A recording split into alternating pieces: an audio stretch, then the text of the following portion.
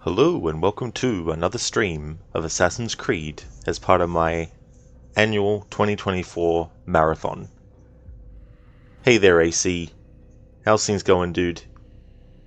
Hey Lucas, welcome on in, how's it going?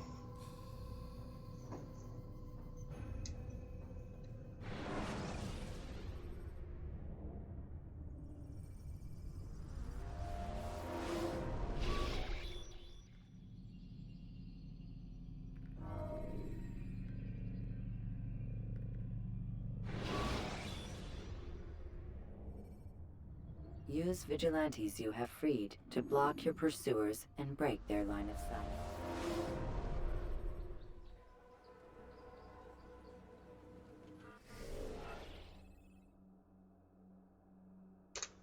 Hello there Ryu, how's things going dude? Detroit, become assassin. A robot assassin. Now there's an idea. How's things Ryu? Lucas, just fine. How are you? Oh, excellent. That's good. As for me, I'm doing really well.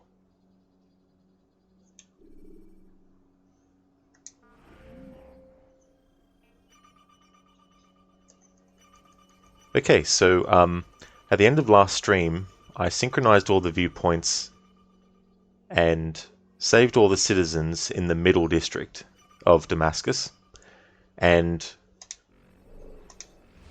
going to speak to the bureau leader here now and get the dialogue, and then after that talk to them for a bit, and then go and do one of the investigations, and then come back and talk to the bureau leader and rinse and repeat until I've done under the minimum amount, and then after that just go through and do all the rest of the investigations.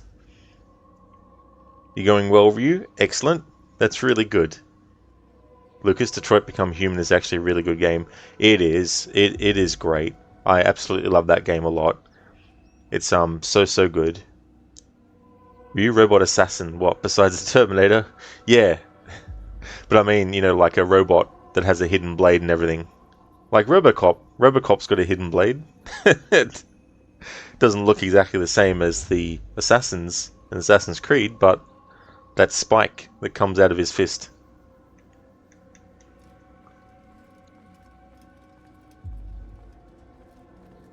It's the hero of Damas. Come in, stay a while. Tell me all about your adventures. I'm afraid I don't have the time. I see. Too important for me now. It's not that. No, of course not. How may I serve you then? Al-Muallim has asked I take the life of the one they call Jubair. Ah, Salahadin's chief scholar. Strange choice of target in my opinion. But who are we to question the Master's will? I'm sure he has his reasons. Then you're familiar with the man. He's been quite busy these past few days, organizing the scholars and sending them into the streets to preach. What do they speak of?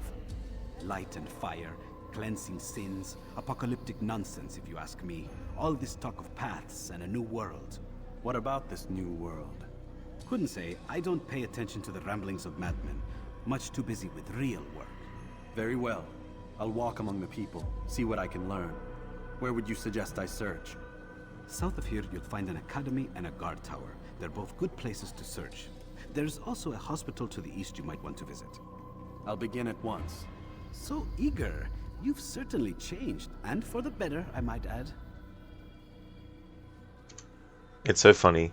This game came out in 2007, and you can see that the handle and pommel of Altair's sword is clipping through his body. Fast forward to 2024, and there's still games that have that issue. 2007, and it's now 2024, and video games still have that issue. Like, is it going to take another 20 years for that issue to be resolved? Well, it hasn't literally been 20 since this game came out, but may as well say 20. It's 2 years off of it. Lucas weaponized Wall-E. That's true. Yeah, Wall-E just goes crazy and psycho. Dead or alive, you're coming with me. You know, Ryu, it's so funny. Thanks for redeeming that. I actually did, on my channel, Rod Legion, I actually did a video where I took a clip from Robocop and I actually did the Arnie impression over the top of it.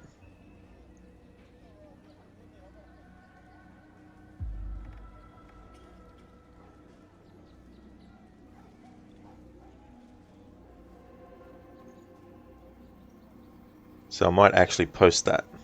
Just need to find it first.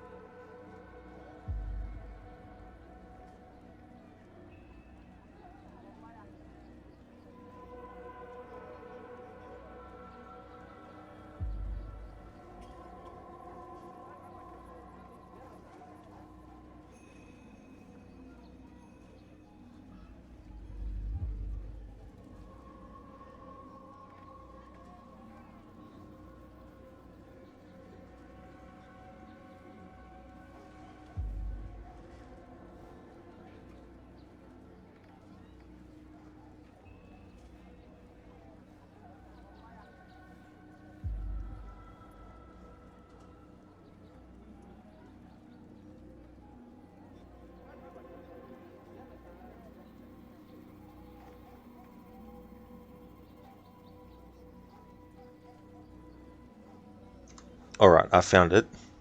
Now I just need to post a link to it in chat. It's very, very short, but I did it as like a test.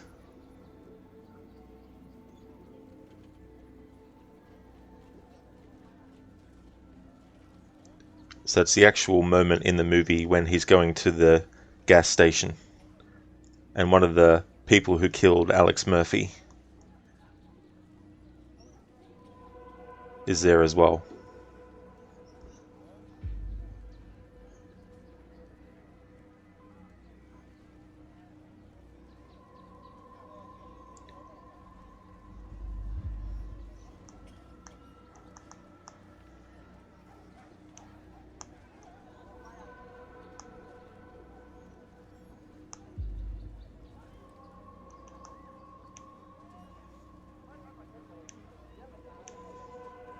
Oh, come on, phone.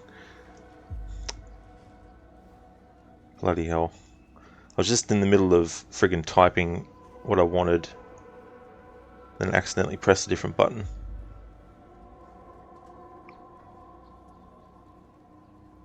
Alright, so that's me taking a clip from the actual Robocop movie and doing my Arnie impression over it. Thanks for reminding me, Ryu, that I'd done that. Hey there, Afro. Welcome on in. Indeed, Robocop. The original from 1987. Hey there, Anasune. How's things?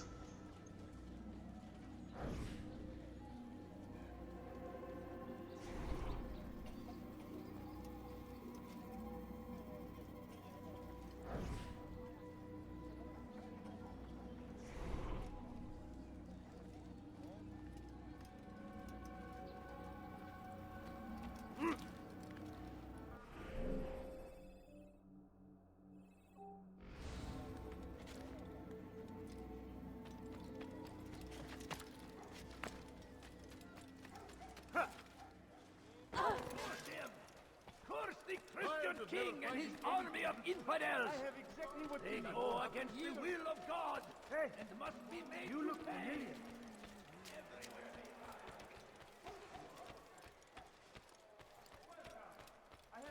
You live a lie, surrounded by false knowledge, created by wicked men who seek dominion over your minds.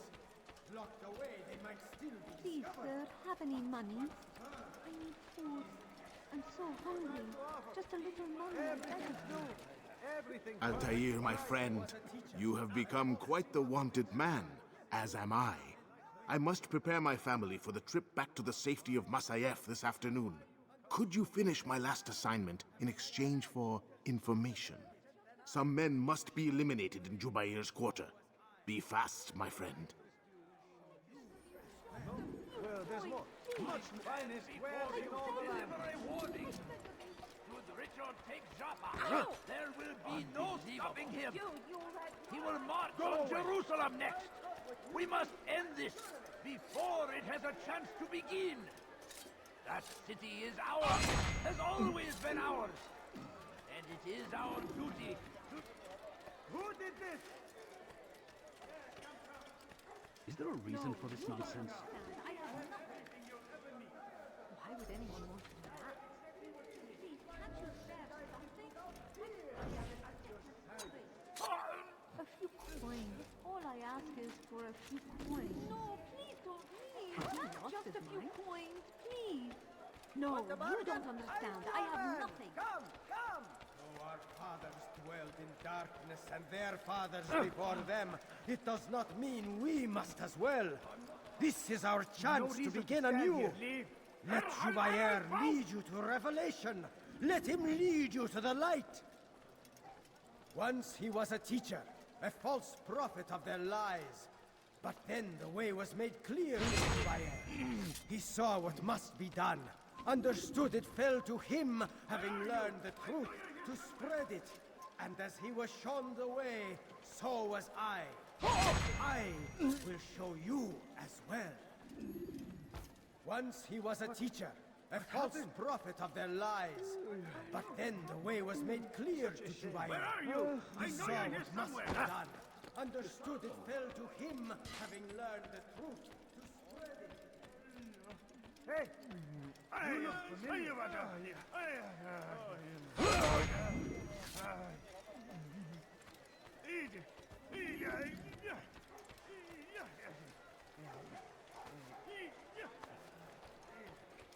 stand before you to deliver a warning. I swear it. All I ask is for a few coins.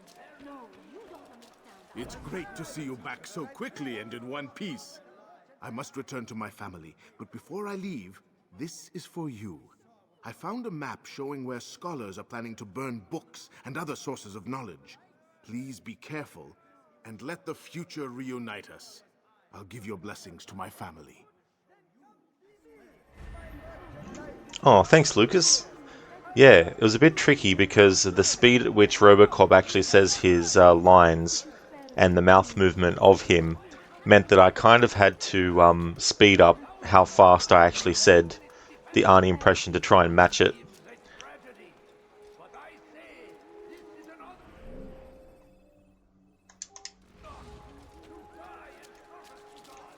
Because Robocop is kind of like, dead or alive, you're coming with me, sort of thing.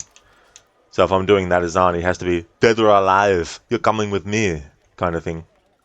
Dead or alive, you're coming with me.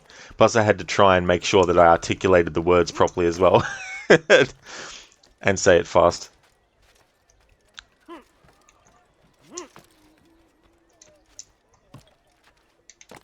Anasune, you're doing alright. Very relieved since you don't have to do the DLC mission optional objectives in one go like the main game to get full sync. The more you think about it, the more glad you are that they dropped that concept. Oh yeah. Yeah, there's games that that also do that, which it makes it really difficult. Like Red Dead Redemption 2, all the requirements for gold in each mission, you have to do it on one attempt. You can't go in, get one or two, and then try it again, and then get the ones you missed. But the deceptive thing is, in that game, let's say you've got 3 gold medal requirements, and you only get 2. It'll still tick off that you got 2, and then when you go in and try again, if you don't worry about getting those 2 again, and just work on the one that you missed, when you finish that attempt, it'll just say that you've got the 1. So you have to get all in one attempt. I do, Lucas, yeah. Yeah, I put all past streams on YouTube. I started doing that at the start of 2023.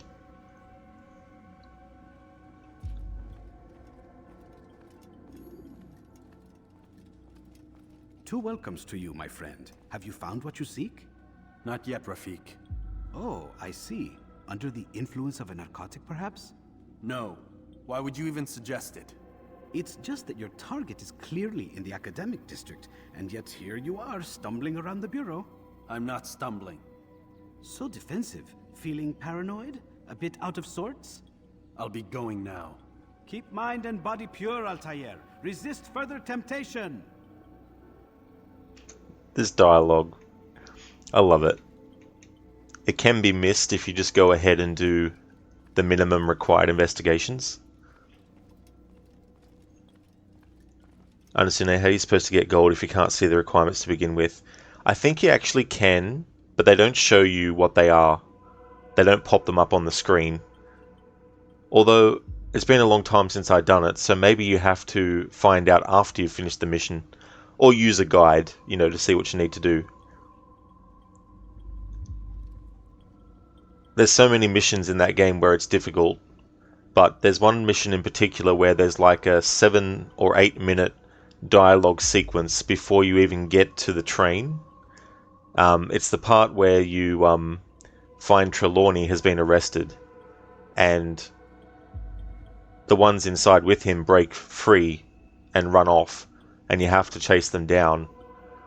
Well, at the end of that mission, at the end of the train, there's an enemy with a knife, and one of the gold medal requirements is to well, you don't have to kill, you don't kill him, because you get game over if you do, but you have to make sure that you deal with him without taking any damage from him at all.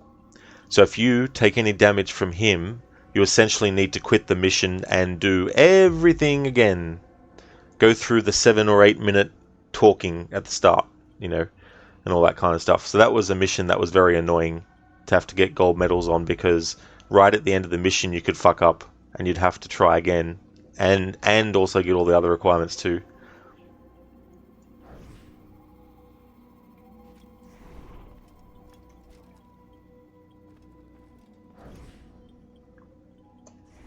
Hey there, Casper. Thanks for redeeming the leap of fail. Unasuna, yeah, no, fuck that, lol. Oh yeah, it was very, very difficult. If I was to do it again, and I'm not saying I am, but if I was to, this time around, I would probably do them as I was doing the missions. Whereas when I did them, I waited until I had done all the story, and then I went back in and did each mission. Because there's something weird that happens with the missions when you redo them later with all your skills and stuff. So it'd probably be easier, I think, to do them as the missions are being done.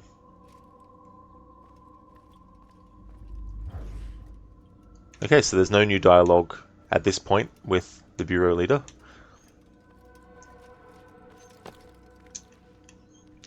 Time for Altair to do a leap of fail.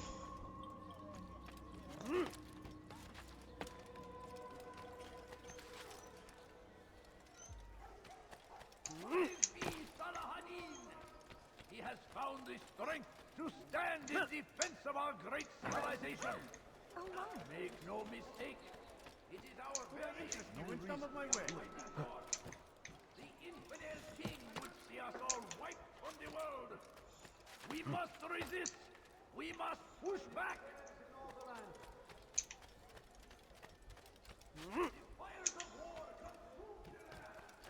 You seem to know exactly what you want. I like that. Finest wares in all the land. Why is he running around like that? Now why would he be in such a rush? Odd.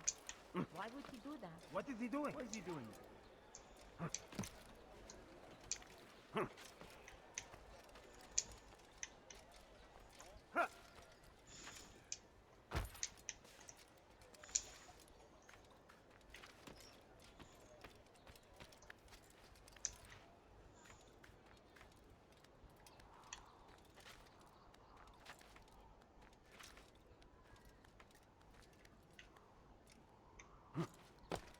Bear witness, guard, You shouldn't be here. to Altair's leap of fail. I will catch you.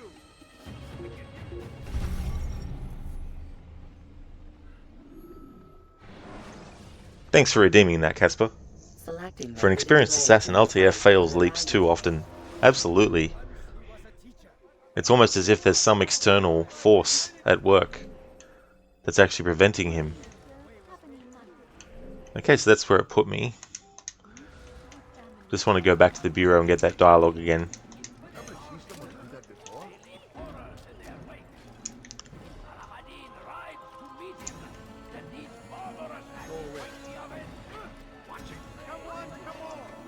I tested out Assassin's Creed Bloodlines ahead of the stream of it, and in that game, because the PlayStation Portable only had one control stick, it means that if you wanted to move the camera, you had to hold down the L trigger and then press one of the face buttons to move up, left, right, or down. But what I decided to do, because I'm using an emulator, is I've decided to use a separate program as well called Joy to Key. I use it for the old school Tomb Raider games. It essentially tricks your computer into thinking that you're actually using the keyboard when you're not. You're actually using your controller. And what I've managed to do is map the Joy to Key to make sure that when I want to move the camera, I can move it with the right control stick. And let's say that in the game itself, to move the camera right, you have to hold L trigger and then press the circle button. And then that would make the camera go to the right. So in Joy to Key, what I've essentially done is I've made it so that when I hold the circle button down, it'll like when I move the control stick right, it thinks I'm holding the left and pressing the button at the same time. So I've done that for that, so I can actually move the camera using the right control stick for that game. However, it is still very, very janky, to say the least. So it's not very very ideal. But I'd rather have that than having to hold down the left trigger and then move the face buttons to move the camera.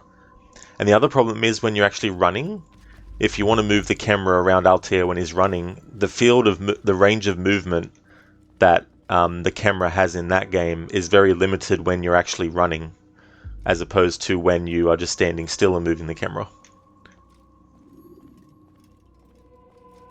Two welcomes to you, my friend. Have you found what you seek? Not yet, Rafik. Oh, I see. Under the influence of a narcotic, perhaps? No. Why would you even suggest it? It's just that your target is clearly in the academic district, and yet here you are, stumbling around the bureau. I'm not stumbling. So defensive. Feeling paranoid? A bit out of sorts? I'll be going now. Keep mind and body pure, Altair. Resist further temptation. Come on, Leonardo, what are you doing? Okay, so I wanted to get that again just in case not getting it again does something different with the dialogue. So I want to do another investigation and then go back to the bureau leader to see what he might say, if anything at all. Sometimes they don't, but I want to be thorough and check. I understand the naval missions were definitely quite the hassle to full sync. There was one where you had to sink 3 ships by shooting their weak point. Thing is, though, you either kept dealing too little damage and the weak point wouldn't spawn, or too much and would sink it straight away.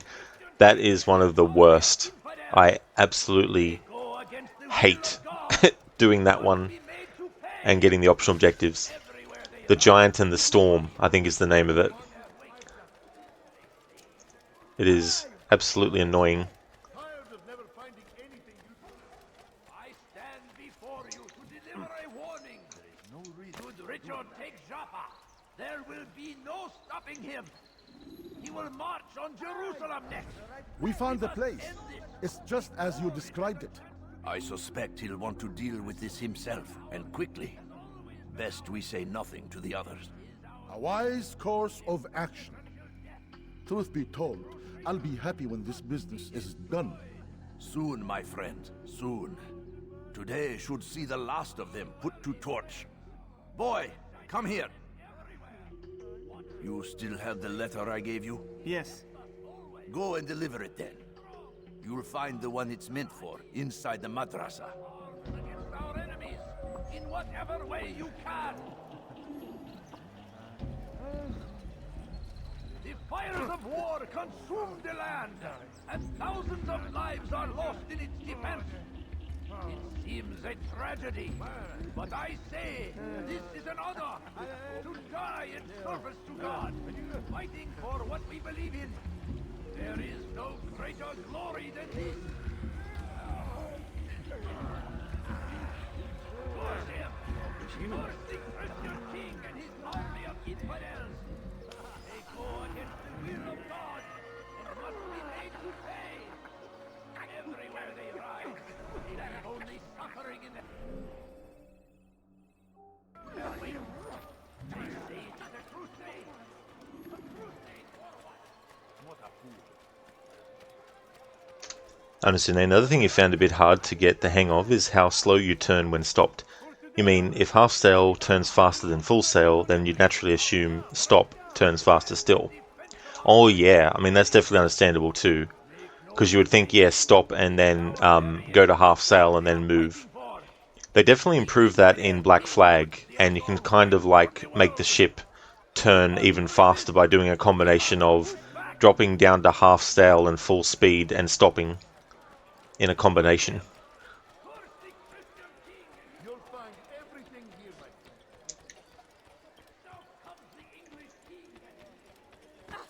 What is he doing? Someone should stop Could him you before tell he me why gets he's doing that?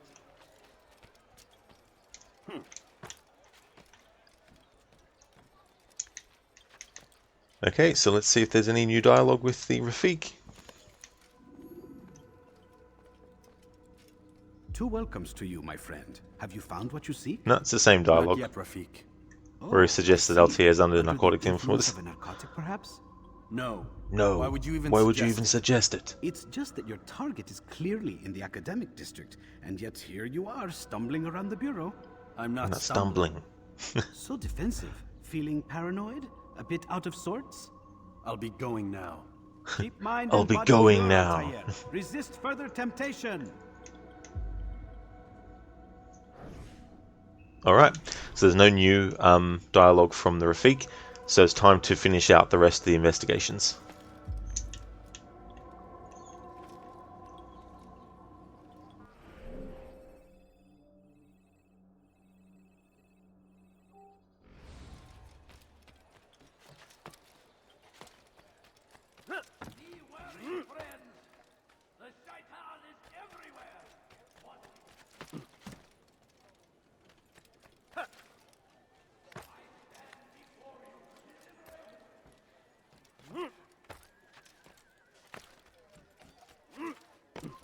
Leave, peasant, before I make you. Leave this place.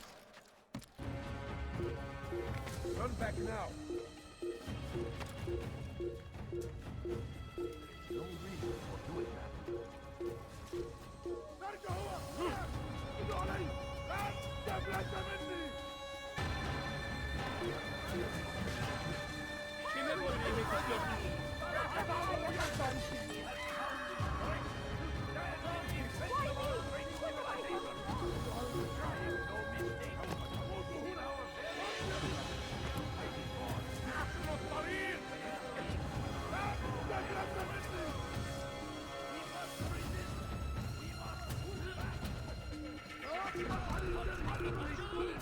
Infidel army. They leave horrors in their wake. Al-Hadid rides to meet him, that these barbarous acts might be avenged. Glorious and exalted is he.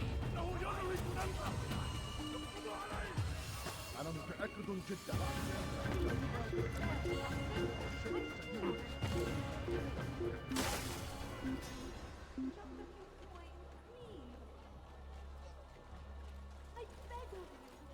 Burada değil. Başka bir yere bakalım.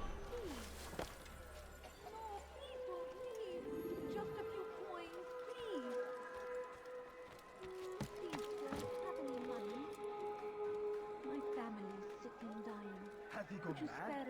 You are not supposed to be here. When will you stop acting like a fool?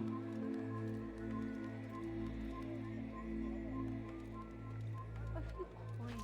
All I ask is... Leave now. No, you don't understand. I have nothing.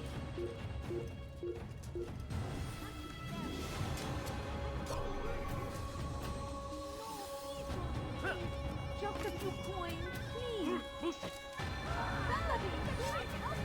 Somebody, do something!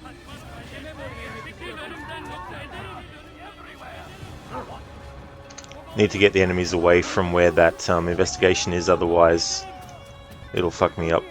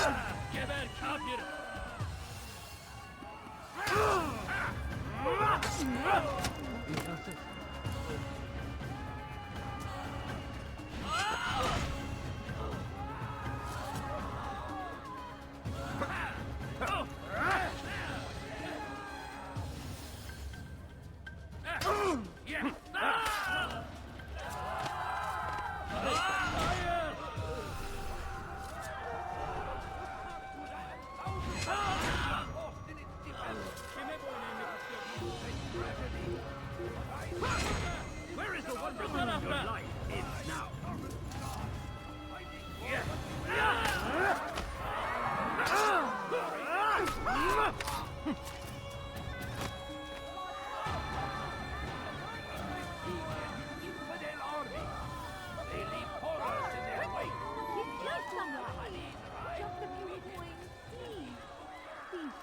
have any money?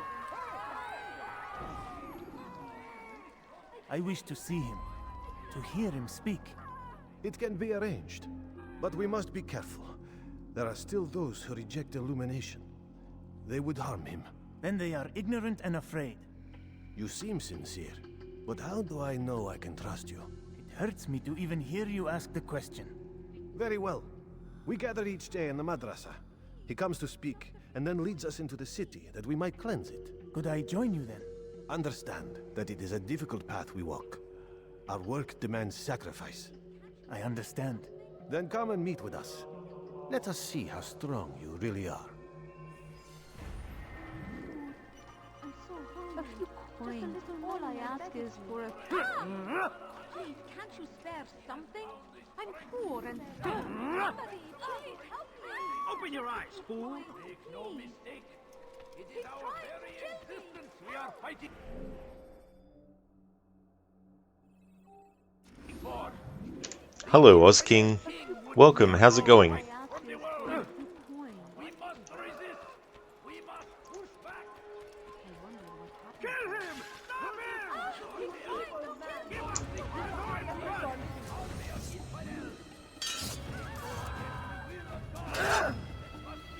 Stop running! You cannot escape! They leave only suffering in their wake. This seed is a crusade. A crusade for what? Ignorance? Violence? I beg of Dwelled in darkness and their fathers before them. It does not mean we must as well. This is our chance to begin anew. Let Jubair lead you to revelation. Let him lead you to the light. You live a lie, surrounded by false knowledge, created by wicked men who seek dominion over your minds. Locked away, they might still be discovered. But once burned, these texts can no longer do harm. Once he was a teacher, a false prophet of their lies. But then the way was made clear to Jubair. He saw what must be done, understood it fell to him, having learned the truth, to spread it. And as he was shown the way, so was I. And I will show you as well. You live a lie, surrounded by false knowledge, created by wicked men who seek dominion over your minds. Locked away, they might still be discovered. But once burned, these texts can no longer do harm. Jubair sees things the way they truly are, sees the poison you carry in your hearts and minds. He works to cast it out. Remove all texts from your homes and schools. Give them to us. They must be destroyed.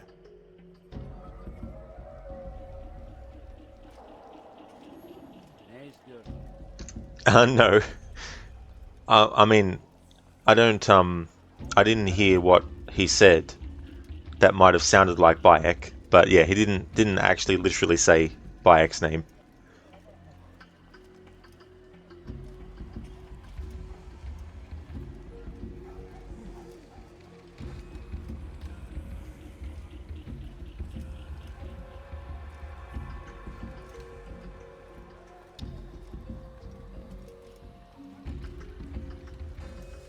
Leave now, or I'll make Please, you. sir, have any money? My family is sick and dying. Could you spare a few coins? Please, sir, have any money? All I ask my family is sick and dying. Could you spare a few coins? Make a fight.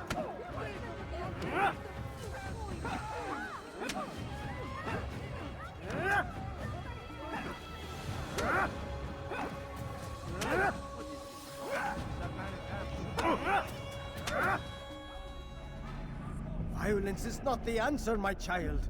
In this we agree, so speak and I may stay my blade. What is it your master intends? Why destroy all this knowledge? We lay the stones to build a road upon which soon all men will travel.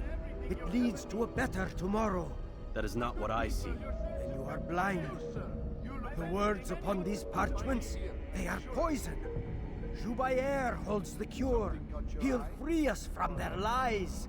It's nonsense you speak. You've lost your mind. No, not lost, but found. I see the world for what it truly is. He has shown me so much. I am illuminated. A fanatic is all you are, and dangerous for it. Do what you must. It changes nothing. We are not afraid. You should be.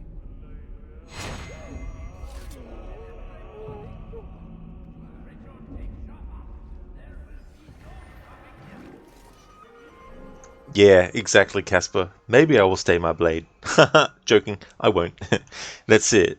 Yeah, there's a few times with these investigations where Altair will pull that trick.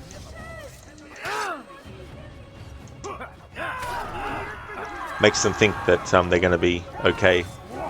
Let you go. I like that one where he's like that. Let you go, so you can tell him of my plans.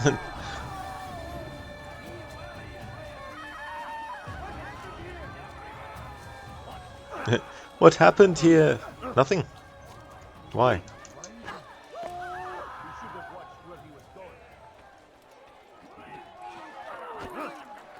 He has found the strength to stand in defense of our great civilization.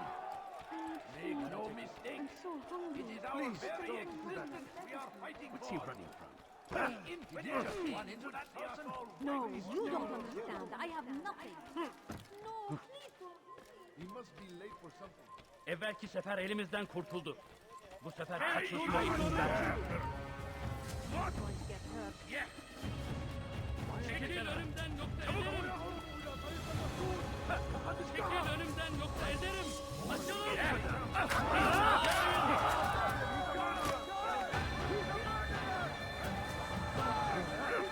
Don't get away from me!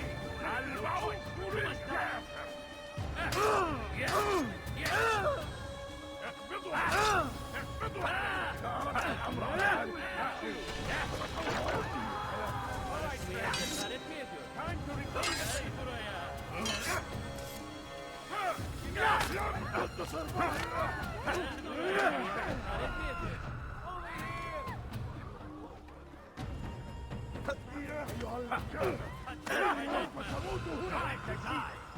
Get ready!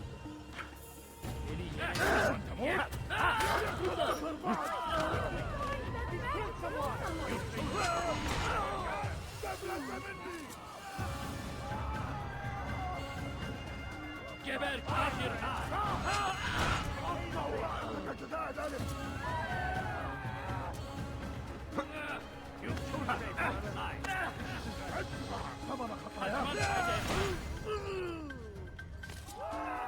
Time to die!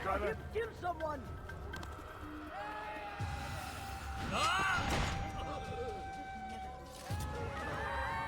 Infidel! Time to repay the favor!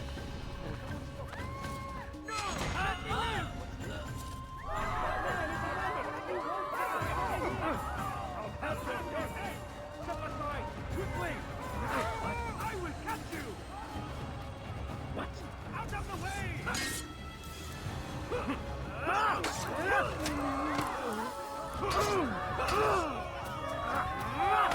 God protect me!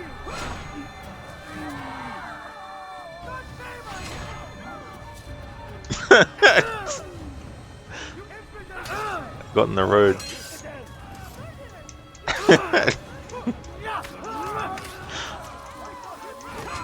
Never get in between people when there's a fight.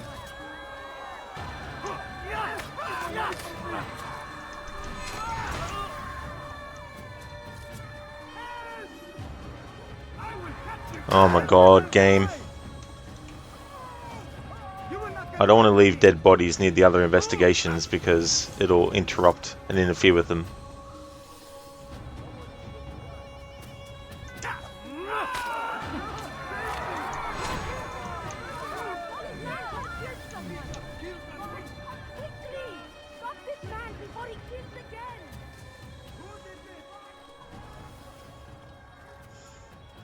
Please, I must go. This letter must be delivered, and I cannot risk upsetting him. Listen to yourself. You are his puppet. Give up this task and join us in our fight. No. I have a wife and child to think of.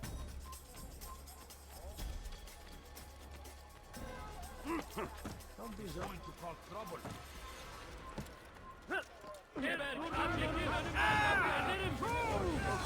You're mine! Yes! Don't get away from me!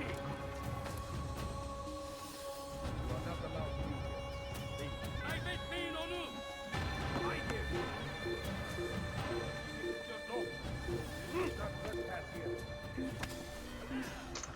Hey Hermione, welcome on in. Hello there Saidi. How is it going? It's going really good. Having a good day today. How about yourself? Casper, are you planning anything special for AC2? That's tomorrow, you guess? Yeah, I won't be finishing Bloodlines today. It's a pretty long game, even for a portable one, plus doing a challenge with it as well. So most likely I'll finish that tomorrow and then make a start on AC2. But as for anything special, for AC2, for Brotherhood and Revelations and Assassin's Creed 3, I'm not doing anything special. There's no challenge runs, there's no 100% completions. For AC2, I'll do all the tombs, same with Brotherhood and Revelations, and I'll also do the DLC for Brotherhood, the Da Vinci Disappearance, and the Lost Archives DLC for Revelations. And for Assassin's Creed 3, I'll just be doing the homestead missions and the main story. So yeah, nothing special for those particular games. I needed to have some games that were just basically vanilla playthroughs. In terms of timing. You have to leave in like 1 hour, you'll miss the ending probably. Most likely, yeah. Oh, that's great, Hermione, that's excellent. I'm glad to hear that you're doing well. I am Oz King, yeah. Yeah, we're getting closer and closer to the end. You're excited to see the ending of AC1, you haven't played AC1 and 2. Oh, cool. Yeah, so, we're in memory block 5, and there's 7 in total. You'll be back in a few hours, Casper. That's fair enough. Yeah, I might be in Bloodlines by that point.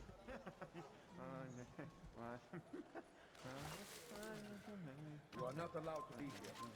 It's forbidden for you to be here. Altair, your name is on everybody's lips these days. Amongst the chatter on the market this morning, I heard Joubert's elite want you dead. I was about to go after them, but my back is hurting too much. You should take care of them. I'll wait for you here, and we can have a quick talk about the things I know. Be fast, though. I am in pain.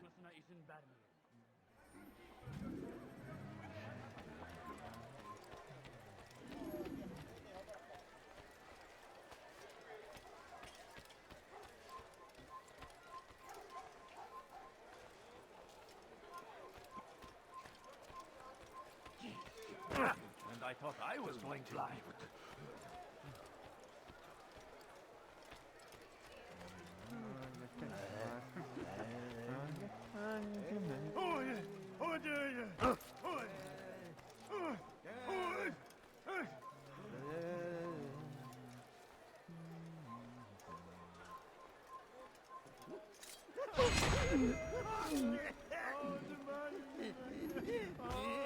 Poor soul. Such a shame. How did this happen? What happened? Who's responsible for this?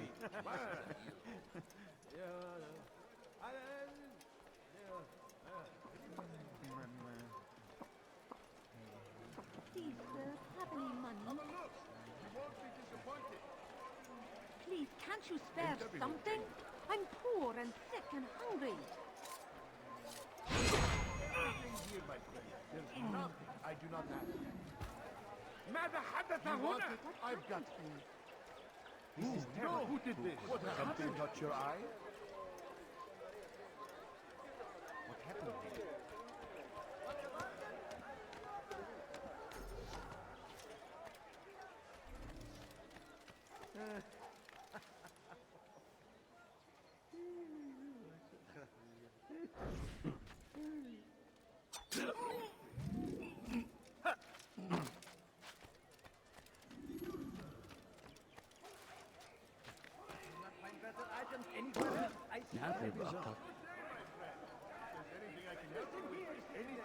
You're a good man for having helped us. I'm here to repay the favor. Like what you see? Come see what I've to offer. Come, have a look. You won't be Everything disappointed. perfectly priced. You won't find better prices. A man is always better protected by a friend's blade, yes? This is what I know about your target. The scholar Joubert is known to wear rich, golden robes and carries with him a large pouch. This distinguishes Joubert from the other scholars of Damas. Now, if you'd excuse me, I must see my doctor about my back.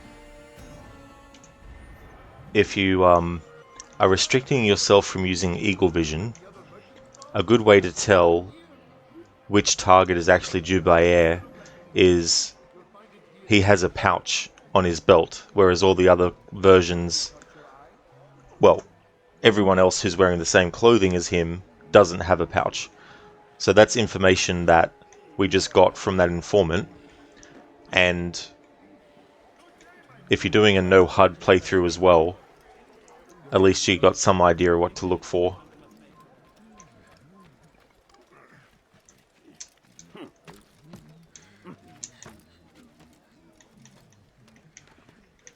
Oh, that's good, Hermione.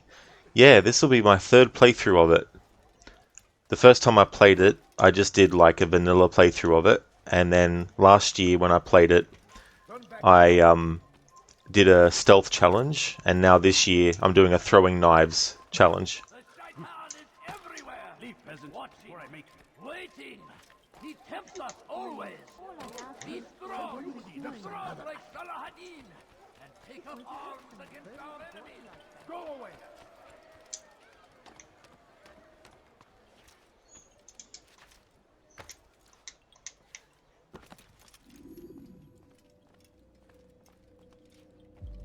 What news, Altair? I've learned much about my enemy. Share what you know then. Jubayer has become obsessed with purging the city of its knowledge. A most terrible crime. Now I see why Al-Mualim wants you to remove him. He's using the city scholars to assist him. They go out into the streets, harassing the people and collecting all their written works. I fear he intends to destroy them all. He must be stopped. That's why I'm here. He's to hold a meeting soon, at the Madrasa al-Qallasa. It's where I'll go. It's where I'll take his life.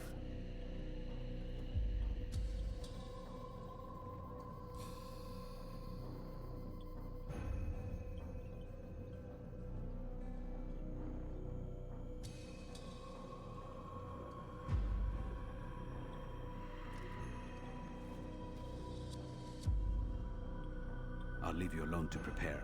Bring glory to the Brotherhood.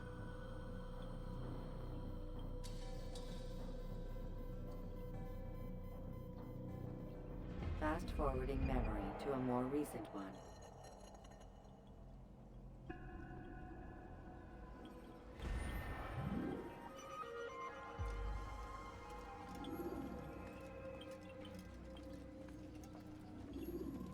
Time is of the essence, my friend. Be about your task. Speaking of which, when did you intend to complete this task? I know you can follow the creed. You just need to be a little less aggressive.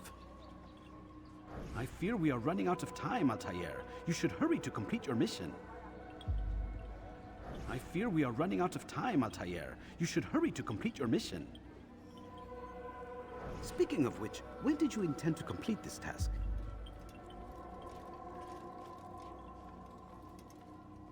Hey, Theory of Cake. Good morning to you as well.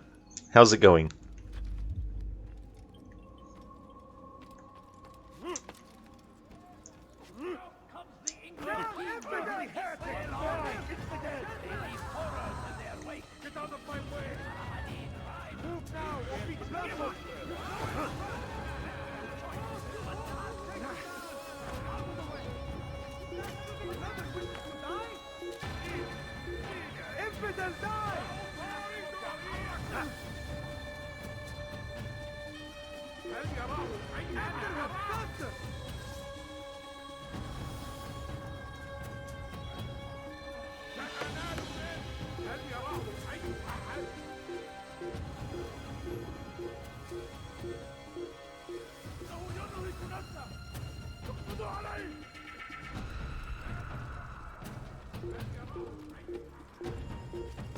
He won't get away!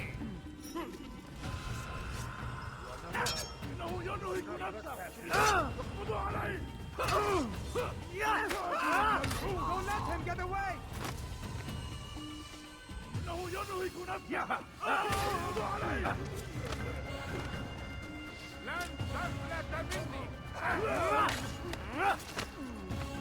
Faster, faster! Come on, up,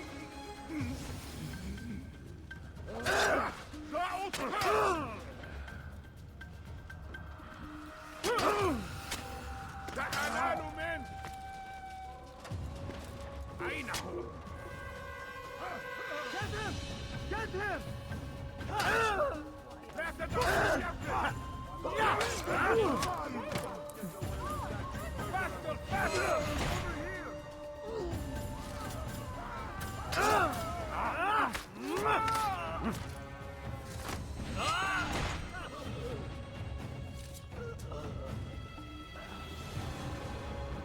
أيها المرتد! Stay on him!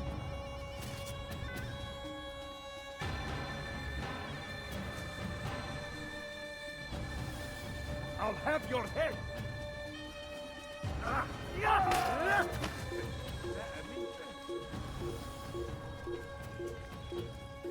لن تفلت مني!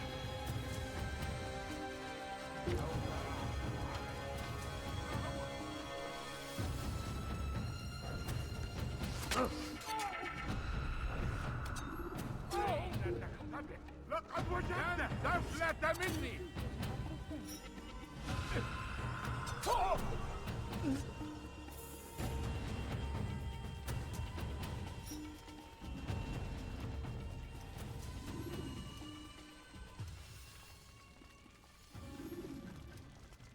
Every single text in this city must be destroyed. My friend, you must not do this. Much knowledge rests within these parchments, put there by our ancestors for good reason. And what reason is this? They are beacons, meant to guide us, to save us from the darkness that is ignorance. No, these bits of paper are covered in lies. They poison your minds, and so long as they exist, you cannot hope to see the world the way it truly is. How can you accuse these scrolls of being weapons? They are tools of learning. You turn to them for answers and salvation. You rely more upon them than yourselves. This makes you weak and stupid. You trust in words, drops of ink. Do you ever stop to think of who put them there? Or why? No, you simply accept their words without question. And what if those words speak falsely? As they often do. This is dangerous. You are wrong. These texts give the gift of knowledge. We need them. You love your precious writings? You'd do anything for them? Yes. Yes, of course. Then join them!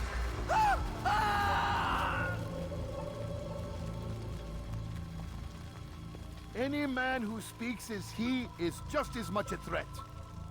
Do any else among you wish to challenge me? Good. Your orders are simple enough. Go out into the city. Collect any remaining writings and add them to the piles in the streets. When you're done, we'll send a cart to collect them, that they may be destroyed.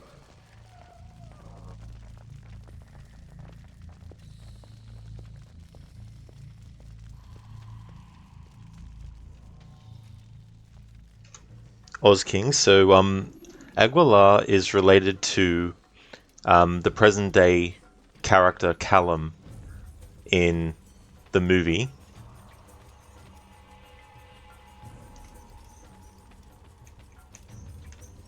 Both played by Michael Fassbender.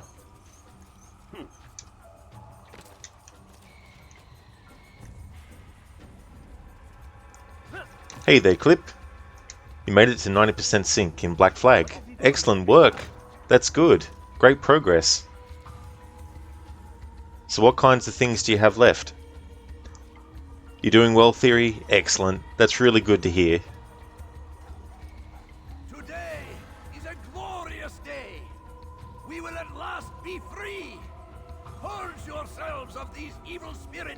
they control you. Do not think yourself above their corrupting influence. Their words can only do harm. First the Christian king and his army of Going to run into someone.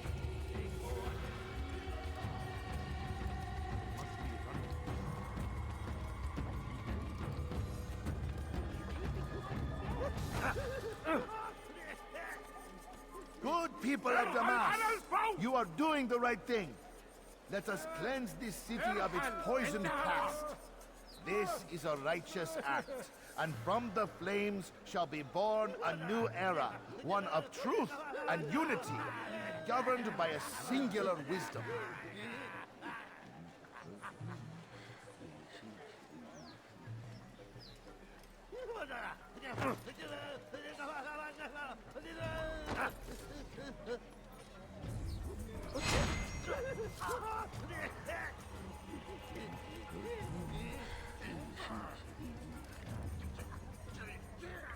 Good people of Damas, you are doing the right thing. Let us cleanse this city of its poisoned past. This is a righteous act, and from the flames shall be born a new era, one of truth and unity, governed by a singular wisdom.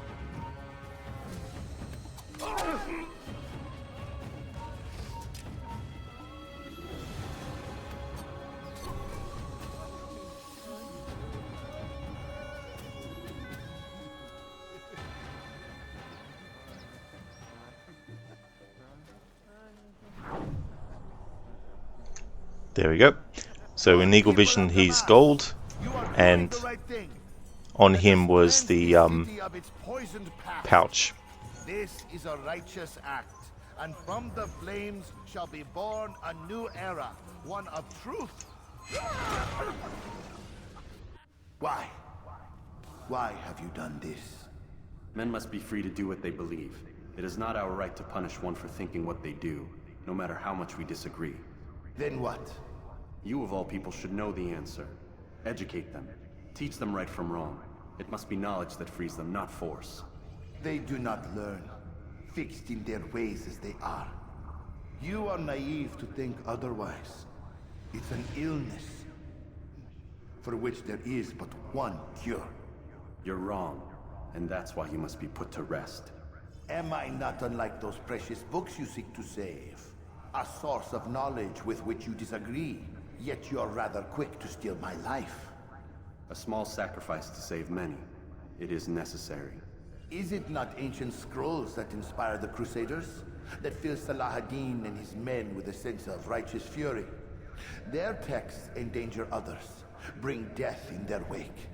I too was making a small sacrifice. It matters little now. Your deed is done, and so am I.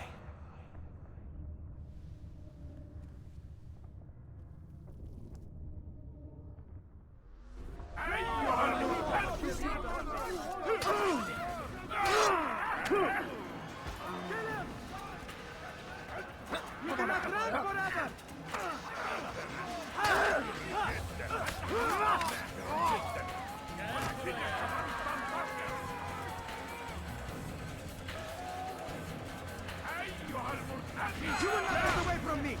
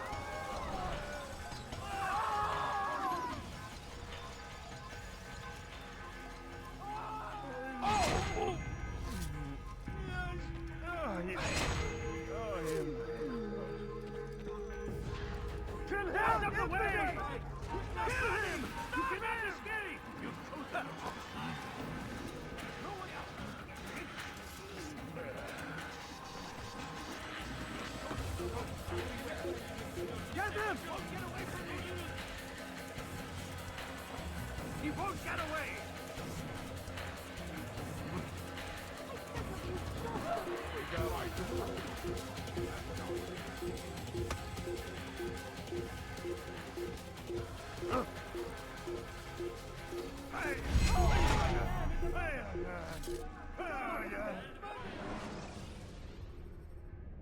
Use throwing knives to deal with distant enemies. Belki farkında değil ama aklınızda kaybedin.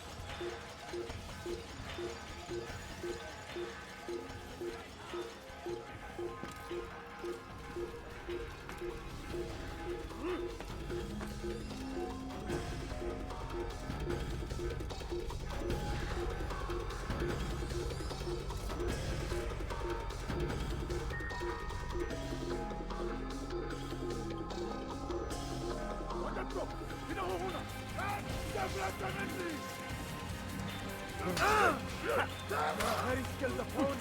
Keep up with what you and don't let him get away.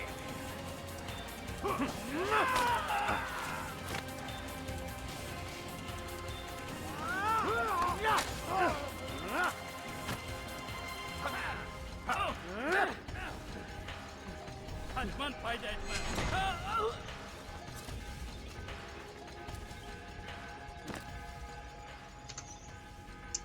Clip, you still need the legendary ships, some uncharted chests and animus thingies. Sequence 12 and 13, and you haven't cleared out a couple of the underwater locations. You have 90 Abstergo challenges, some really easy, some harder than expected, left. You've never beaten all the legendary ships. You're pretty sure you can beat one of the 4. Oh yeah. Yeah, some of those can be very tough. And they get some very OP movement, like they can do U-turns and that pretty quickly as well. But that's definitely a fair amount of stuff left. But hey, it's good that you've only got 10% left overall. OzKing, you just downloaded AC Rebellion to play casually. Has anyone played that one? I haven't. No. I've heard of it and all that, but I've never actually played it. I've never even seen what it looks like, to be honest. Hey there, Babs. Good morning. Welcome on in. You've come to see me finish. Schiller has been telling you how good the content of this game is. Oh, nice. That's cool, Babs.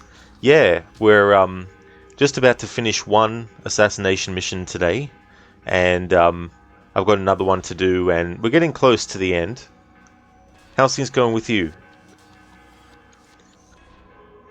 You have a few Scandi friends and you love the dry sense of humor so much. Oh, cool.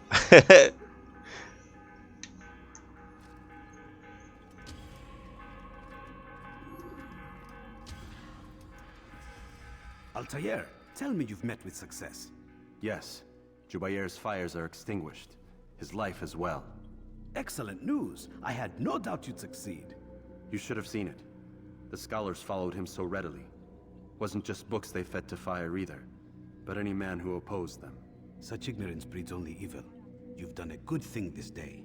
As with my other targets, he believed he was doing the right thing, clearing a path to a better future.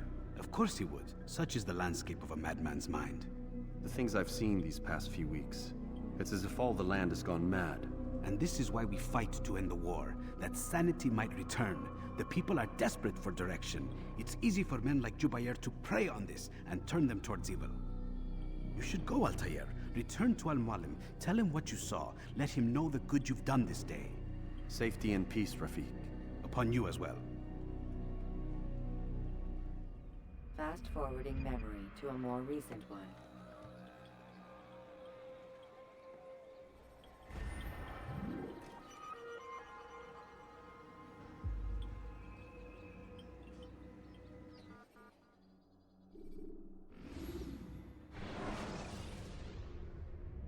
When you're out of knives, refill your stock by returning to Messiah.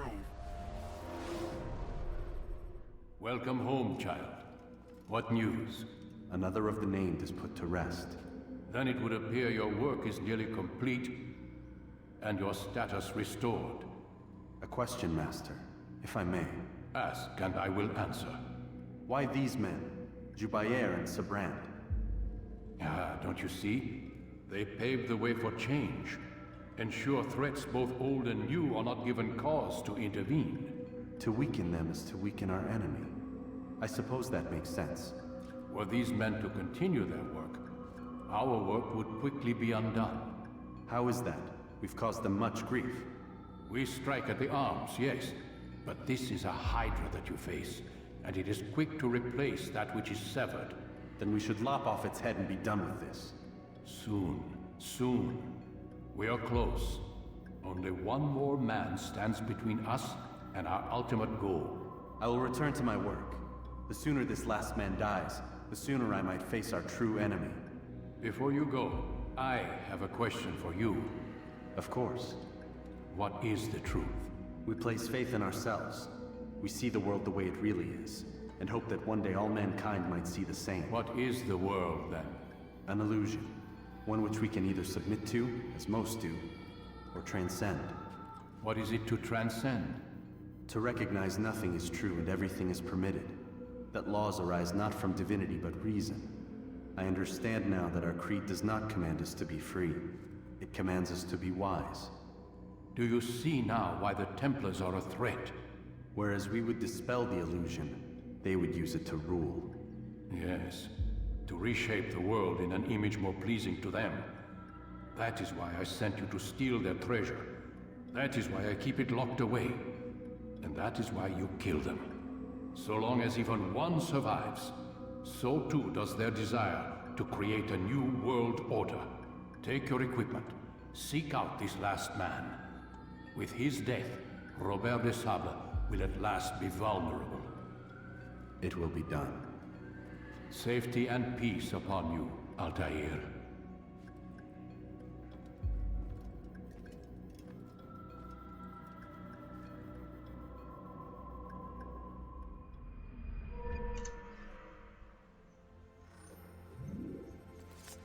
Short blade expertise damage has been returned to us. There was such a great conversation between Altair and Al-Mualim just then, talking about what it means to transcend and, you know, the whole thing about to recognize that nothing is true and everything is permitted, that laws arise not from divinity but reason. I understand now that our creed does not command us to be free, it commands us to be wise. It's one of my favorite parts of this game. And in Black Flag, Mary Read echoes that kind of sentiment, where she's like, it does not command us to be, I can't remember the full quote now, unfortunately, even though I played that game, 7-8 times last year alone. But yeah, she essentially says that the creed does not command us to be free but wise, you know, something along those lines as well.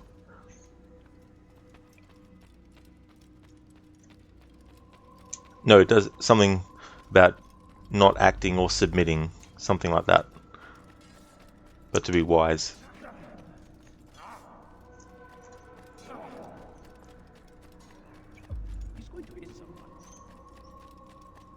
Getting old's annoying. You forget things.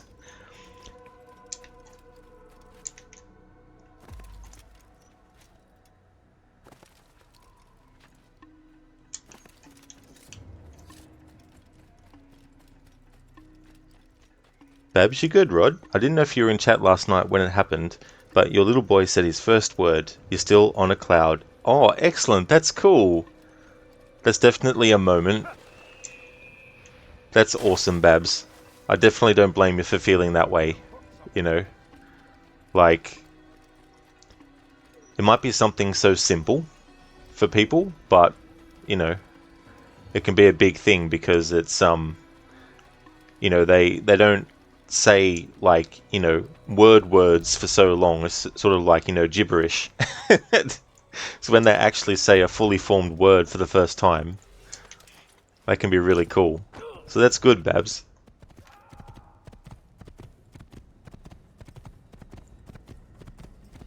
Hey there, Stan. Welcome. No, you're cool. I was just annoying sometimes, especially when I'm trying to make a point and trying to correlate one thing to another.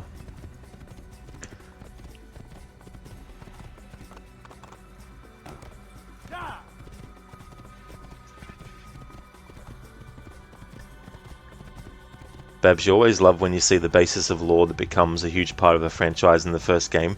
Absolutely, Babs.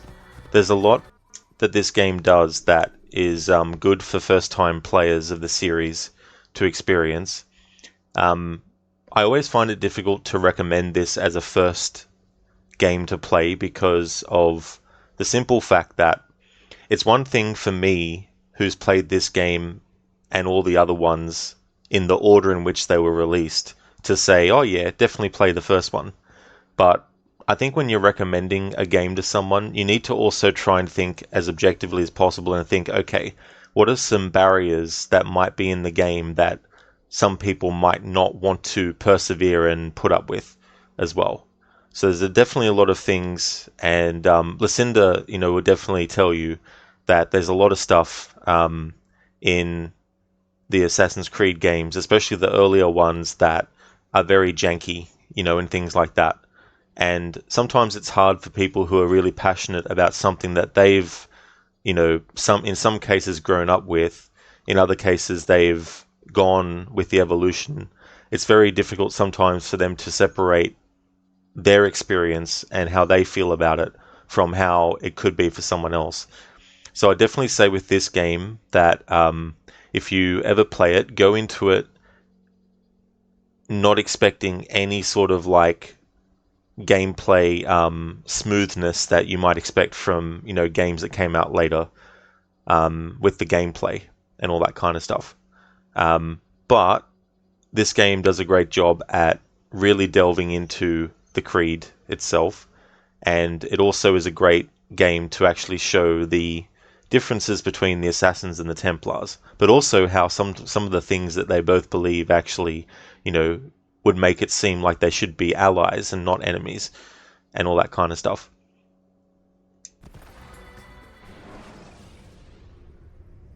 Use vigilantes you have freed to block your pursuers and break their line of sight.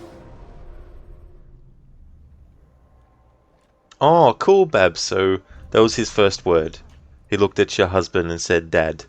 Then smiled, laughed, and did it again. He did it about 4 times last night. Always look at Hub, so he definitely knows it means him. Oh, that's so cool.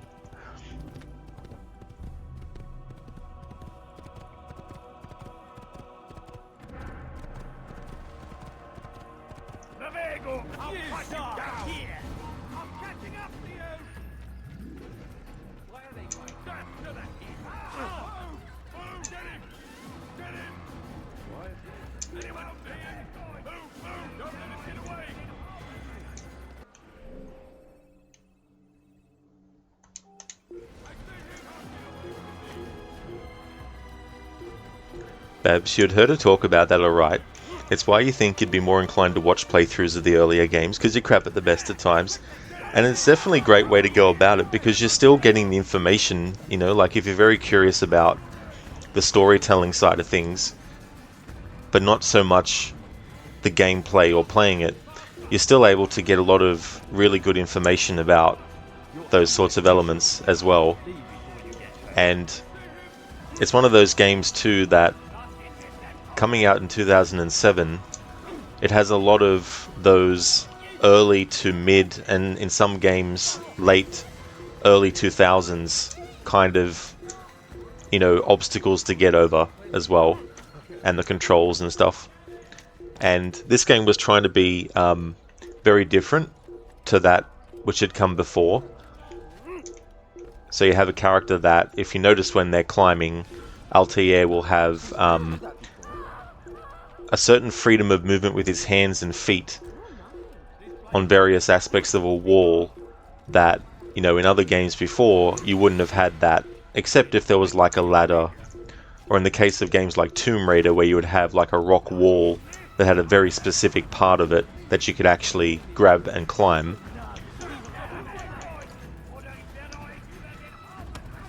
And because of that, it does make it a little bit of a patience thing on some level as well, to actually get the character to climb up where you want, because of those little handholds that the character grabs.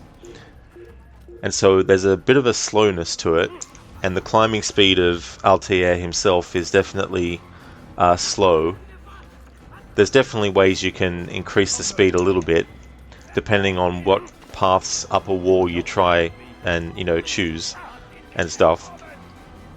But in AC2, which only came out 2 years after, they definitely increased the climbing speed of the character and was less reliant on the little nitty-gritty handhold parts and stuff. It's forbidden for you to be here. He's over here. Don't let him outrun you.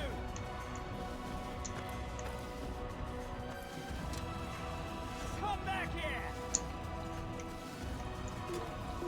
You've no reason to be here. I'm catching up to you.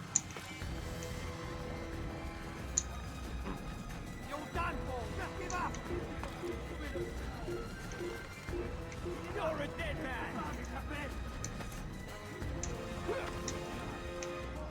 Get away.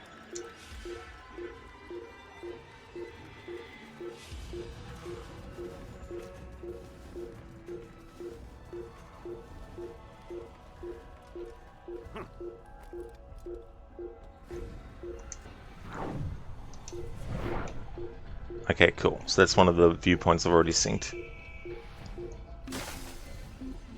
Theory, remember there's a glitch when performing Leap of Faith at too high FPS, then the hay becomes solid rock. That's true, yeah, if you're playing the PC version, having to sort of like make certain changes here and there because of just the nature of the frame rate, which can play a part. Hermione, oh yeah, Rod, scanning your environment as Alpha and Omega in this game, you might start climbing and then notice that it'd be better to side, back eject to scale faster. That's it, you know?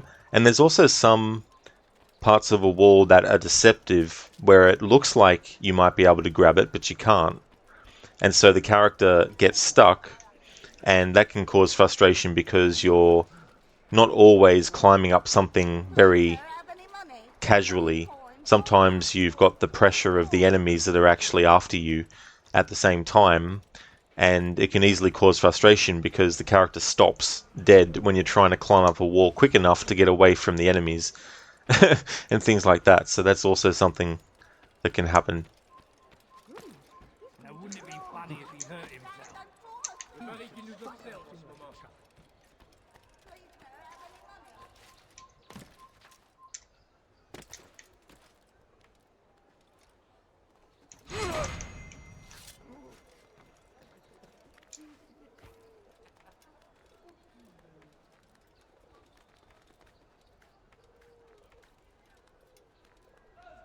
leave, peasant, before I make you.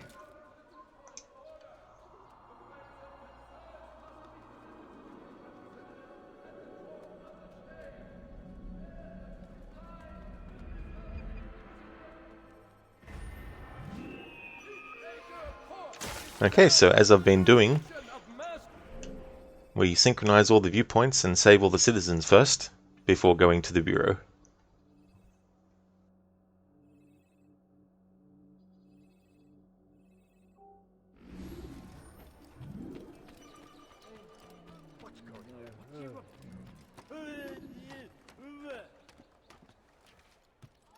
Please, sir, have any money?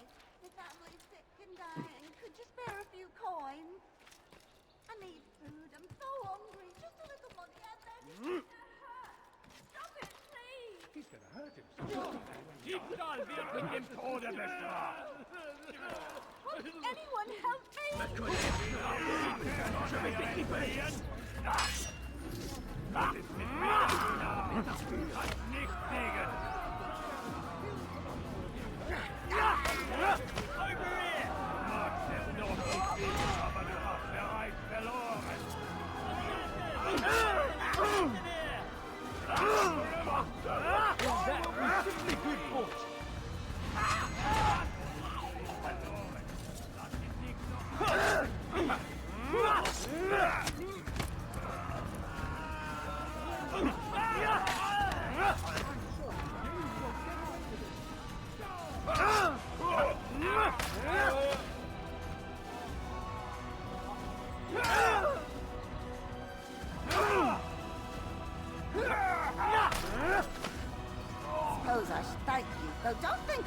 handle them myself.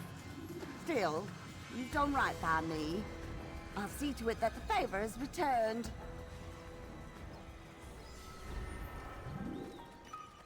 Lord have mercy.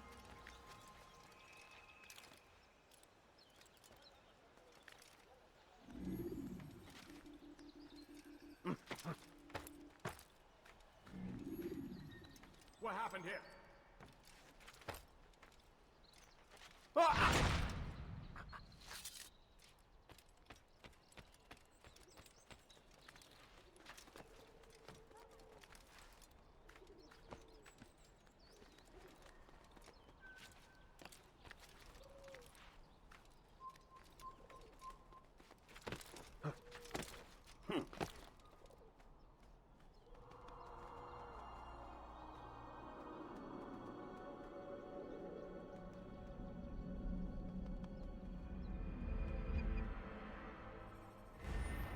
You're not supposed to be here. Leave.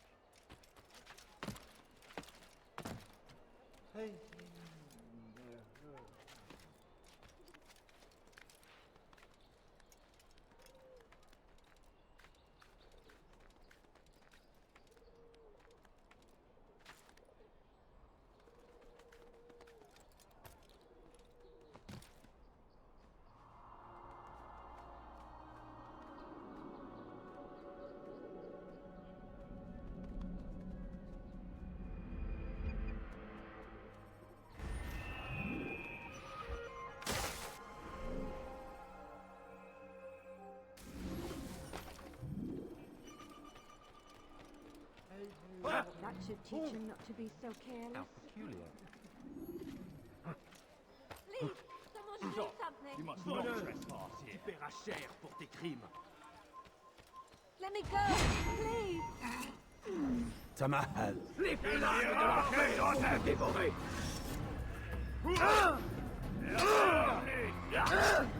C'est trop facile. I'll have your head. Was ist mit mir, Gunnar? Kannst nicht fliegen.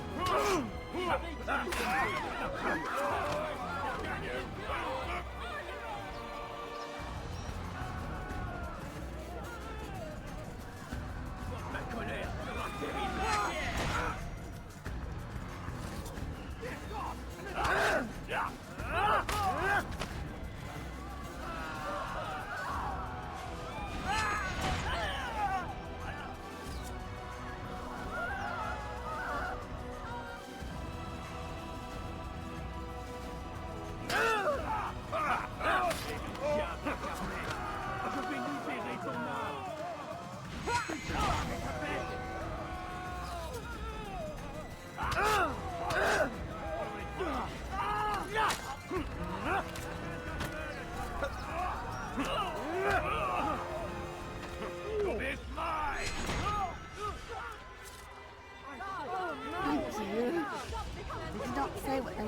From me, but I saw the darkness in their eyes. I'm sorry, I have nothing to offer in return for your sacrifice, but I shall see to it that my brothers know you are a friend. Casper, yes game, I know about strong attacks. Can you please stop bothering me every time I'm in combat? Yeah. For this playthrough I didn't want, like, the last two playthroughs I've done without the HUD. But for this playthrough I wanted to have the HUD on. I know that's an element that you can take off, but I've just left it on there out of laziness. You are not allowed to be here. Leave. You are not allowed to be here. Leave. Well, how about you leave? Where's your permission slip to be up on the roof? For all I know, you could have stolen the outfit of a guard, and you're pretending to be a guard on the rooftops. Where's your ID?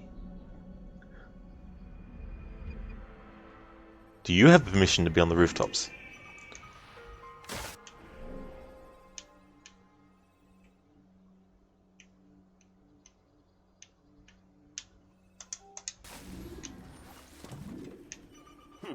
Hey, Ammo Greed. Welcome. How's things going?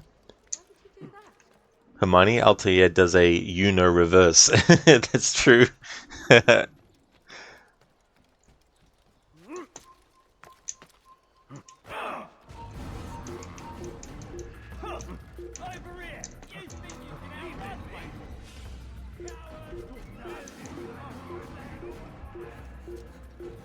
Ammo Greed. What if Arnold was a werewolf, though? Yeah, imagine him being in a movie where he's actually a werewolf.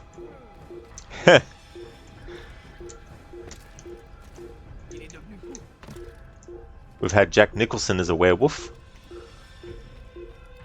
Should get Arnie to be one too. Hermione, that reminds you of something, and I think you can guess what it is. There's something like that which actually happens in a game we both like very much. The Uno reverse.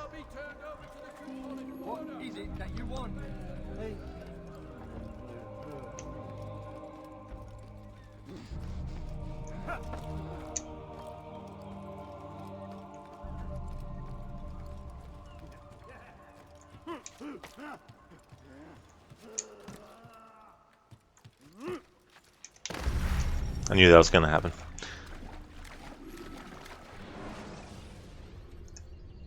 Take your time. When moving slowly, you...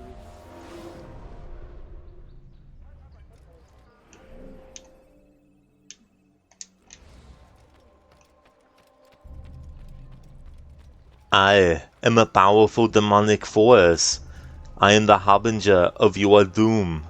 And the forces of darkness will applaud me as I stride through the gates of hell, carrying your head on a bike.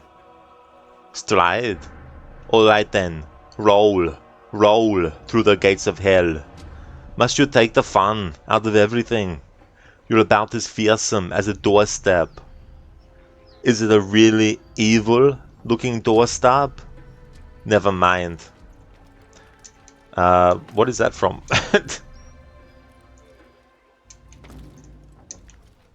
Hermione, yes, the Uno reverse. I'll let you have a think and I'll give you hints as we go along. I'm positive you'll get it. Yeah, I don't know, to be honest, because that could be any number of games and movies where that kind of thing happens.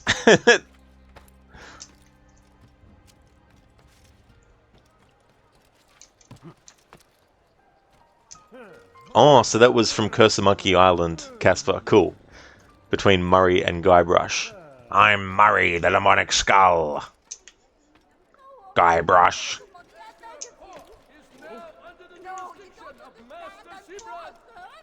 Exalted leader of the Knights Teutonic. Great, that was so damn funny. You love that redeem, maybe the main reason why you follow. Well, that's cool, Ammo. I'm glad that you enjoy the impression. It can be fun to do as well. That's true, Hermione, yeah. It reminds me actually of that website, TV Tropes. And they have various sections based on various kinds of tropes that are in movies and video games and everything like that. And when you say the Uno reverse, it kind of makes me think about something from that kind of website.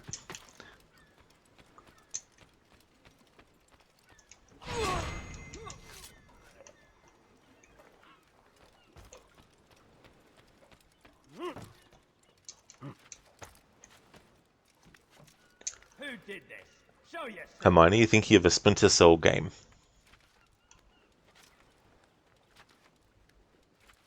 I'm going to take a guess. Would it be something that Sam says to an interrogation target?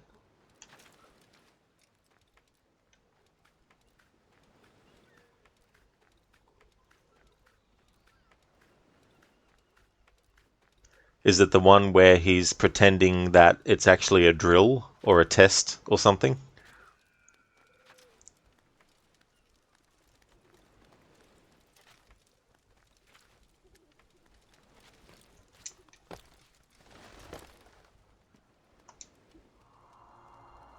Because there's that mission in Chaos Theory where the National Guard is involved, and of course you're not supposed to kill them or anything.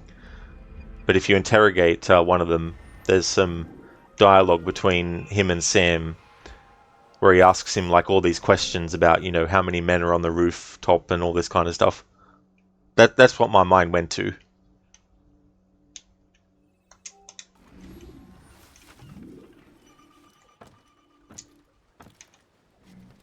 You've no reason to be here. Leave now.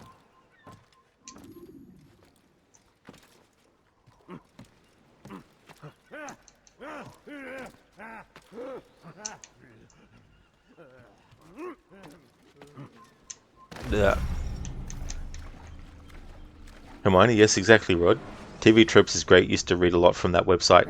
Yeah, I thought it was quite clever to do a website like that and have hyperlinks to the mentioning of certain tropes.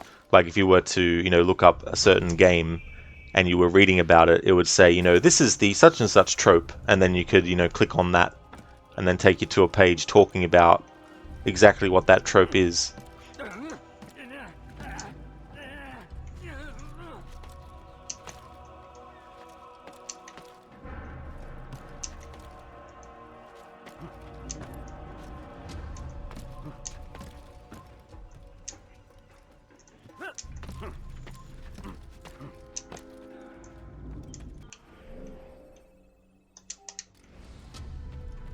Hermione starts questioning the guard about what he's doing here, and the guard starts explaining himself before realizing that Sam is actually the one trespassing. You forget the game, but the mission has you infiltrate a bank. Oh yeah, that would be Chaos Theory then, when you infiltrate the bank. Because it's a bank that a long time before Sam was actually part of a team that infiltrated that bank, and some of the intel from that job is still used for that mission in Splinter Cell.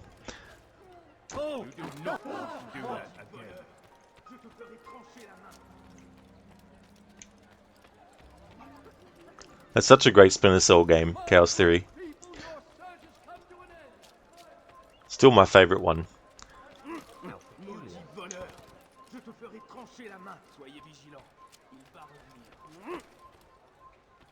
Qu'est-ce que tu veux? Ma colère t'explique. Je vais t'être dévoré.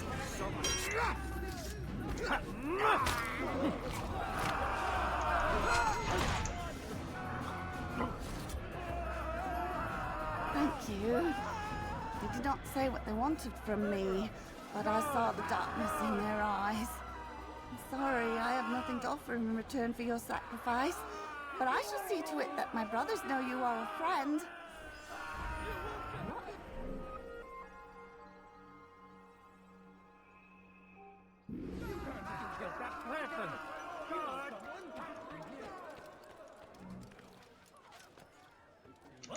Hello, E-Tone.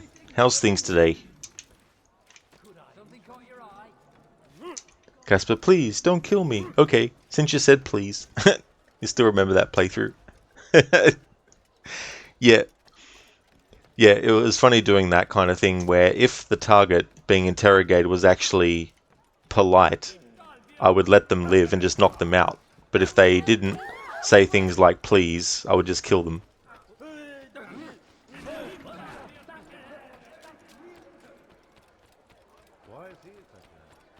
Why is he in such a hurry? Maybe because he wants to be in a hurry. Don't question these things. I want to actually do my Splinter Cell marathon earlier this year because I really want to do challenge runs. Because I've never actually done any challenge playthroughs with any Splinter Cell games.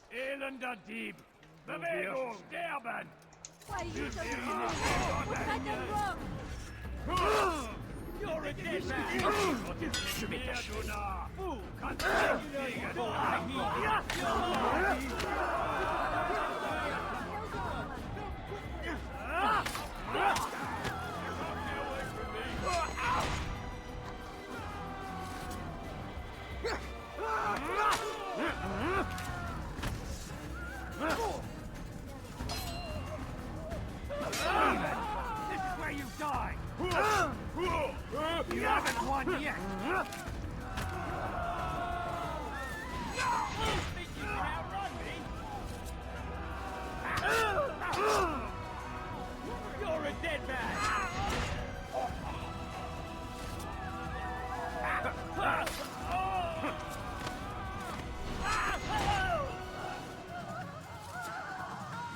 suppose I should thank you, though don't think I couldn't have handled them myself.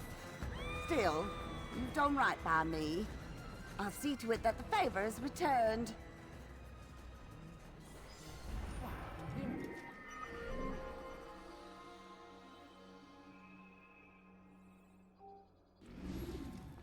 Help! Assassin! Send help! You think you can lose me? Notre Seigneur me donner la force! Lâchez-moi!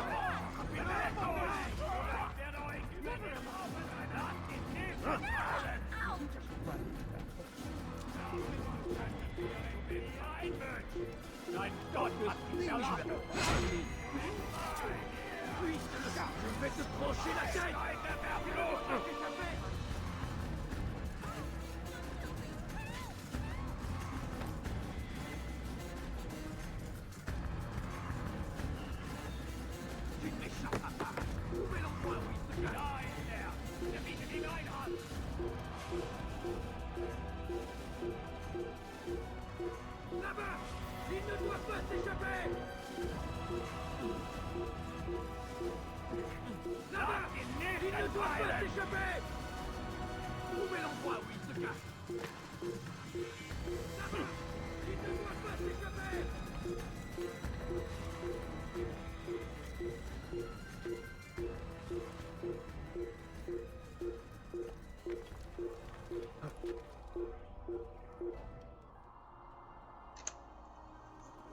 E-Tone, doing ghost challenges are fun, no takedowns or anything unless it's scripted.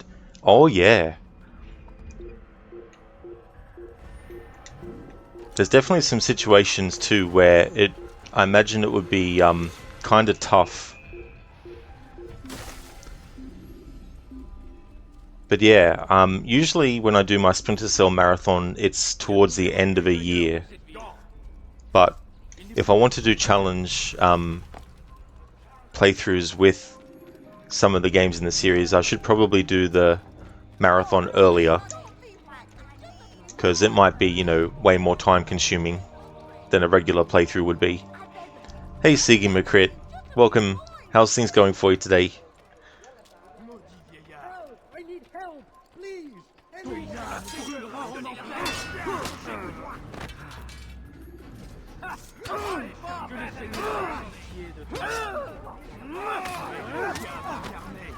Je vais libérer ton âme!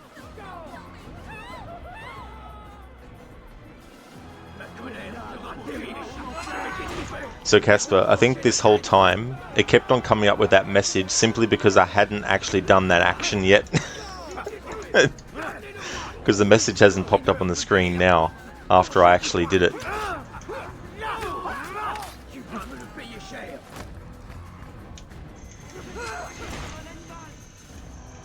Hey there, Clip. Oh, I've already said hello to you. Whoops, sorry.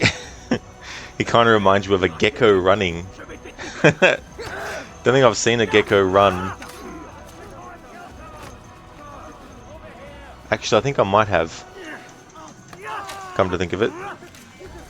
Hey, Anasune. I mean, hey, Adrian. Do you want a good roll here? Saying hello to people I've already said hello to in chat and saying the wrong person's name. Thank you, my boy. I only wish my sons were half as brave as you. I'll see to it that they hear this tale and know what it is to be a true hero.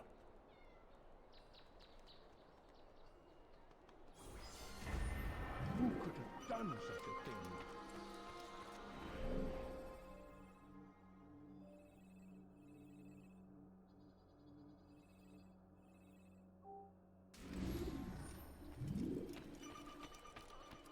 Who did this? Show yourself! Please, sir, have any money? I beg of you, sir. I beg of you. Just a few coins, please. I'm so hungry. Just a little money. I beg of you.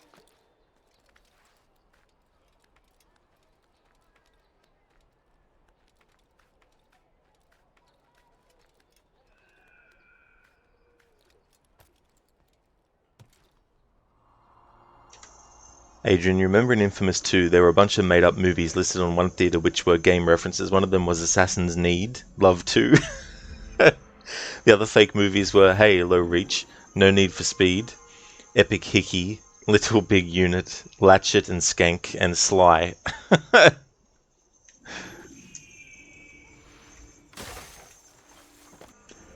It's definitely funny when they come up with parody versions of movie titles and stuff. Clip Gecko's quadrupedic, but still, that's true. Yeah, I can still imagine though how they look when they're moving like really fast. Adrian, coincidentally, Epic Mickey is getting a remake thingy this year, is it? Yeah, I never actually played that, but I do remember seeing it. The original, that is. Oh, oh, phew! I thought I killed the citizen.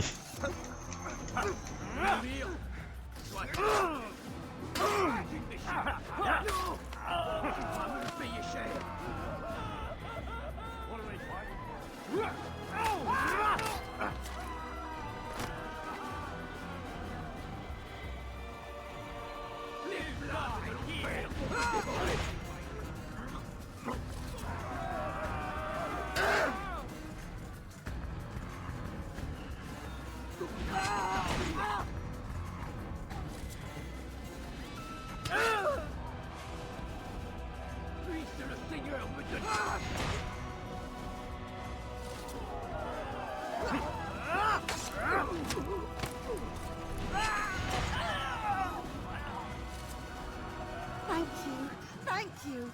I'll find a way to repay this kindness, I swear it. What happened here?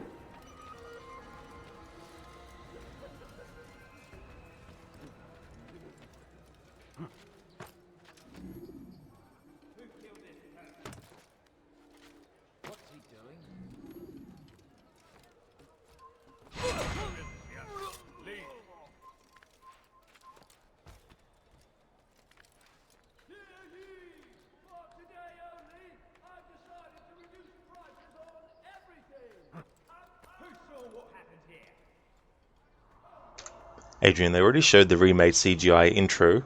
Oh, did they? Okay. Hey there, Busted. Citizen? Welcome on in. How's it going? Hermione Owen in Deus Ex Human Revolution, there's a poster of Final Fantasy 28 or numbers to that effect. That's true. Yeah. Yeah, I'm not a fan of Final Fantasy, but I do remember that in Deus Ex Human Revolution.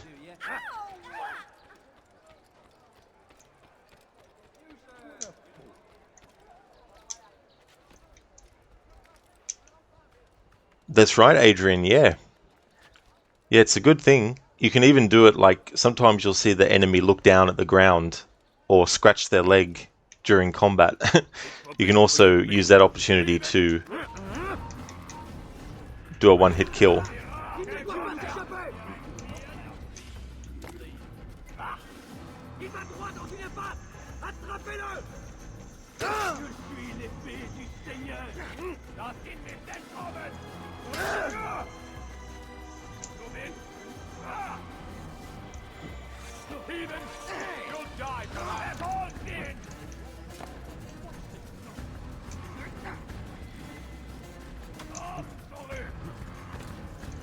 Yeah, Babs and Hermione. Citizen?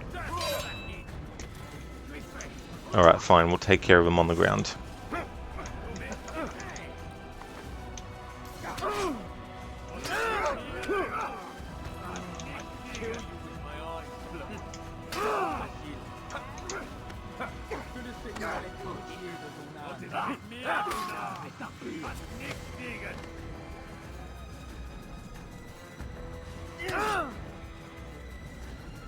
Puisse le Seigneur me donner la force dont j'ai besoin.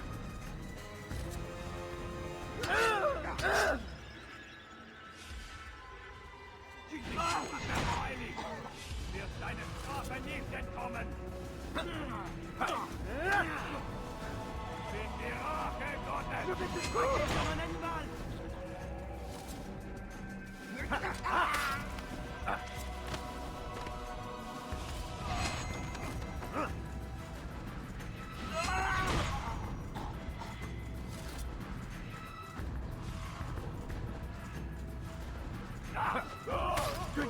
vienne en aide.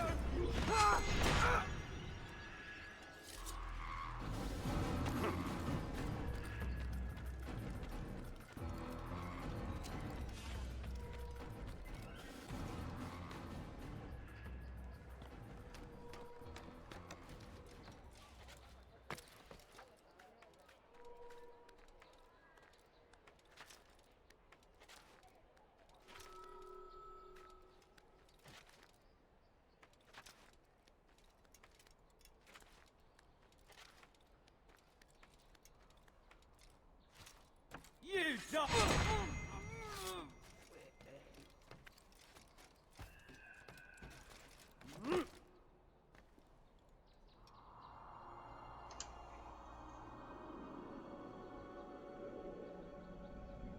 Adrian, well, only 3 years away. In 3 years we're going to have augmented people running all over the place. Maybe. You never know.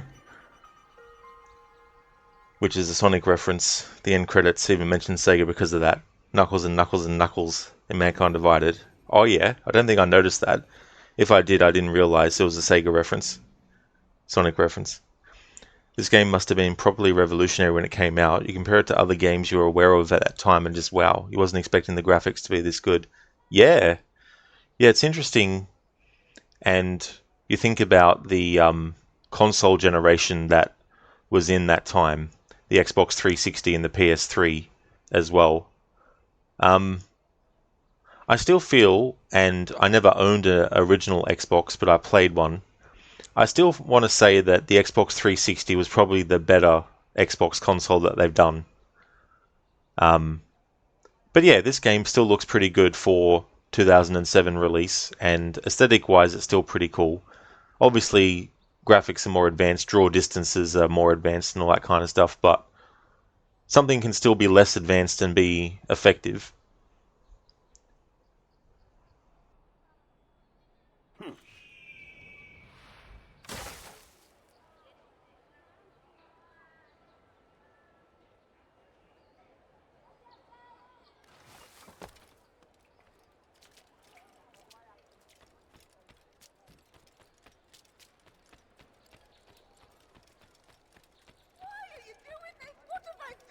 Maudit voleur! Je te ferai trancher la main!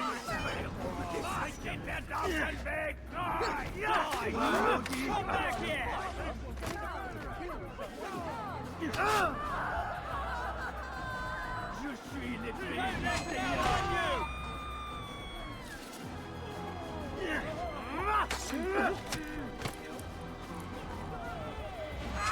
La colère sera terrible! Je vais t'étriper!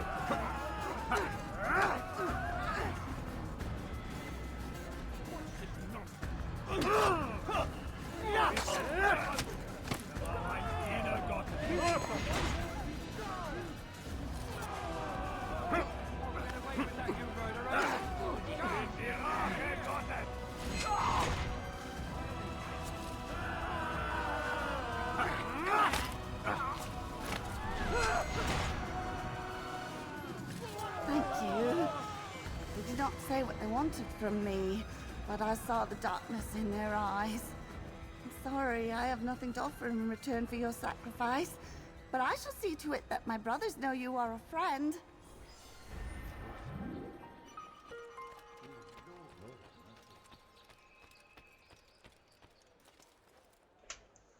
Babs, yeah, you love the 360, only one was your intro to modern console gaming, that and the PS2.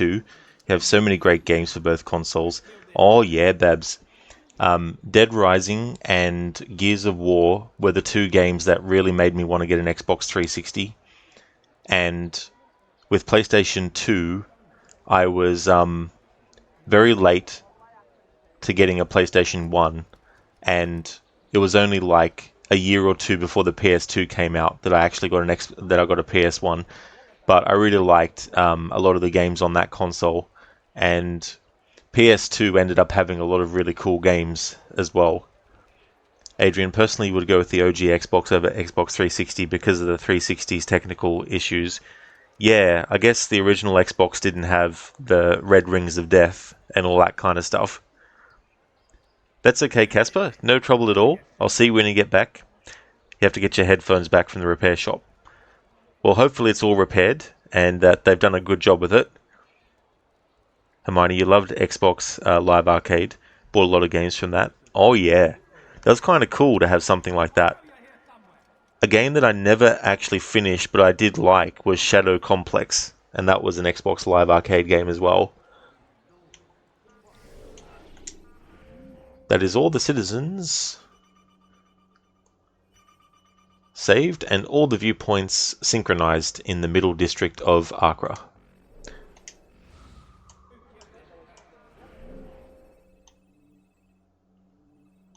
So now we go to the Bureau. You don't have to, like you can go ahead and do the investigations as soon as you come into a city, but I wanted to leave that until I get some dialogue and stuff from the Bureau leaders.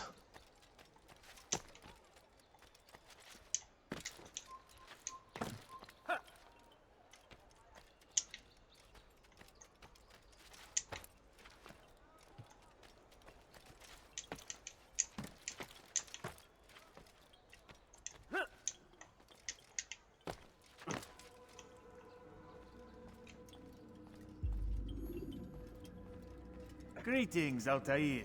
What news? Al-Muallim has named another. Calls himself Sabrand. I am familiar with the man. Newly appointed leader of the Knights Teutonic, he resides in the Venetian Quarter and runs Akka's port. I'll start my work at once. Here are the places where you should focus your search. On the docks east of here, among the ships and their crews.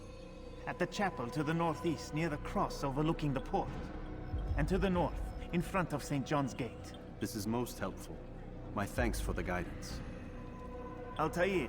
Yes, Rafiq. I owe you an apology. For what? For doubting your dedication to our cause. No, it was I who erred. I believed myself above the Creed. You owe me nothing. As you wish, my friend. Go in safety. That's one of my favorite Altair quotes as well, you know, because it's a great example of him not only understanding his failings, but also accepting that he's responsible for them as well. I do too, Hermione. It's such a great interaction.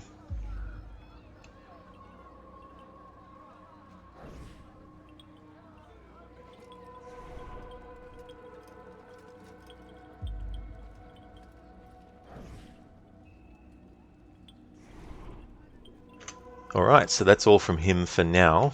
Go and do an investigation and then come back to him and see what else might be gotten from him.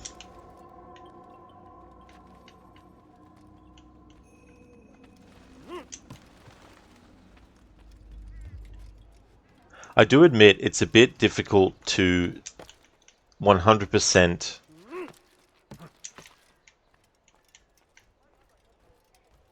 when you take full view of Altair's life. Obviously, when this game came out, we only had what we see in this game to go off of.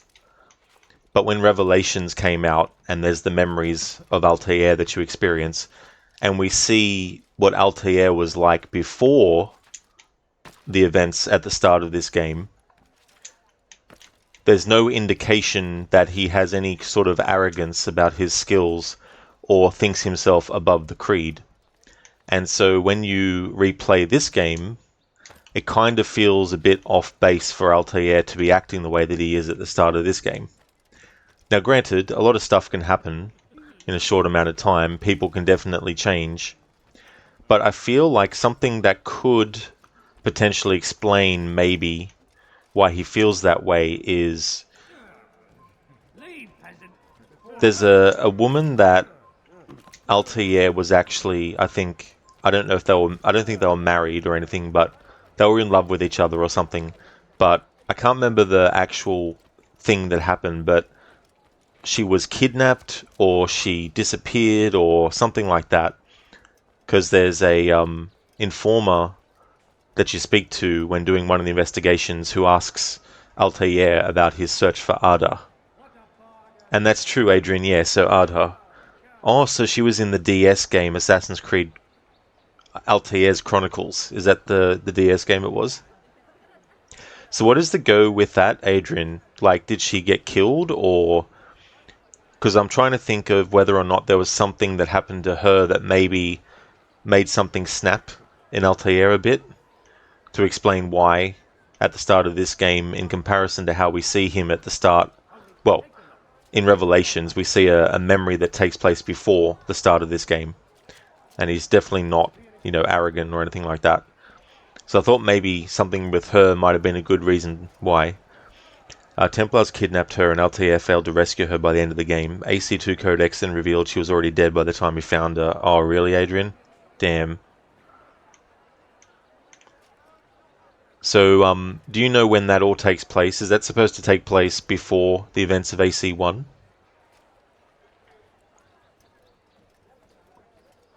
Because Bloodlines takes place about a month after this game, in terms of Altair's life. Hermione, you love that the game establishes as canon that Altair did indeed yeet himself into a city with a catapult? Really?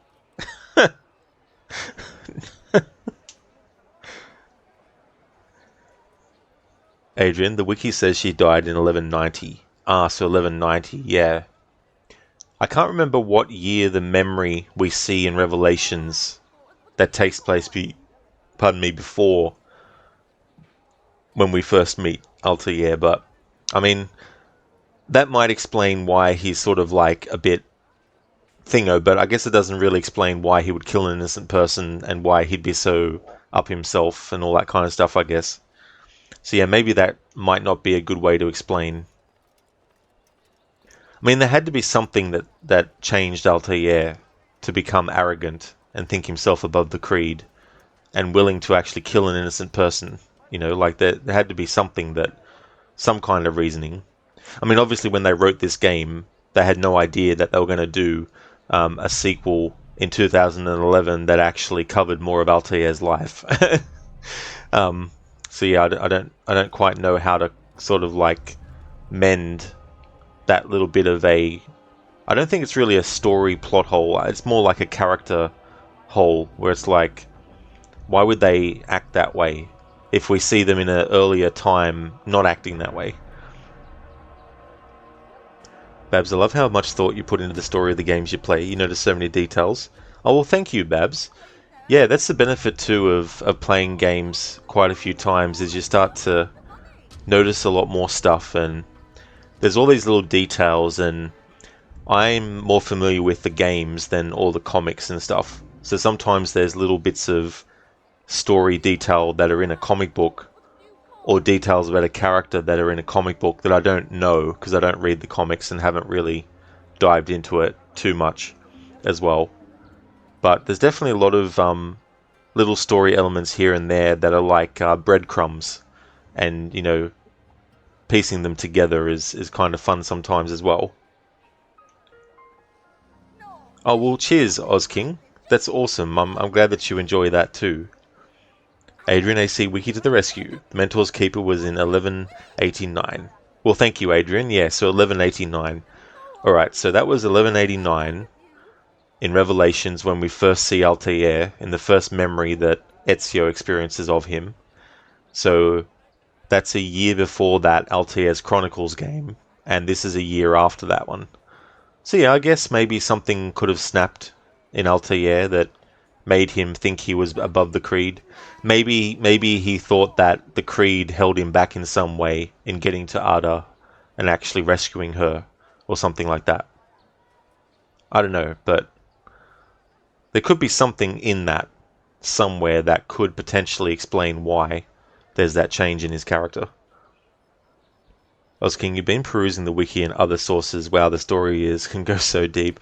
It really can, and some characters they introduced in the comics that they put in the games, and if you haven't read the comics, you might think to yourself, who's this character all of a sudden?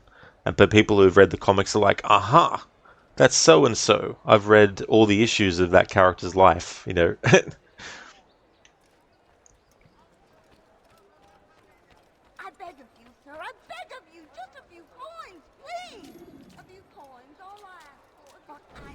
He's done. We moved the last of the food stores onto his ship this morning. How much is there? Enough for several weeks. What's he planning, I wonder?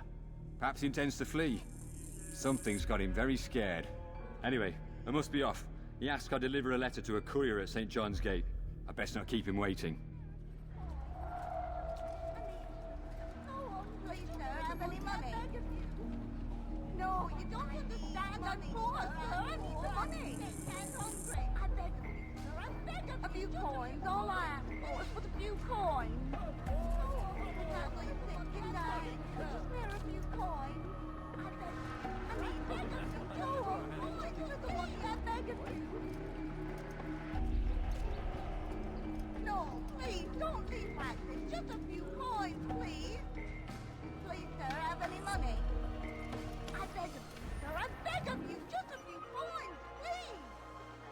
My family's sick and dying. Oh, oh. Ow. Oh, please, don't kill me.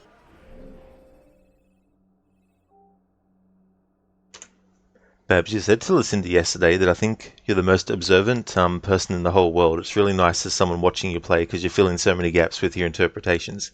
Oh yeah, Babs, that's the thing too. Like, I think part of it is also really enjoying the game worlds and the story elements and things like that as well. Because some games can have a lot of information in them, but if they're not interesting, it's very hard for people to delve into that. So I think that helps a lot too with these games. There's a lot of really juicy details that you can find.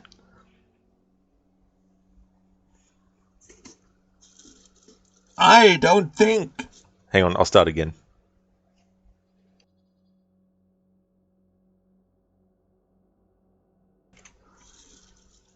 I don't think I'm above the creed. I am the creed. Thank you, Ozking, for redeeming that Bane impression. Yeah, it's like, I am the creed.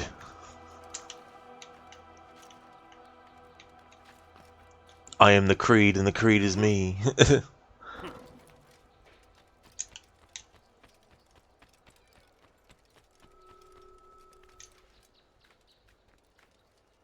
Siggy, thank you so very much for redeeming a random Assassin's Creed quote.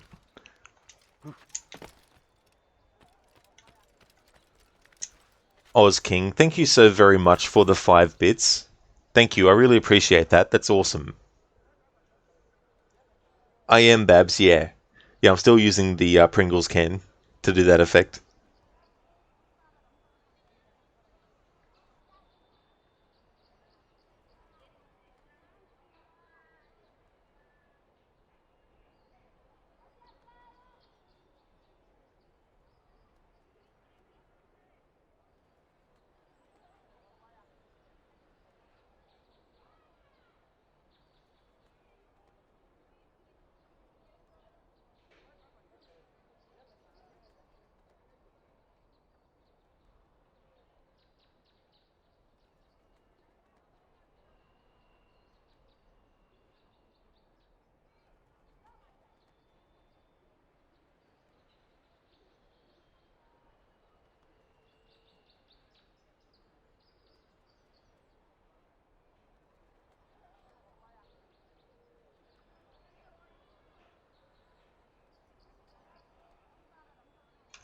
Okay, so I've got one. Aesop once wrote of an eagle, soaring high above a shepherd's field, that swooped down on powerful wings to seize a grazing lamb and carry it off to her nest. Flying close by, a jackdaw saw the deed, and it filled his head with the idea that he too was just as strong and capable. So with a great flapping and rustling of feathers, the jackdaw came down swiftly and clutched at the coat of a large ram. But when he tried to fly away, he found he could not lift the animal, for his size and strength were not up to the task. And, even as the jackdaw struggled, the ram hardly noticed he was there. Near by, just across the field, the shepherd saw the fluttering bird and was quite amused. Running up, he captured the jackdaw and clipped its wings. That evening he gave the jackdaw to his children as a gift. "What an odd little bird this is, father." They laughed and shouted. "What do you call him?" "This is a jackdaw. But if you should ask him, he would claim to be an eagle." There we go. So that's from Black Flag. That's in the sequence where Edward is basically really like tripping and he's drunk and he's having like a bit of a fever dream mixed in with his eagle vision and all that kind of stuff, and having hallucinations and all that kind of stuff. And Woodes Rogers in the hallucination is talking about that fable.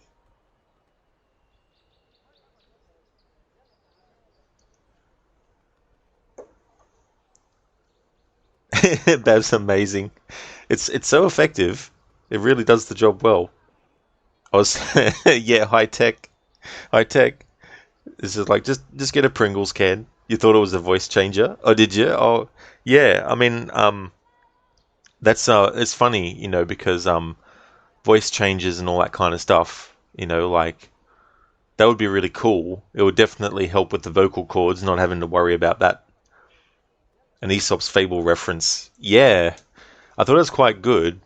And it's very sort of like fitting because of the fact, of course, that Edward, in some ways, is trying to do the kind of things that aren't really within his ability, but he feels that they are so strongly that he's willing to completely disregard anything but his desire to achieve what he's wanting, but he's not really as capable in that as he feels, and so the jackdaw is very representative of that as well. The grandiose kind of like feeling and feeling like, I deserve more than this and all that kind of stuff.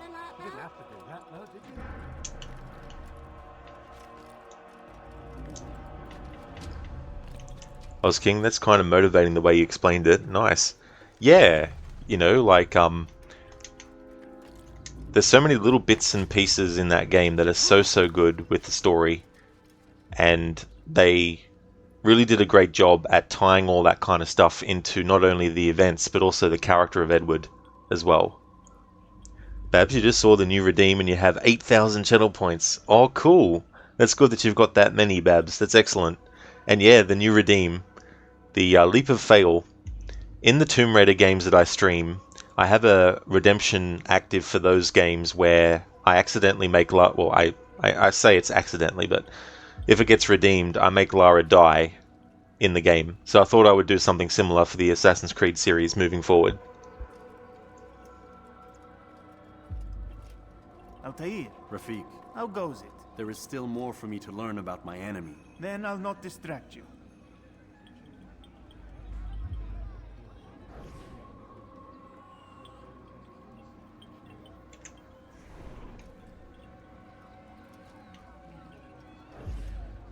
Okay, so we did one investigation, and that's the only dialogue that's new that we get from the Rafik for doing that one. I'll go off and do another one, and then come back and check the same. But he might just say the same dialogue he did just now, but I still want to just double check to be thorough. Oh, cool, Babs. Thanks for redeeming the Leap of Fail. Thank you very much. Oz King, will he survive? That's a good question. Will he survive or not? That is the question.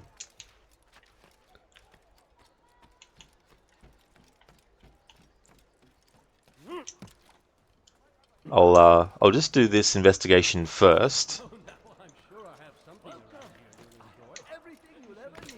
because then it'll create a good checkpoint.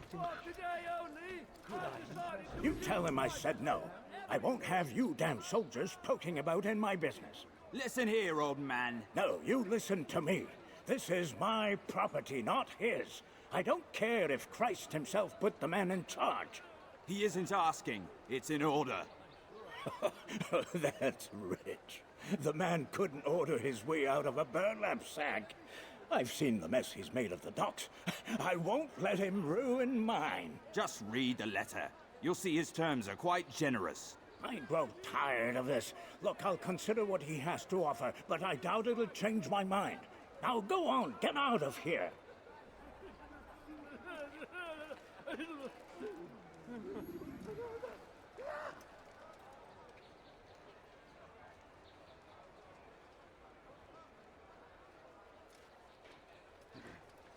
Could I interest you in any of my wares? Come, people! Come see what I have to offer!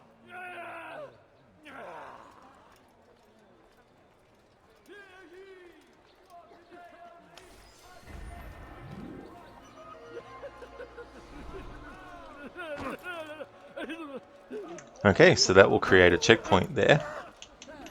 Okay, Babs, so let's do the leap of fail. I hope you're ready to die a ton. No problem, you can wait. I do have a cooldown on the redemption, so it will be another hour before it can be redeemed. But thank you so much for redeeming it.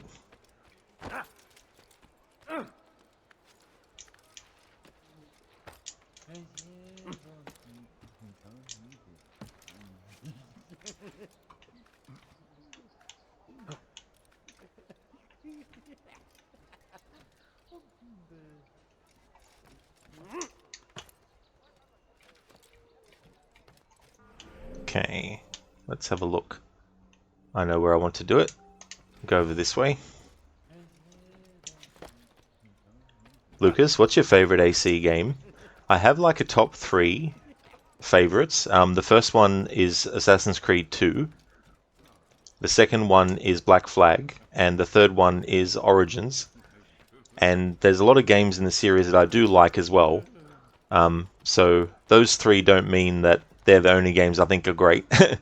But if I had to look at the games, those ones are the games in the series that I feel, for me, have the most different, prominent things about them. Like AC2 was just such an experience. It really, really elevated the series and added a lot of stuff that this game had the seeds of, and it just is a big leap forward.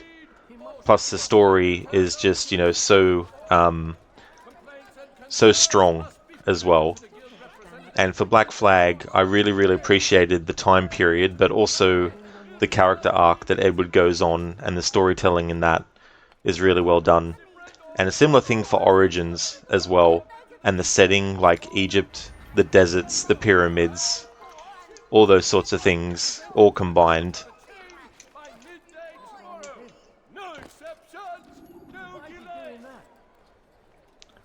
Okay, so I don't think I can climb up on that one, but maybe I can. Let's have a look-see.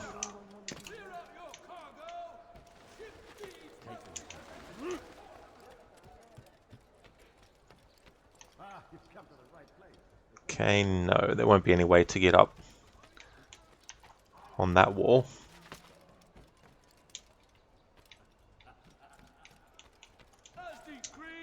All ships must now be turned over to the Teutonic Order. Complaints and concerns must be presented to the guild representative. Actually, I know a better spot to do it. Sorry, Babs. I will get to it. I just thought of a better spot to do it.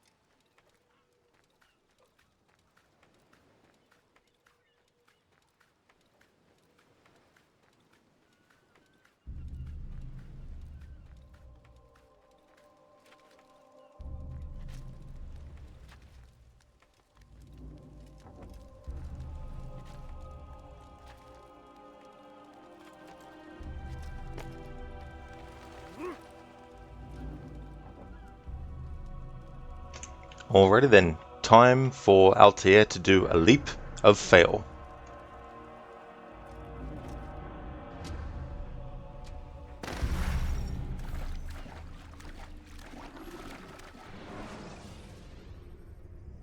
Ladders are a socially acceptable way to reach a roof. Lucas, of course, Black Flag. That's true, yeah. Yeah, that's such a good one. So then why don't you like Rogue? So with Rogue, it's all about the story and the character. I really don't like how they wrote that story, how they overlooked so much about Achilles and his wife and son, and ruined any opportunity to really tell a great story about how Achilles ends up the way that we see him, like in AC3, that actually feels organic to how we see him in AC3. I was hoping for a less contrived reason, a more complex sort of like telling of a character that does so much damage to the assassins that it's understandable why Achilles actually ends up the way that he does. And I feel that the better way to do that would have been to make it a story about you playing as someone that Achilles had trained from a young age, who he really felt was going to be a great assassin, but have that character be manipulated by the Templars and made to be a spy within the assassins, and have the player know this, but not have Achilles know this. And it gets to a point in the story where the target is Achilles' wife and son. And the character you play as would kill them. And it would break Achilles so much that basically he would go into a depression, and after killing that assassin who betrayed everyone, that's when he would have decided to basically become a hermit, and any other surviving assassins would be told to go to other parts of the world and do the work there. And then have that be a reason as well why Achilles is so slow to actually take on another student, another assassin. To sort of explain why he's not 100% enthusiastic about a new trainee when Connor turns up. I think that would have been a much better story for Assassin's Creed Rogue to be. Plus they kill off Adewale as well. I hate how they did that. It's a big FU to his character, and everything that his character went through in Black Flag and in Freedom Cry and all that kind of stuff. And they make the assassins act like Templars, and the Templars act like assassins. And they have the assassins working with gang leaders to procure poison to use on civilians that are innocent. It just doesn't make sense. But then again, the game was rushed because they started writing that game the same year that the game came out. Whereas with Assassin's Creed Unity, that was already locked in place before they came up with Shay. So that's why you don't see Shay in Unity, and there's nothing about him in Unity, because he didn't exist at the time that they had already written and performed and locked in everything about Unity. And so Shay was shoehorned in, and they wanted to have some kind of crossover with Unity. So that's why in Rogue we see him kill Arno's father, but in Unity there's nothing of Shay at all. So yeah, I just feel it's a big missed opportunity to really tell a deep story about an assassin who betrays them and does something so heinous as a Templar to kill a woman and child. You know, because that's very much something that I think would make Achilles a broken person after experiencing that kind of stuff. But as it is in Rogue, they kind of just, you know, they do mention it and all that kind of stuff, but it's almost like a nothing. It's just like, oh yeah, whatever, his wife and his son died, yeah, whatever. Okay, so anyway, you know, it just feels a bit like that to me. Ozking, which AC is your most played? Yours is Origins? Oh, that's a good question, Ozking. Yeah, I don't really know, to be honest. I mean, Black Flag, I've probably played that the most in recent times because I did like 7 playthroughs last year of it. So maybe that would be one of them. Oh, nice, Babs. Thank you.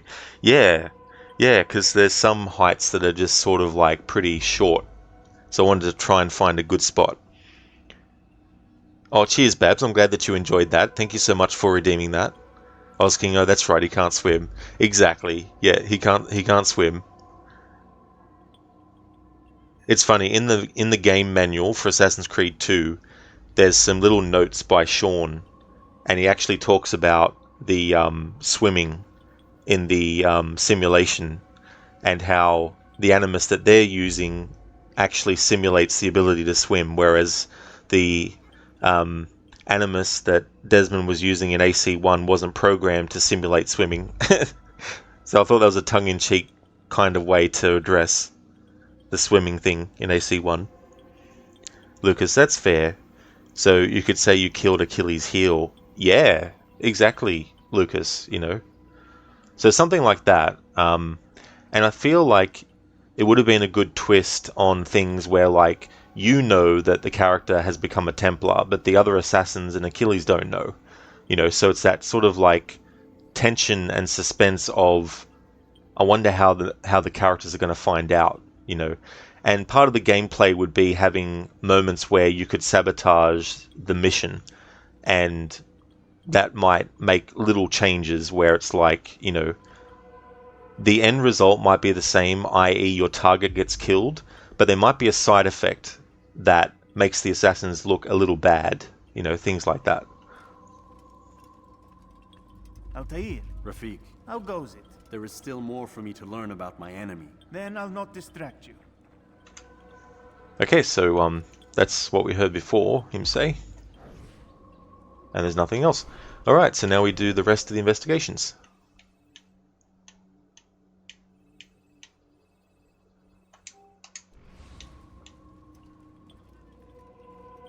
Lucas, you don't know why, but you can't get into Valhalla.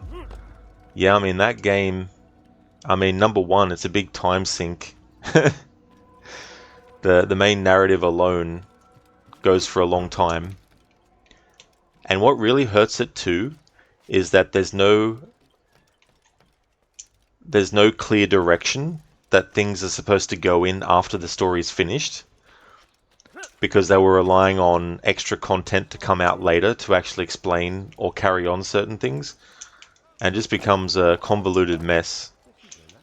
And as much as I do like a lot of the things about Valhalla, it's definitely not a perfect game, and I do appreciate and enjoy all the references back to a lot of stuff in the AC series, but I feel by now we've explored the Isu quite enough, at least at this point.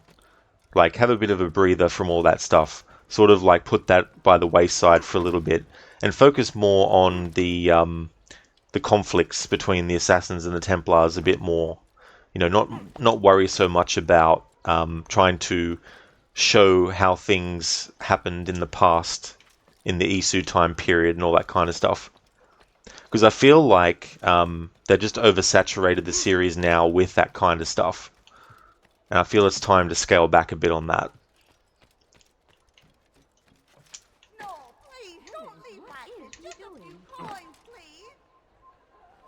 Einmal schon habt ihr ihn verloren. Lasst ihn nicht noch einmal entfliehen. I need money, sir. Ich weiß, du bist in der Stadt. Und ich werde dich zur Strecke bringen. My family's sick and dying. Could you spare a few coins? I beg of you, sir. I beg of you. Haltet eure Augen offen. Wird bestimmt wiederkommen. It's getting worse. His paranoia knows no bounds. He's doubled our shifts. No one sleeps. Wasn't so bad till he decided to make the port his home. He's planning something at sea. That's why he came here. Planning what? What's the meaning of this? The two of you off in a corner, whispering, plotting? Nothing of the sort. We were only... Only what? What secrets are you keeping? You misunderstand. Damned assassins, they're probably here right now, watching us. Do you find this amusing? Do you? Well, laugh while you can. Double the patrols. Which ones? All of them! But we don't have the men. Find them! Recall our knights from the field if you must.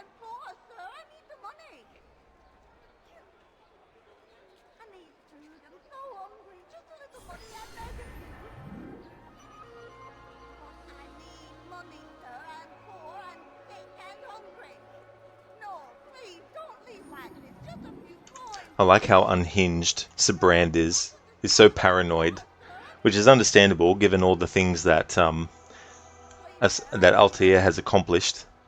He's just, you know, so paranoid about anyone potentially having anything to do with the assassins. Lucas, you really like Odyssey. Okay, you're laughing and you can't do anything about it. Yeah, I like that performance. I'm trying to remember the actor's name who plays him. Arthur Holden, I think, is his name. And he actually plays Hugh Darrow in Deus Ex Human Revolution. He's the guy that basically invented or pioneered the augmentation technology. He's like an old guy by the time we see him in the game story. And he's got like a cane that he uses. My family's sick and dying. But yeah, Odyssey has good things about it. Like, I don't think it's a really good Assassin's Creed game. But I do think it's a decent action RPG. I do like a lot of the combat in it. And it's very fun doing like the Sparta kick and all that kind of stuff. The graphics are really good, like the way that they've brought Greece to life and all that kind of stuff is really good. But yeah, when they try and make it connect to other things in the series, it kind of falls flat a bit. You love all the different armors? Oh yeah. Yeah, it's cool too, the transmog system, having that, because that really comes in handy if there's stats for something that you really like but you don't like the look of. The actual armor. Be right back.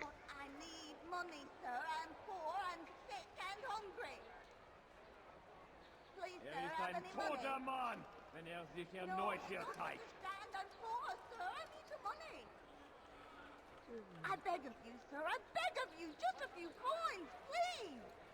Tu es malin, mais ça ne te sauvera pas. Je t'attendrai.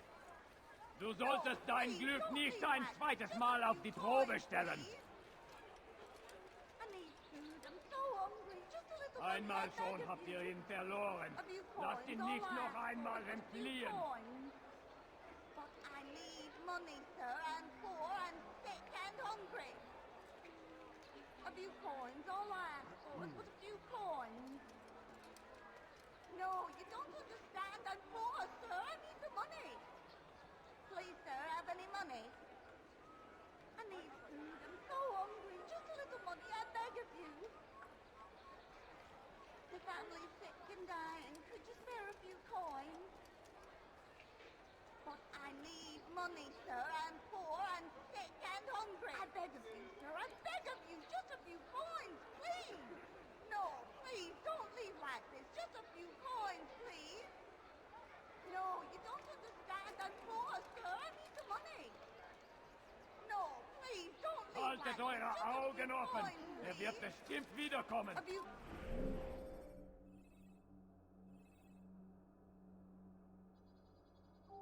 Coins, all I ask for is but a few coins. Okay, so this informant mission is a bit tricky. I think this is the one I'm thinking of. There's one where you have a few enemies you need to take care of without being detected, and if you get into conflict near the spots that they actually are in, the bodies still stay there of those that you've killed. And if you're not careful, it's very easy for you to be detected by other enemies, let alone the target you're supposed to kill. And so it's one of the more finicky ones to try and get through. Heathen! How are you down?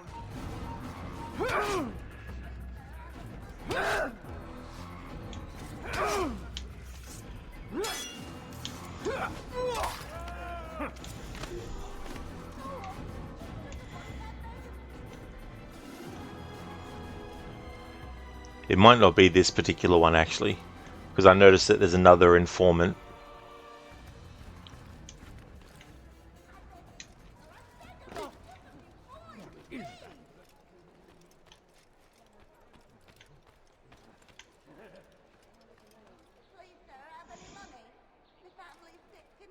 Ah, Altair!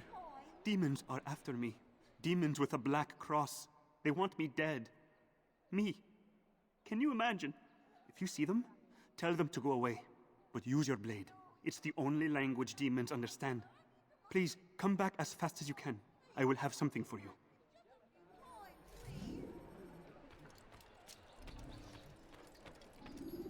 I need food. I'm so hungry. Just a little money, I beg of you.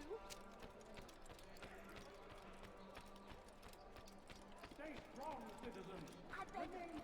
No, please, don't leave like this. Just a few coins. Fiche le camp. I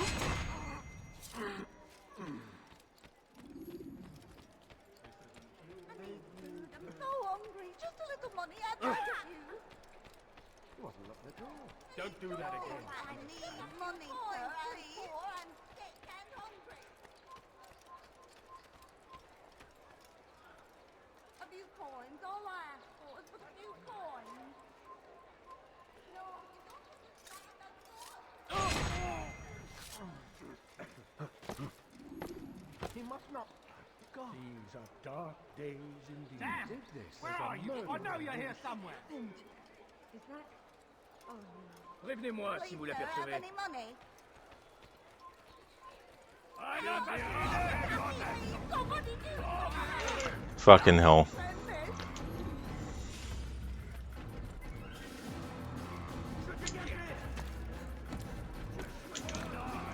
Actually, come to think of it, that's the first one I've failed as well, I think, in this playthrough. But yeah, that was unfortunate.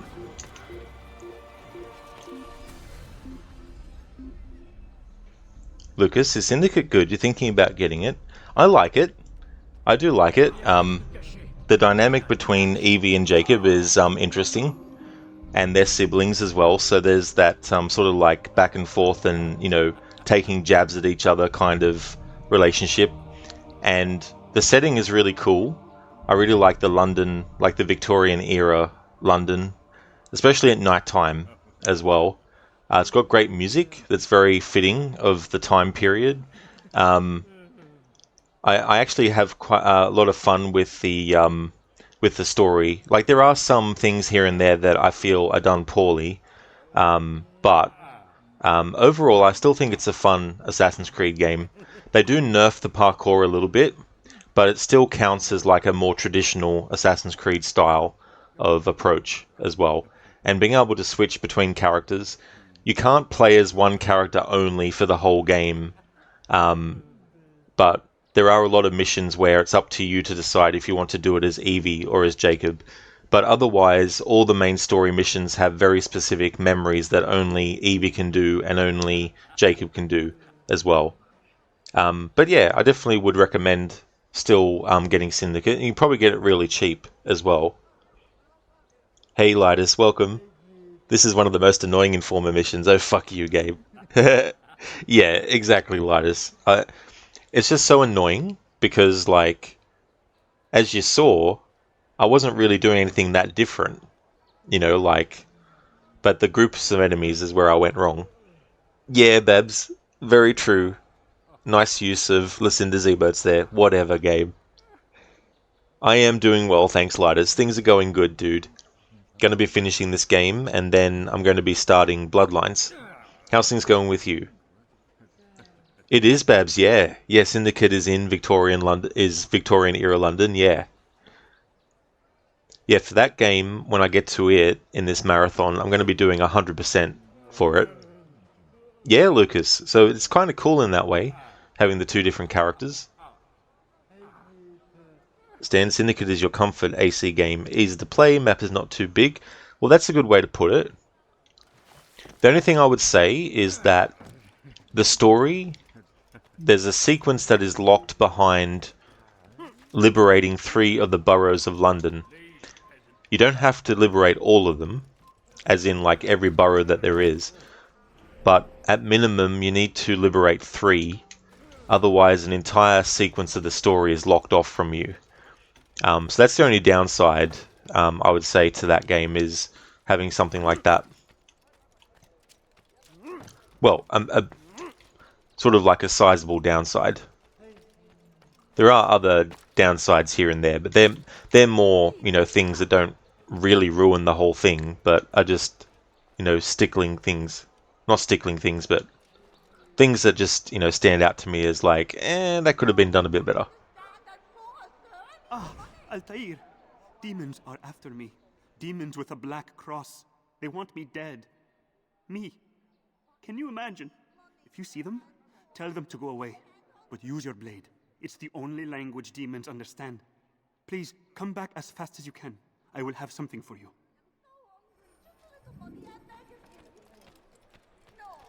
The family's acting dying. Coins, please. I need food. I'm so hungry. Just a little money, I beg of you. I beg of you, sir. I beg of you. Just a few coins. I need money, sir. I'm poor. I'm sick and hungry. What is the matter with you?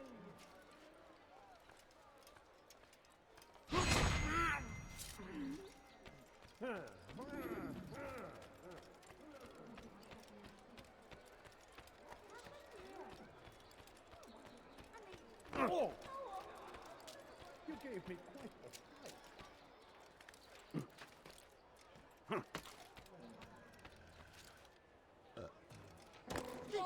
Does he really have a reason for doing that?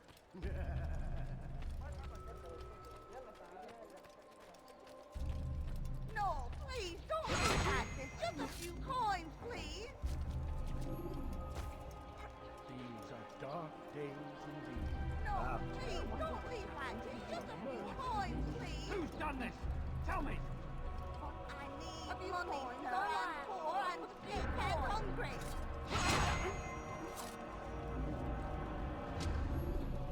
All down! Force next to! No, please, don't leave like this. Just a few coins, please. What happened?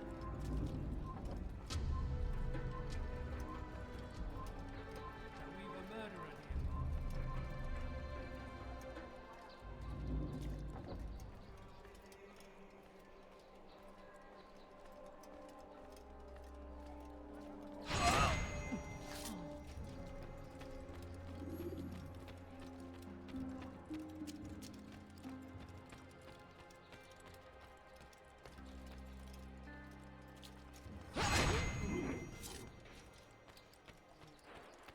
Please, sir, have any money? I beg of you, sir. I beg of you. Just a few coins, please.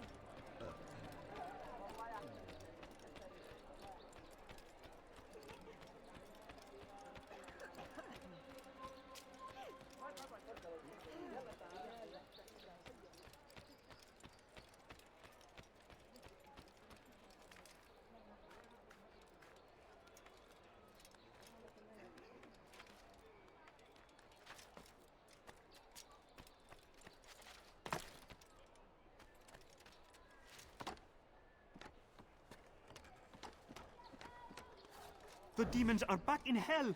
I am a saved man. Here is something for you. I am sure it will help you find other demons that populate Akka. Now, I must go back to Masyaf to cleanse my soul. There we go. Got that done. Afro Bloodlines, huh? You have my sympathies. That's a rough one, kiddo. It definitely can be. I was talking earlier about how in that game, if you want to move the camera, you have to hold down the left trigger first, and then that'll allow you to press, triangle, X, circle, or square to move the camera in each different direction. But using the Joy to Key program, because I'm playing the emulated version, I'm using the Joy to Key program to make it so that I can actually use my right control stick to move the camera. Essentially what I did was, let's say circle is to move the camera right. So I've made it that when I press right on the right control stick, the game thinks that I'm pressing the key down for the L trigger and the direction I want to face in. So I've done that for each instance of up, down, left, and right. So that makes it a little bit better, but it's still janky kind of game. So it's a little bit tricky. I had to also mess with the sensitivity through the Joy-to-Key program of the actual control stick for moving Altair, because essentially as I was going forward, sometimes he'd go on an angle left, even though I wasn't angling the control stick to the left, for example. So yeah, but I'll be doing a throwing knives challenge with that game. You can pick up the knives that you throw, even on enemies that you've killed with them, but I don't think the knives will work on bosses when we go to boss fights. So what I've done is I've made it that if it's a boss fight and the knives don't work, then I just have to kill them with the other weapons. But in terms of like killing enemies, I need to use the throwing knife to do that with regular enemies. Oz King Syndicate is pretty good. You haven't finished it yet, but you've liked what has been done so far. Oh, that's good, Oz King, that you're enjoying it. What part of the game are you up to in it? Lucas, speaking of map size, Red Dead 2 is huge. Oh yeah, Lucas, you're not wrong there. And there's so much stuff in there to actually explore and experience as well. Such a really good game, that one. Did they let you into the city, or did you fight your way in? Oh, perhaps I should be more respectful, as I myself now require your help. I spent too much time in the harbor brothel last night, and insulted a Teutonic knight's wife, or so I am told. Now there is a group of them after me. Could you give me a hand or a blade? If you return before I leave the city, I will give you the benefit of my wisdom.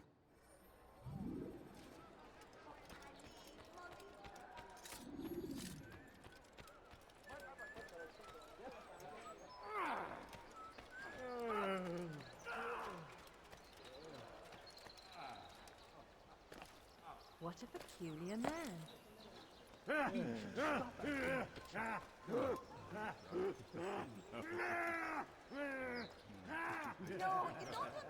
I'm poor, sir. I need the money. But I need a few coins, all right. Gardez-l'œil ouvert. A few coins. No, you don't understand. I'm poor, sir. I need the money. Je connais ton visage.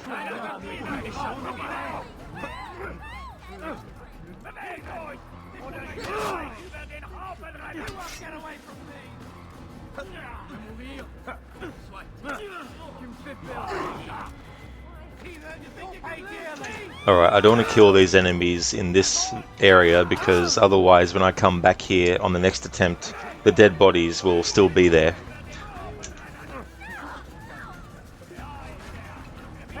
So I'll just get a fair way away from it, and then kill them, and then try again.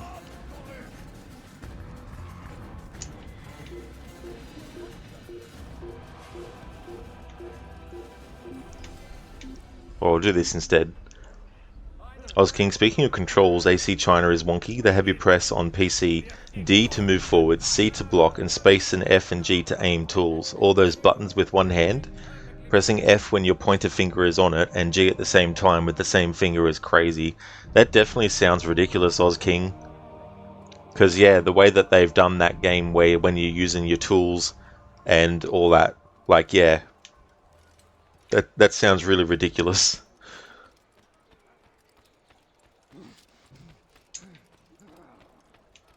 Hello. Leave now or I make you.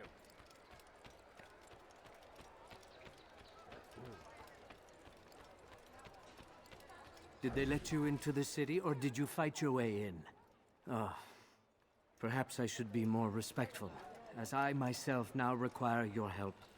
I spent too much time in the harbor brothel last night, and insulted a Teutonic knight's wife, or so I am told. Now there is a group of them after me. Could you give me a hand or a blade? If you return before I leave the city, I will give you the benefit of my wisdom.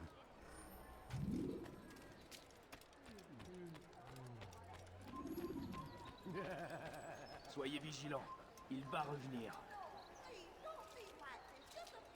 Si vous l'apercevez, ne le laissez pas s'enfuir.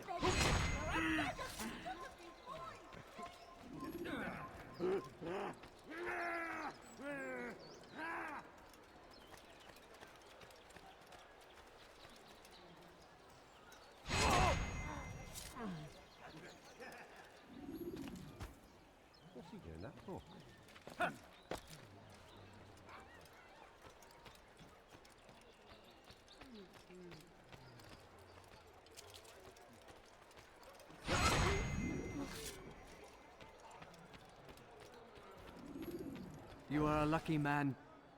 You are alive, and I am still in Akka. Here is what I have to tell you. The only thing more dangerous than a drunken sailor is one who is also angry.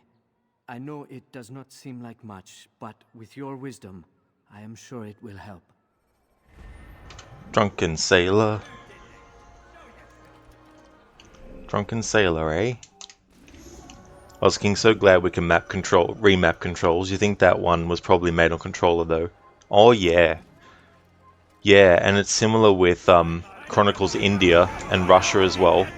They use the same kind of control systems.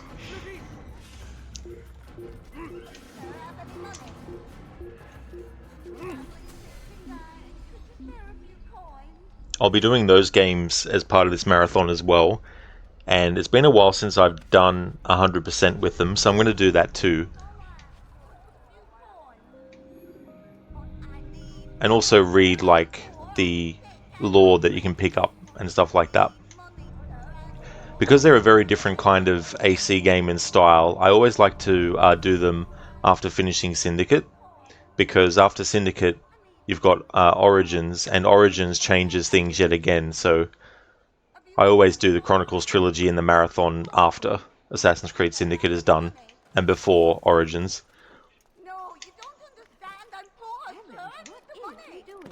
My family's sick and dying. No, please, don't leave like this. Just a few coins, please. You do not ever do that again. Have I made myself I'm so hungry. Just a little money, I beg of you. The Acre Port is now under the jurisdiction of Master Sibran, exalted leader of the Knights Teutonic. All crew members are to be turned over to the Order for conscription into the fleet. The Acre Port is now under the jurisdiction of Master Sibran, exalted leader of the Knights Teutonic. All crew members are to be turned over to the Order for conscription into the fleet. All docked vessels must be cleared of crew and cargo. Captains are to present themselves to a representative from the Teutonic Order for reassignment. Any attempt to maintain possession of a claimed vessel will be punished severely.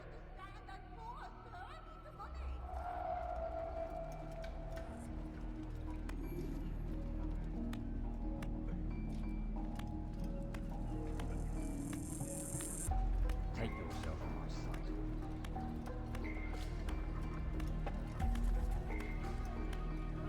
Qu'est-ce que tu veux? Levez-vous!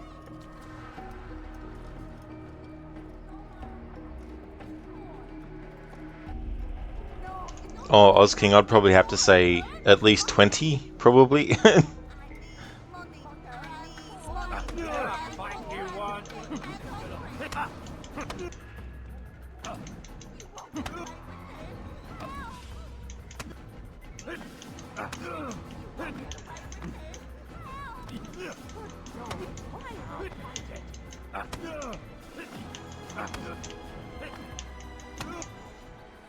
It's not my fault. I'm only following orders. If you want your ship back, speak with the court. That's not what I'm after. Then what? Sabran's claimed near 100 ships. For what purpose? A blockade. They're to sail for open water and establish a perimeter. For what? Does Salah ad-Din intend to strike from sea? No, it's not he we defend against, but ships from home, to deny Richard more troops. Why would one of Richard's own want to see him weakened in this way? I don't know. Ask Sibran. They're his orders. I'm just meant to carry them out. Now, please, let me go. I've told you all I know.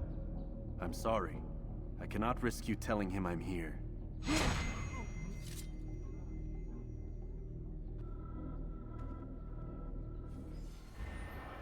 Damn!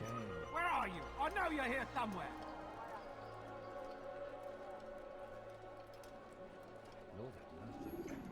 Oh, okay. So there's 25 games. That's crazy to think, including spin-offs and other stuff. Babs, Jesus, I'm only following orders. Yeah, it's a classic, isn't it? You know, it's like, I was only following orders. That's all. You friend of mine? No, so get away. Oh, so there's probably includes some mobile Flash games. You think there was some Facebook versions as well, which are probably lost to the internet now. Yeah, there was some kind of, I can't remember the name of it now, but there was some kind of Facebook thing that had like updates every so often, and there were like little puzzles to solve or something like that.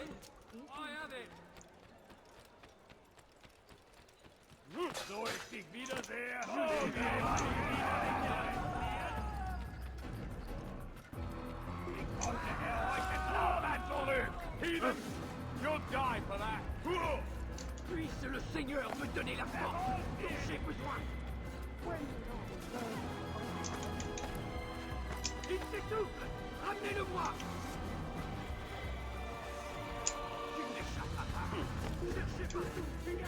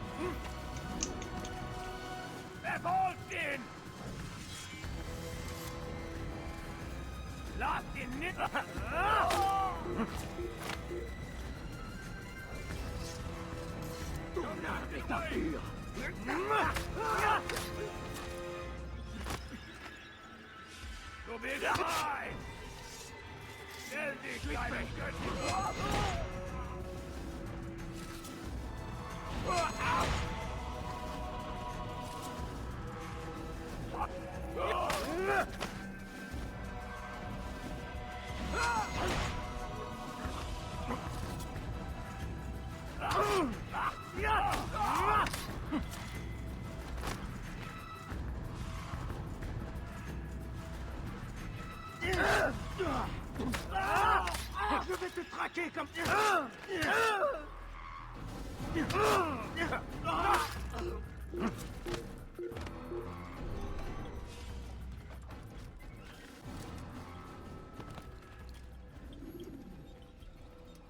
Greetings, brother. How fares your search? I've learned all there is to know about my target. Share your knowledge with me, then. Sabrand is said to be consumed by fear, driven mad by the knowledge that his death approaches. He has sealed the docks district, and now hides within waiting for his ship to arrive. This will make things dangerous. I wonder how it is he learned of your mission. The men I've killed, they are all connected. Al-Mualim warned me that word of my deeds has spread among them.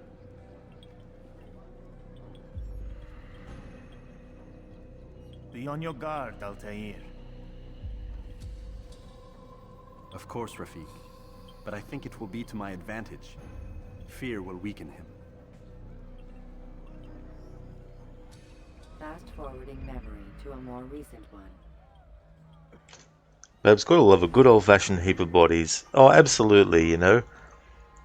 Go to the location where the Bureau is, that's supposed to be hidden from enemies and also the general public, and kill everyone on top. So any patrolling guards on the rooftop can be like, hang on, why is there like 15 of my allies just lying dead on that particular part? Ah, look, there's something down in here. You wish mobile Twitch wasn't so glitchy. Oh yeah, I remember using that, Babs. There was a time where I didn't have a laptop for a while, so I had to use other ways to see chat on Twitch, so I had to use the mobile. And yeah, mobile Twitch definitely didn't make things really good.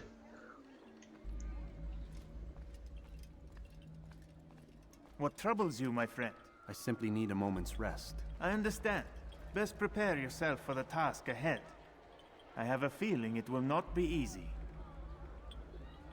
Altair, this won't be an easy task, but it must be done nonetheless.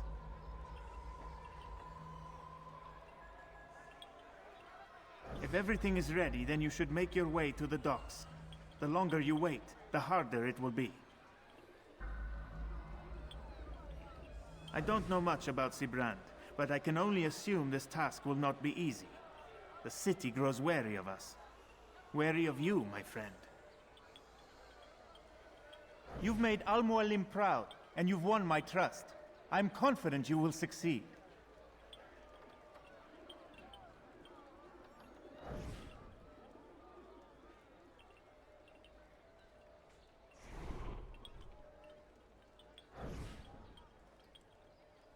That's interesting.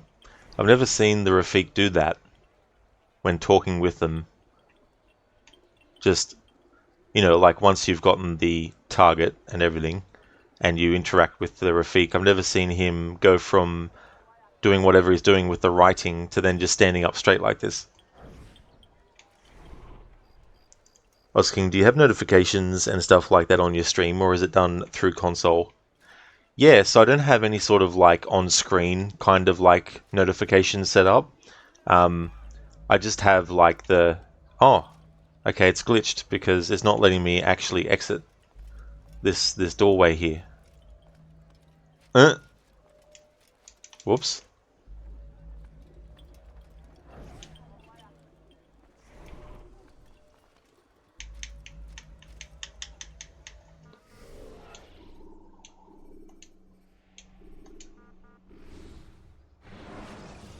Babs, about 70% of the time, if you minimize the app to grab something or look at something else that disconnects you, won't reconnect you and you have to close and reopen the app. Oh no. It's things like that too. You think they would have been able to make it so that you can go and do other things without it losing its place where it is. You reduce your chance. Yeah, OzKing and Animus Glitch. Quick, Neo. They changed something. It's like I was gasbagging too much with him. Greetings, brother. How fares your search? I've learned all there is to know about my target. Share your knowledge with me then. Sibrand is said to be consumed by fear, driven mad by the knowledge that his death approaches. He has sealed the docks district, and now hides within waiting for his ship to arrive. This will make things dangerous. I wonder how it is he learned of your mission. The men I've killed, they are all connected. Al-Mualim warned me that word of my deeds has spread among them.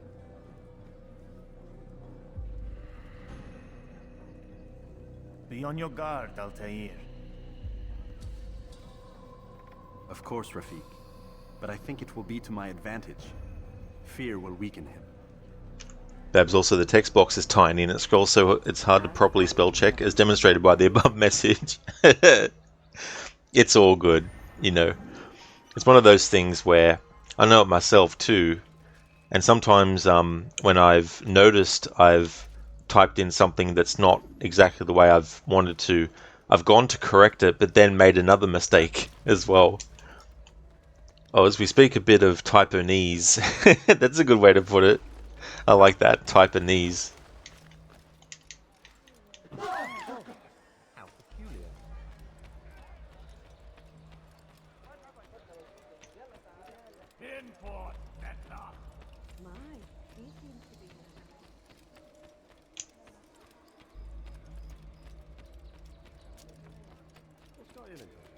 He's going to hurt someone, I know.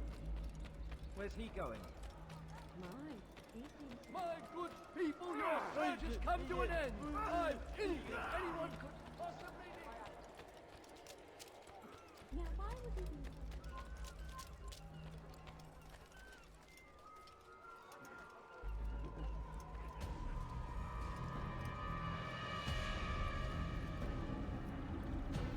You are mistaken, Master Sibrand. I would never propose violence against any man, and most certainly not against you.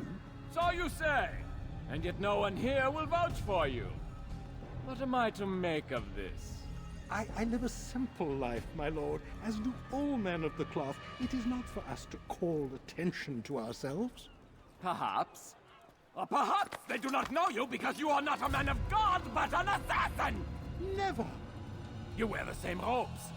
If they cover themselves as we do, it is only to instill uncertainty and fear. You must not give in. Are you calling me a coward? Challenging my authority? Or you perhaps Hoping to turn my own knights against me? No. I don't understand why you're doing this to me. I've done nothing wrong. I don't recall accusing you of any wrongdoing, which makes your outburst rather odd. Is it the presence of guilt that compels a confession? But I confess nothing. Ah, defiant to the very end. What do you mean? William and Garnier were too confident, and they paid for this with their lives. I won't make the same mistake. If you truly are a man of God, then surely the Creator will provide for you! Let him stay my hand! You've gone mad! Will none of you come forward to stop this? He is clearly poisoned by his own fear, compelled to see enemies where none exist. It seems the people share my concern. What I do for Acre!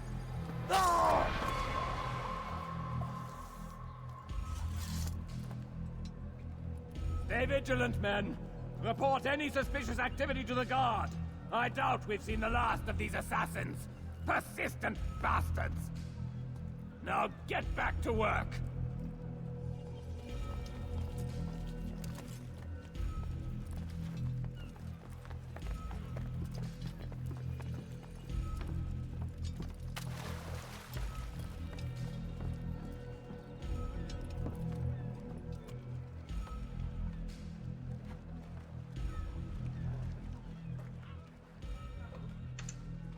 Hey there, Senny. Assassino? Assassino! It is him, the Assassino! Look out, it's Assassino. How's it going, Senny? Oz King, man of the cloth, He's a spy. I think he's not, no, Oz King. Yeah, I think he is genuine in what he's telling Sir Bran there, that he actually isn't one of them. So essentially, Sir Brand has killed someone who literally has nothing to do with the assassins. Hey there, the placenta. Welcome back. You just got back from the dentist. They can get really expensive even for minor treatment like a scan or quickly pasting some fluoride on your teeth. You guess it's the same in most countries. Private dentists here make bank. Oh yeah. It makes you wonder, like, how the overall industry does money-wise, given all the people that might need to have stuff done as well. I hope it all went good, Placenta, and that you got done what you needed to in a way that was really good. Crooked, fun fact, he was an assassin on a decade-long investigation into the corruption of the church, which has now ended because Sir Brand was too paranoid. It's like, come on, Sir Brand. I mean, not everyone is an assassin. Otherwise, you'd have to kill yourself. Oz King, probably should have saved him if he was an inside guy. Yeah, you bring up a good thing though, because it's like we see that guy getting killed, and Altair obviously just standing there. But it was one of those situations where, like, if Altair was so inclined, he may have just gone up to the dude and assassinated him, and if he got cut down, so be it, as long as the job was done. Because in real life, that's what the actual assassins were like. If they felt they had the opportunity to kill someone, even if it was going to cost them their life, they would go ahead with it, as long as the target was killed. So in a way, realistically speaking, Altair could have just sacrificed his own life to kill Sir Bran right then and there to make sure that that guy didn't get killed, but otherwise we wouldn't have a story if he did that. It's going good, thanks, Crooked. Oh, that's excellent, dude. You're currently baking some homemade bread. Let's hope it turns out well. Greetings from Levy as well. Hey there, Levy. Hello to you as well. I hope you're both going good. AC, how's AC1 going today? On a good pace to finish it? We are, yeah. Yeah, and I'll be able to start Bloodlines as well. But no, it's going good. We had some annoying Informer missions. You know, the one where you have, like, targets to kill, and you got, like, the crazy drunk people that grab you and ruin your stealth and all that kind of stuff. But overall, it's been going pretty good though, and I haven't really messed up in that way, except with this particular investigation, because of the nature of just how the layout is as well. But that's cool. I hope that the homemade bread turns out well also. I was going, that reminds you, you've got to hit the dentist soon. Yeah. Well, hopefully, you can get a good sort of like deal, I guess. Hey guys, did you know that the assassins have their own pasta? Not a joke, although it sounds like a punchline. It's called pasta all'assassina. It's delicious. Nice. Assassin pasta. Crocodile, those are lovely, especially when you have to restart those and then there's still the dead bodies laying around everywhere, which triggers the newly spawned guards to investigate. Oh yeah, dude. Luckily, I got rid of the civilians that need to be saved, so there was none of that hanging around. And when I did get spotted, I made sure to lure them away from the area so I could make sure that that didn't happen. Clip, did you know Lord is rooted in Old English and Germanic languages meaning bread holder, and therefore in a position of power? Ah, well of course, yeah, to lord something over someone, have power over them.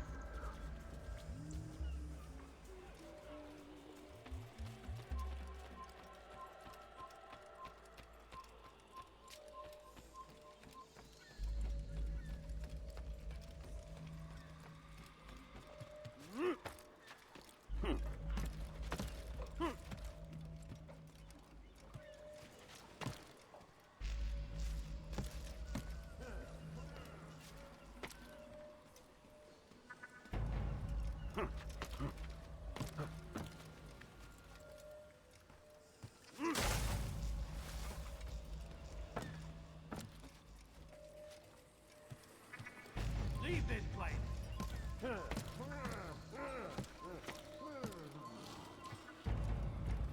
Fine! None of you will lift a hand in defense of your master! I'll take care of this heathen myself!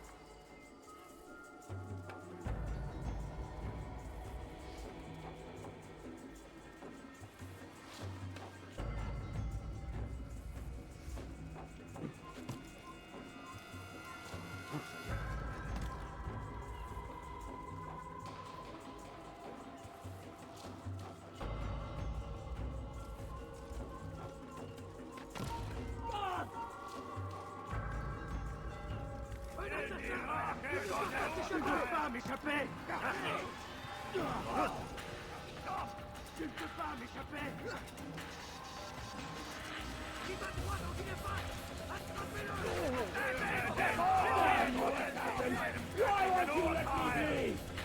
No,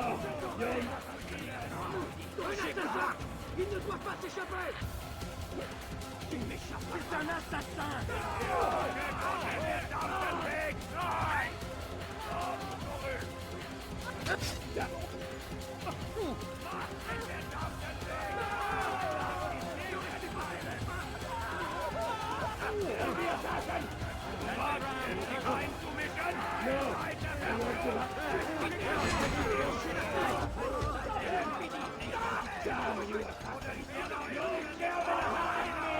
No, I won't give up my limb to I knew he'd come! God, don't let him die!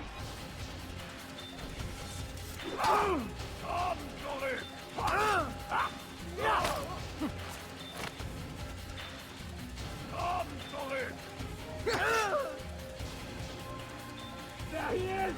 God, keep him away from me!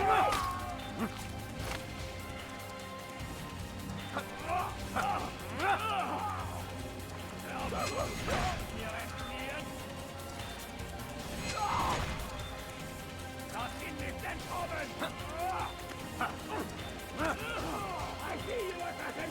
I will not die here! Not like this! God!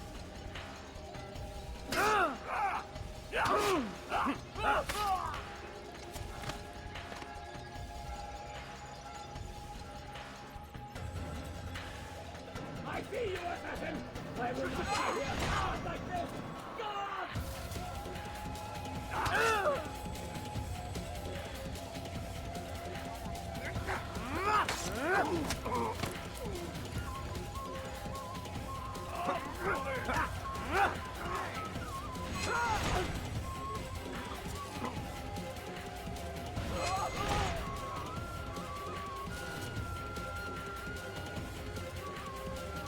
There he is! Stop! Get away from me!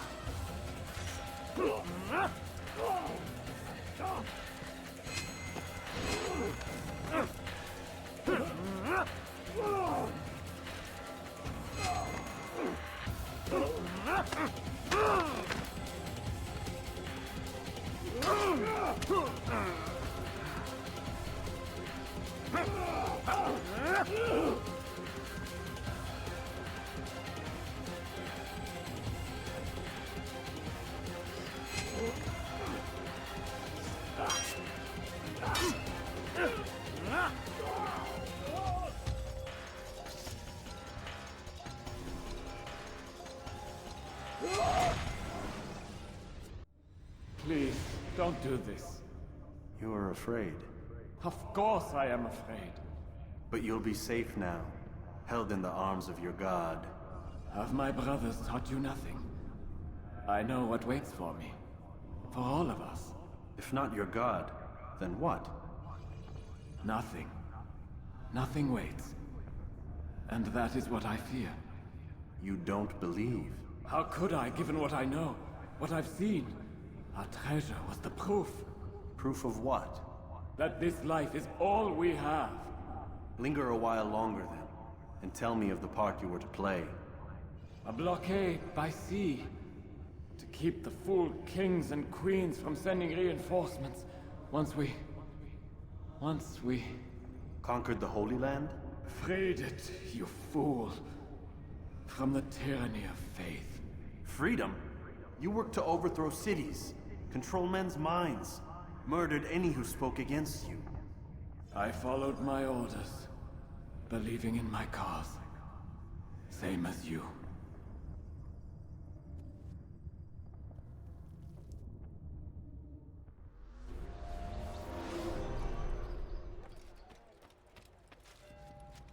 There we go.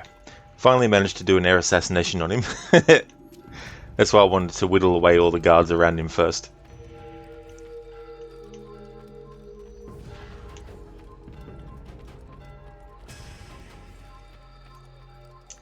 Stop the assassin! You won't get away from me!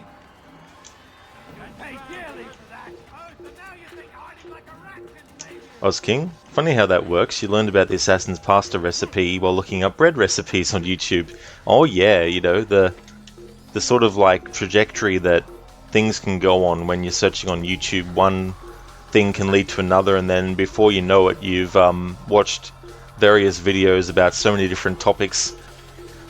He did Percenter, yeah. Sabrand is definitely one of those people that would have had to watch his blood pressure because of how angry he could actually get.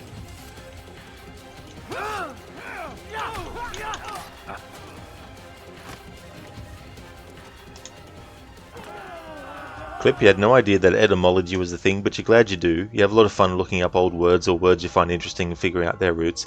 Absolutely, you know, like there's so many words that we just throw around and we don't really think about, okay, what was the origin of that word?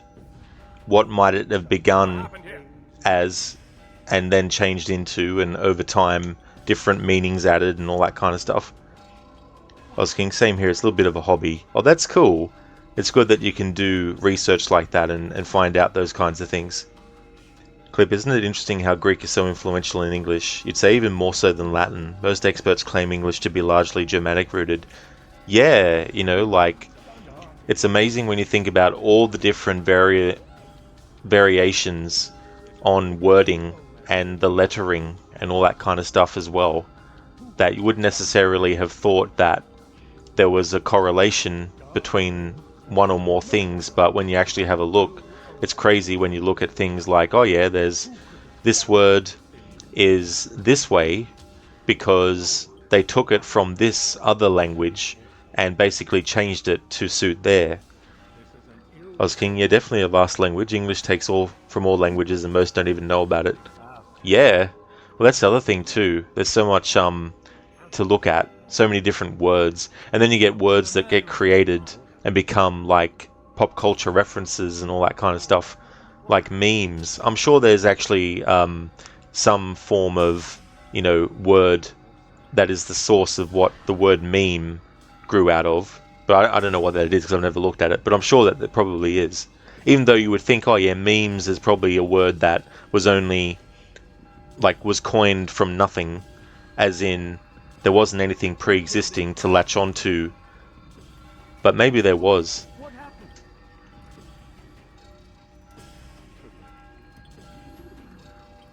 Altair, you've caused quite a stir. I've done as requested. Sabran's life is ended. So it is. So it is. You should ride for Masyaf and inform Al-Mualim of your success. Yes. I should return and speak to him. Of this and other things. Is everything all right, my friend? You seem distant. It's nothing, Rafik. Just a lot on my mind. Talk to me then. Let me help. I need to make sense of this myself first. But thank you for the offer. It is the men you kill, isn't it? You feel something for them. How? Ah, my friend. You are not meant to enjoy these grim tasks. Regret, uncertainty, sympathy. This is to be expected. I should not fear these feelings. You should embrace them. They are what keep you human. What if I'm wrong? What if these men are not meant to die? What if they mean well? Misguided, perhaps, but pure in motive. I am but a Rafik, Altair, and such things are beyond me. Perhaps Al-Mualim can help you to make sense of it. Yes, perhaps. Thank you, Rafik. It is my pleasure to have served with one as skilled as you.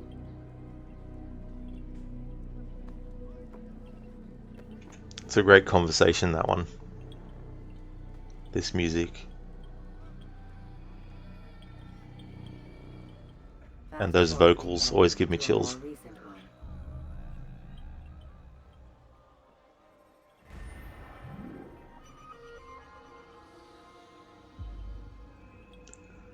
Clip. So meme is French and is notorious for having several meanings. It's almost an infinitive verb and changes depending on the sentence. Oh. Meme. Not a lot of time, Vic. Understand there's a narrow launch window. Wherever it's hidden, time to retrieve it. I'm working on it. And when it's done, He'll be taken care of. I want that progress report by tomorrow morning. I've got some work I need to do. So you've got the rest of the night to yourself.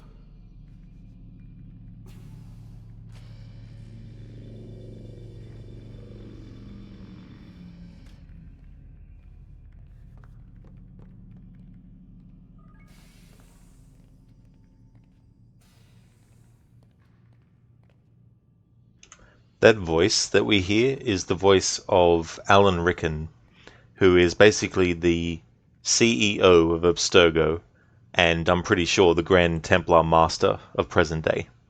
And in the movie that came out in 2016, and the present day of that movie also takes place in 2016, actor Jeremy Irons was actually cast in that role. In AC1, this game which is set in 2012, when we actually see Alan Rickon at the end of the game, he definitely doesn't look the kind of way that you would think Jeremy Irons would match. They're very, very different in stature and all that kind of stuff. But it's just one of those things where it's like, it's, you can forgive the difference. Like, I wouldn't have expected them to actually cast someone who looked like Alan Rickon does in the games. So it's definitely fine.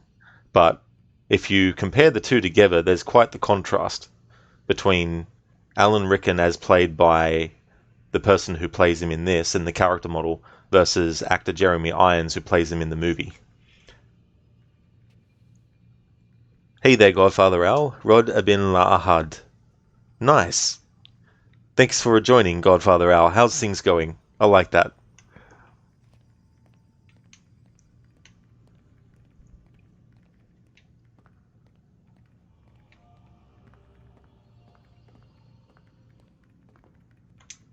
I think there's a problem with the Animus.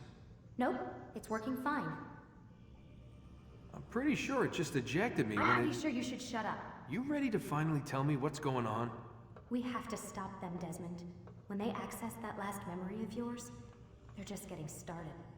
They want to change everything. The way we live, the way we think, the way we are.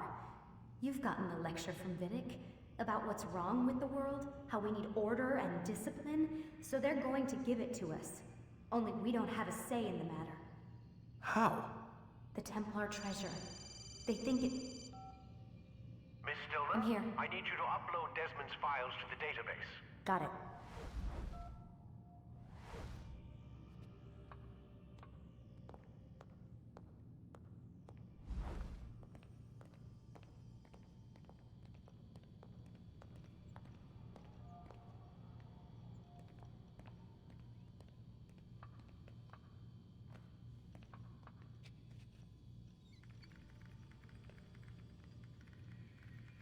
So what?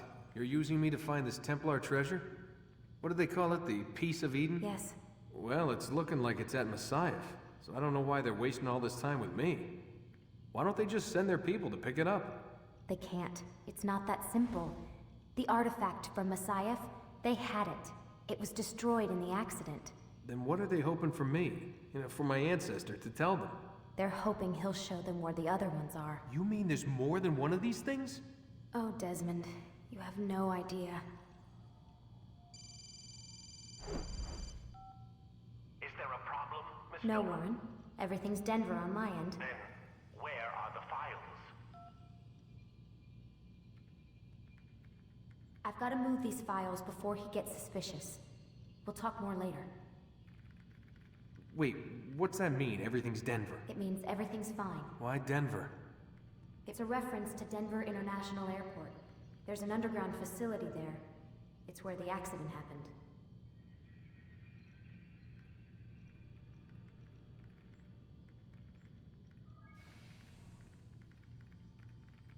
Aren't you tired? Hello, Schiller. Welcome on in, dude. It's going really good. It was funny, in Lucinda's stream yesterday when you asked me how I went with this game and I said I was in memory block 7. I don't know why I said that, because when I started this stream, I was like, oh, that's right. I was at memory block 5. So we just finished that, and here we are. How's things going with you? King, they're not wrong about that airport. Oh, really? Well, that's some kind of accuracy then to present time.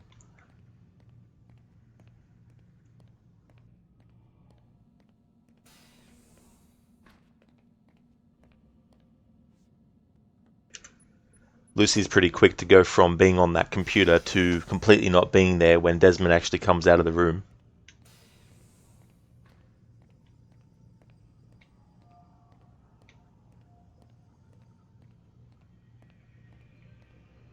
King, yeah, it was pretty hush-hush back then, considering that was in 2009. Yeah. 2009.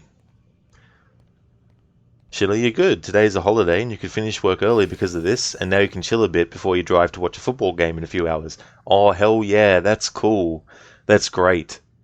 That's always good when you can actually finish early. That's excellent, dude.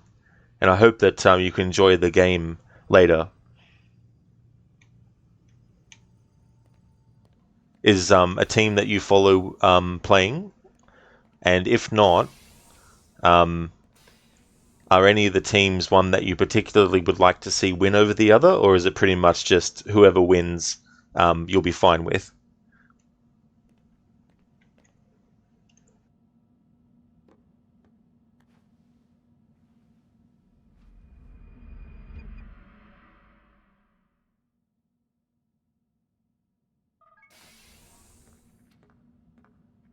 Time's wasting, Mr. Miles.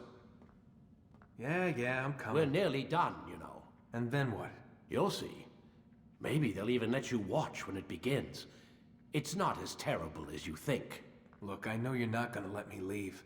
So why not tell me what's going on? Humor me. I'm not an idiot, Mr. Miles. I think you've already learned quite a bit. I don't know what you're talking about. Of course not. All right, let me ask you something else then. Yes? Some of the stuff I'm seeing in the Animus, sometimes it seems wrong.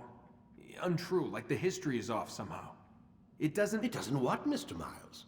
Match up with what you read on an online encyclopedia? What your high school history teacher taught you? Let me ask you something.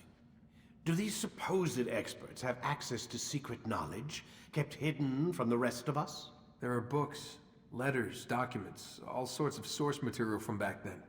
Some of it seems to contradict what the Animus is showing me. Anyone can write a book, and they can put whatever they want on its pages. Anything. Used to be, we thought the world was flat. Some people still do. Yes, and they publish books about it. Or that the moon landing was a hoax. I believe there's also a book claims the world was created in 7 days. A bestseller, too. Where's this going, Doc? The point, I suppose, is that you shouldn't trust everything you hear, everything you read. What's that your ancestors said? Nothing is true. Everything is permitted. Yes, exactly. It's part of what makes the Animus so spectacular. There's no room for misinterpretation. There's always room. Touché, Mr. Miles. Now that I've answered your question, can we begin?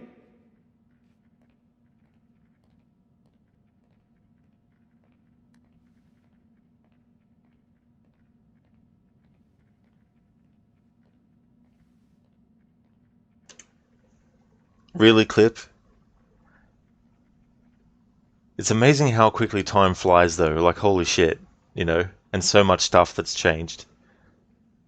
Sheila, it's Borussia Dortmund. You have season tickets for them. It's the first leg of the Champions League semi-final against Paris. You hope Dortmund wins. All good. Well, hopefully they do. I mean, I've got no stake in it myself. But I do hope that your team will actually win that, Sheila.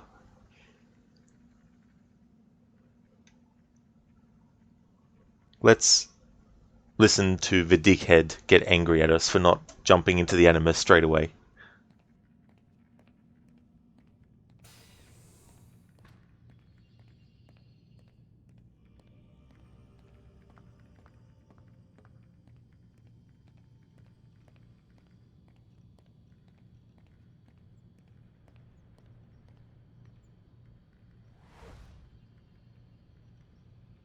What's this? He doesn't have his cup of coffee. What's going on, Vidic?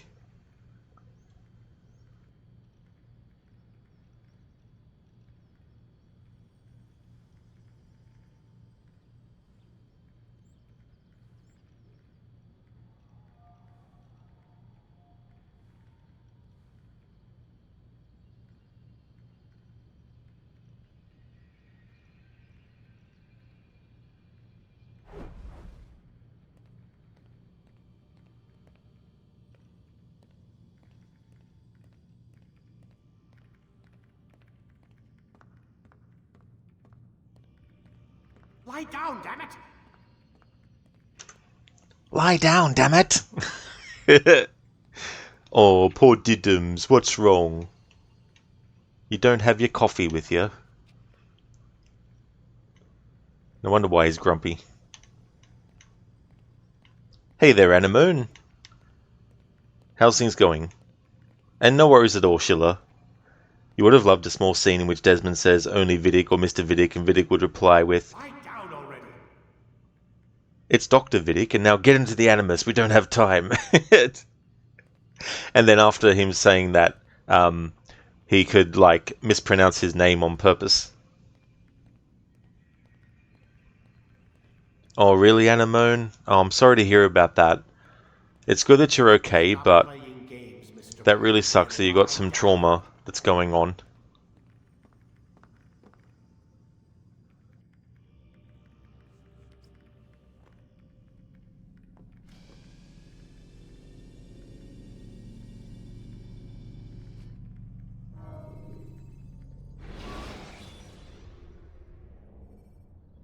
When you have been exposed to the guards, break their line of sight and try to... Come in, my student.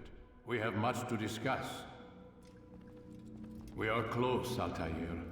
Robert de Sable is now all that stands between us and victory. It is his mouth gives the orders. His hand pays the gold.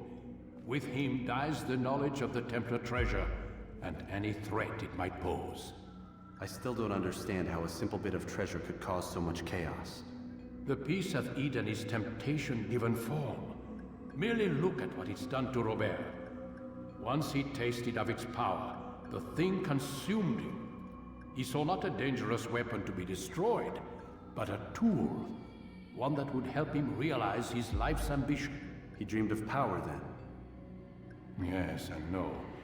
He dreamed and still dreams. Like us, of peace. But this is a man who sought to see the Holy Land consumed by war. No, Altair. How can you not see when you're the one that opened my eyes to this? What do you mean? What do he and his followers want? A world in which all men are united. I do not despise his goal. I share it. But I take issue with the means. Peace is something to be learned, to be understood, to be embraced. He would force it. And rob us of our free will in the process. Strange, to think of him in this way. Never harbor hate for your victims, Altair.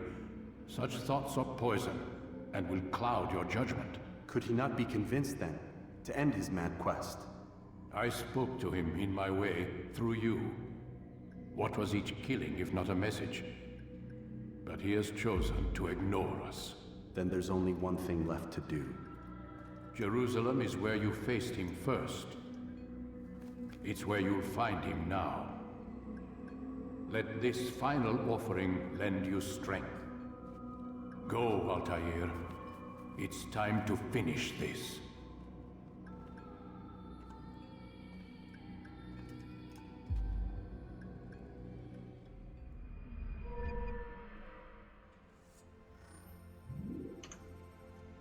New ability gain sword expertise, damage, and extra throwing knives. Anemone, now you're doing right. Home chores. Ah, yeah. Well, I hope that goes well. You know, that you're able to get that done.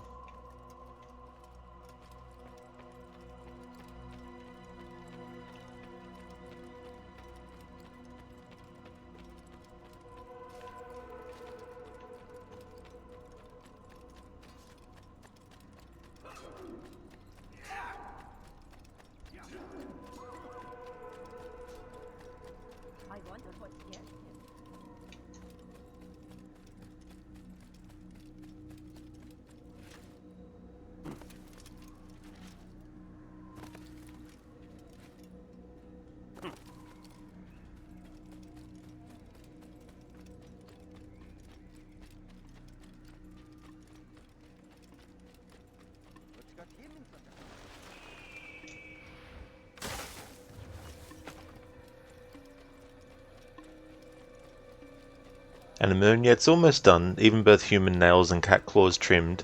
Cat wasn't much for it doing laundry now. Oh, I could definitely understand. That's for sure. I'm sure that it can be difficult to clip the claws of a cat. I mean, I've never had to do it myself, but just like other sort of situations where animals really are just, you know, not wanting to take a bath or something, you know, the animals that are like, no, I don't want to be washed. I don't want to get washed. And yeah, it's like, why are you doing this to me, human? I will not stand for this.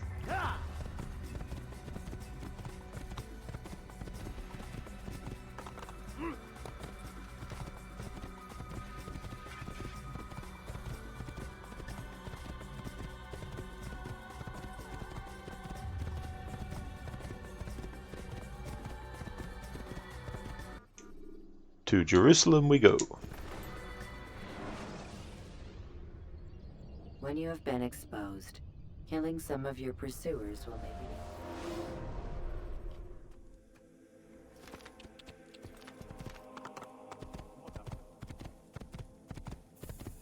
Good.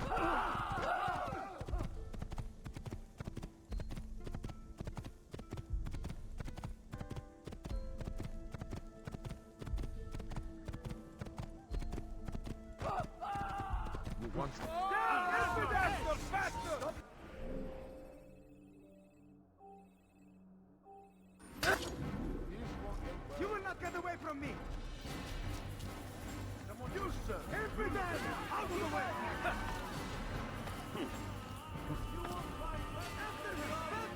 Come see what I have to offer. Everything's new. Everything's perfectly right. Get him! Get him!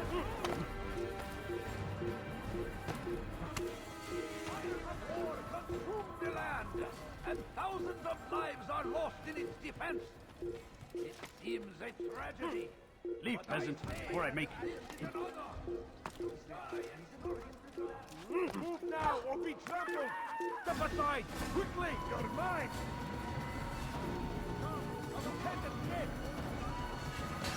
Stay for your sin! You'll never get away!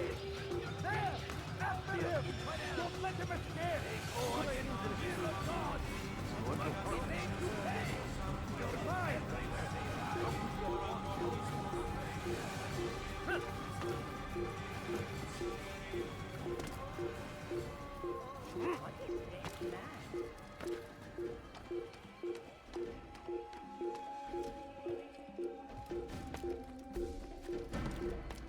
You have no business here.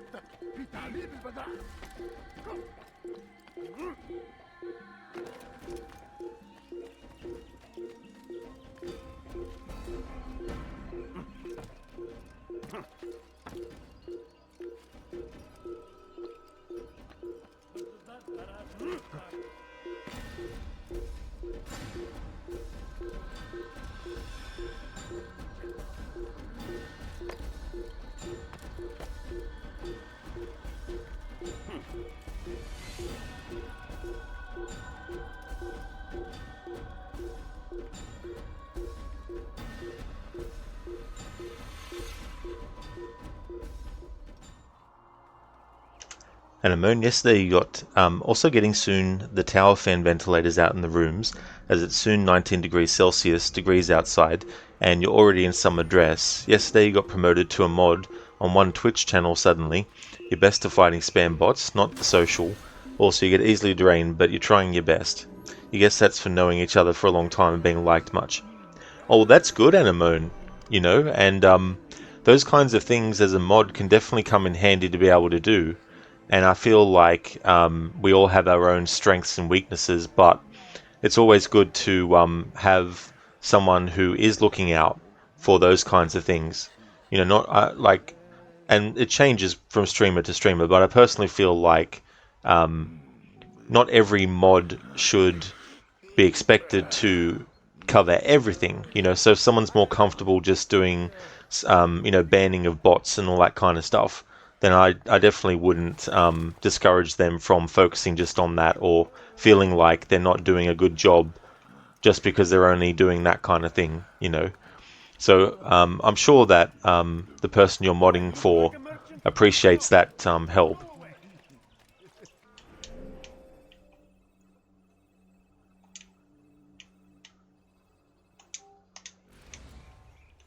Hey there, Raid. Welcome on in. Well, it's a bit of a combination of winning and losing. We've won some, and we've lost some, but overall, because we're getting closer to the end of the game, I guess you could say that it's more of a winning thing overall.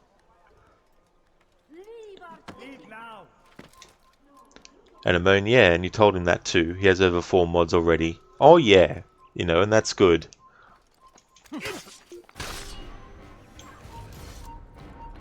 He's like, infidel.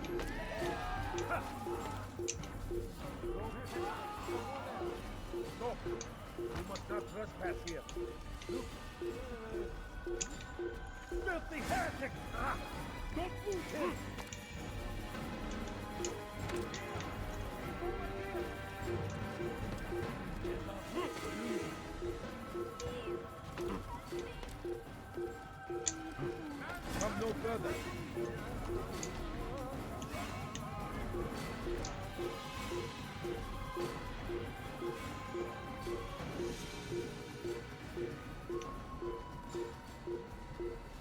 Anemone, he's from Florida. Oh yeah.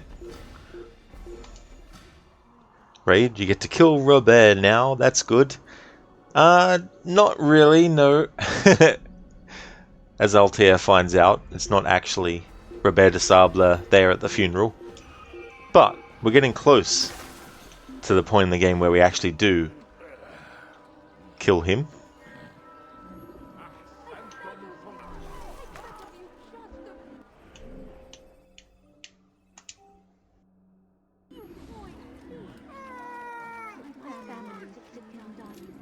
Could you spare a few coins?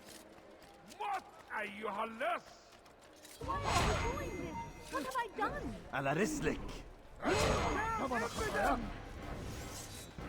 have your head!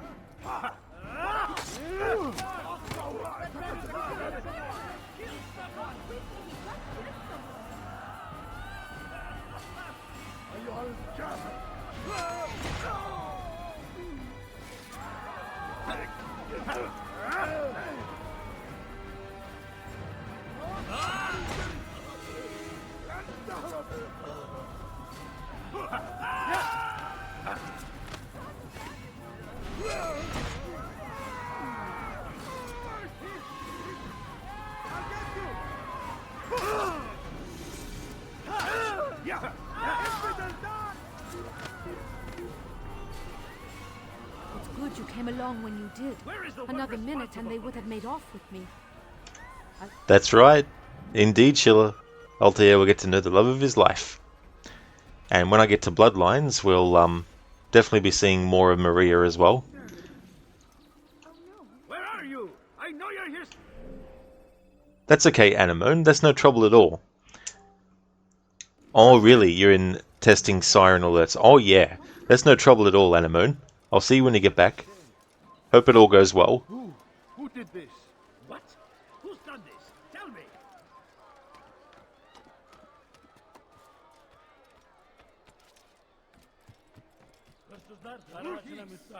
Often spoke of, never acted upon. But today is different. Crusader knights walk the streets of Jerusalem, and not in occupation. There is no evil in their hearts. And so we must seize this opportunity. Begin a dialogue, make amends. Together, we might finally bring truth to the ever-ephemeral promise of peace. People of Jerusalem, we stand upon a threshold.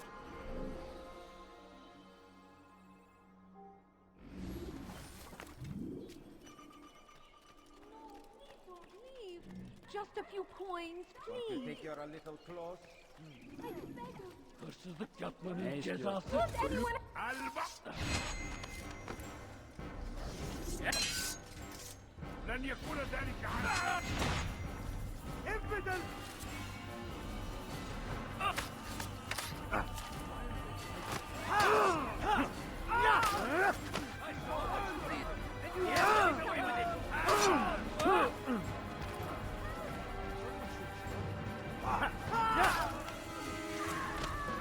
We have drawn lines across the land. Thank you. Thank you. I'll find a way to repay this kindness, I swear it. Because of this. But now we are...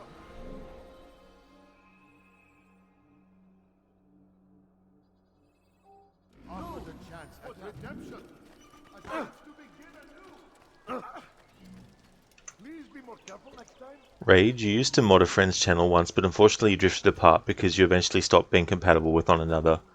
Oh yeah, you know, it can be a shame when that happens, but, you know, sometimes things just naturally get to like a head or a close as well. What got him? Please, can't you spare something? I'm poor and sick and hungry. Evvelki sefer elimizden kurtuldu. Bu sefer kaçmasına izin vermiyorum. Çekil önüm.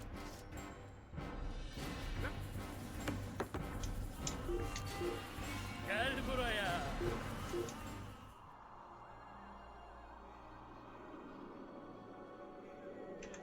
Rage, you're not on bad terms or anything, but you just don't have anything to talk about anymore. I see, Raid, yeah. Well, that's good, though. It's good that it's not because of any sort of, like, you know, bad falling out or anything like that.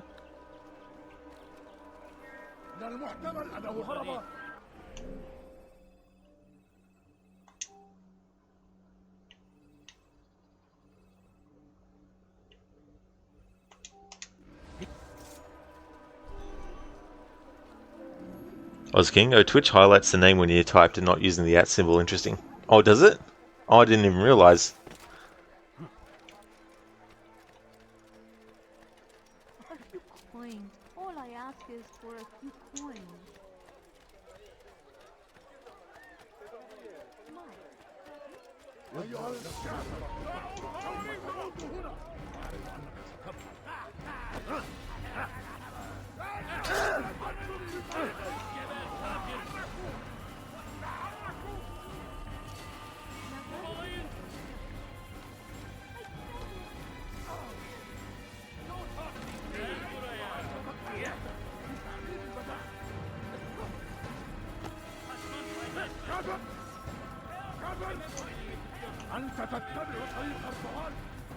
Away we come no further.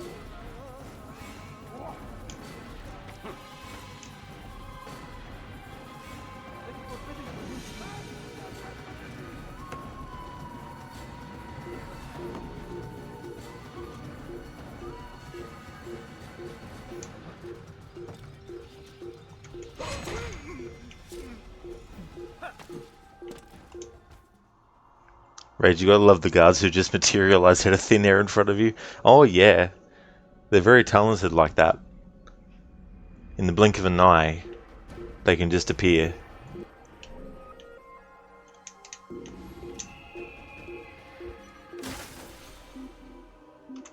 Ozking, at least in AC we can say it's the Animus glitching. In others, not so much. That's true. That can only go so far in some of the games.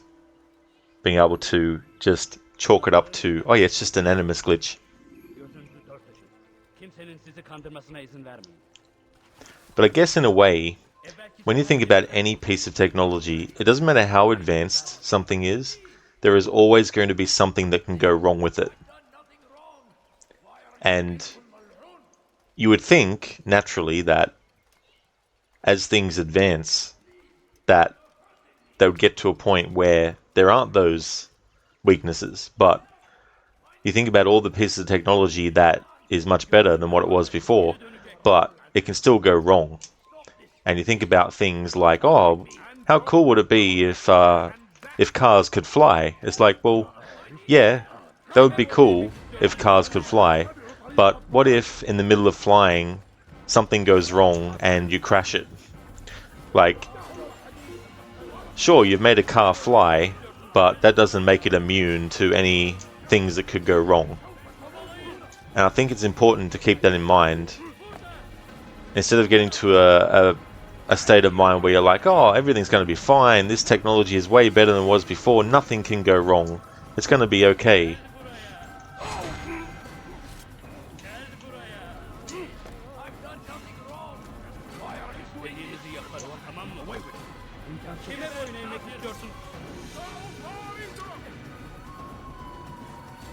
Kime boyun eğmek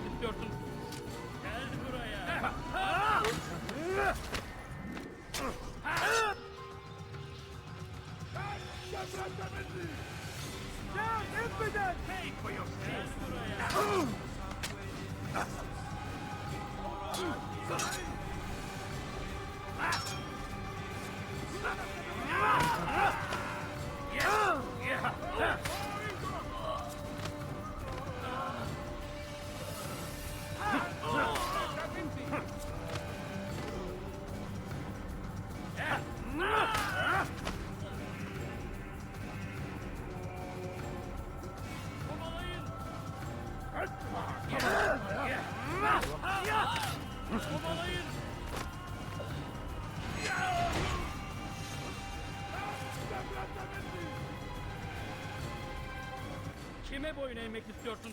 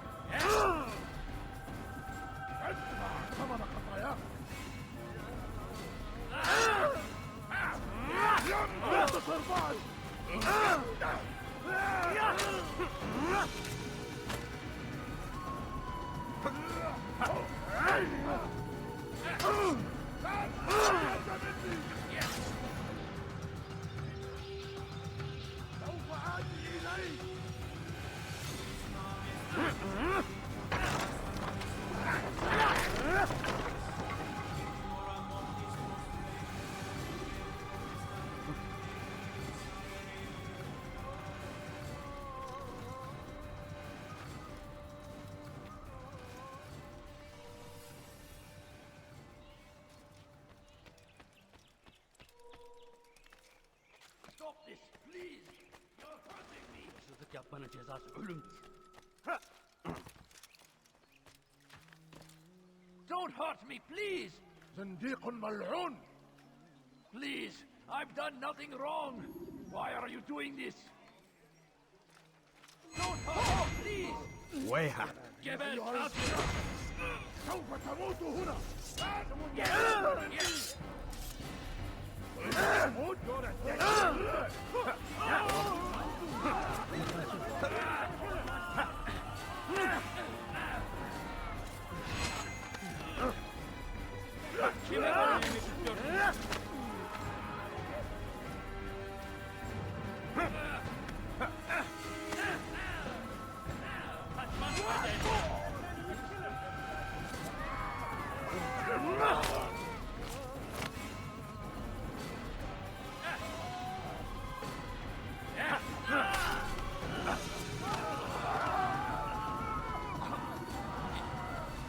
Over here.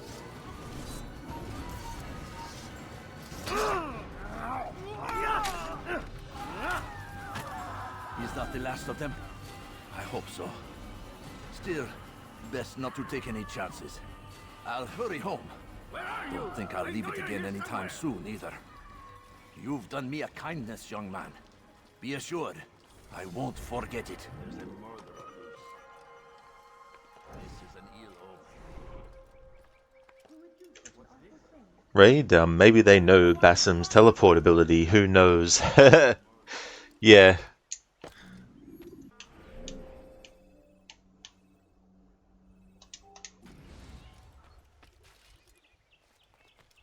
Yeah, that's an example of where I don't think saying it's an animus thing cuts it as an explanation. There's a murderer loose.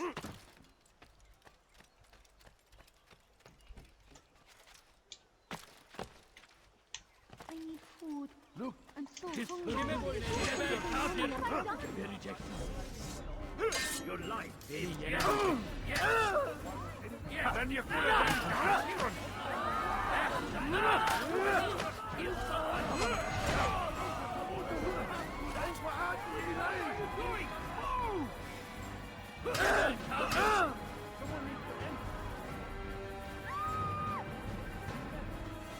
تريد أن تموت؟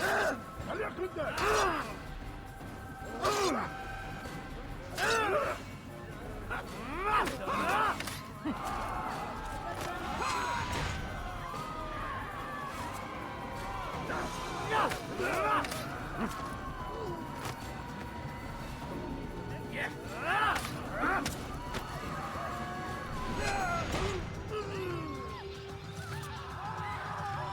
It's good you came along when you did. Another minute and they would have made off with me. I owe you my freedom, sir. What? Who's done this?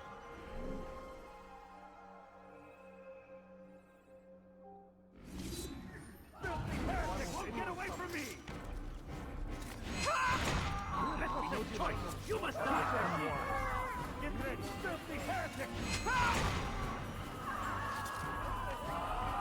How they come? Remember the plan. Run, quickly! He's killed someone! You're in my way! Step aside! Quickly! He won't get away!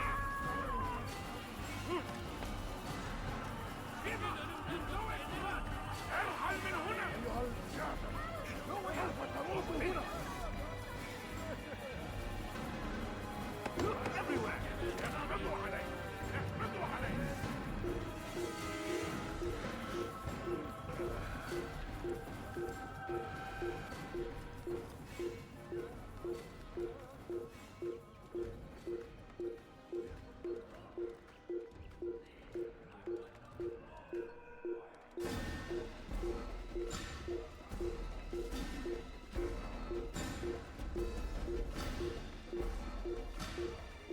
You have no business here. Leave. You are not supposed to be here. Leave. I need help. Please, anyone. أيها الرجل المحتمل أنه هرب. من المدينة. Let's look somewhere else. You're hurting me.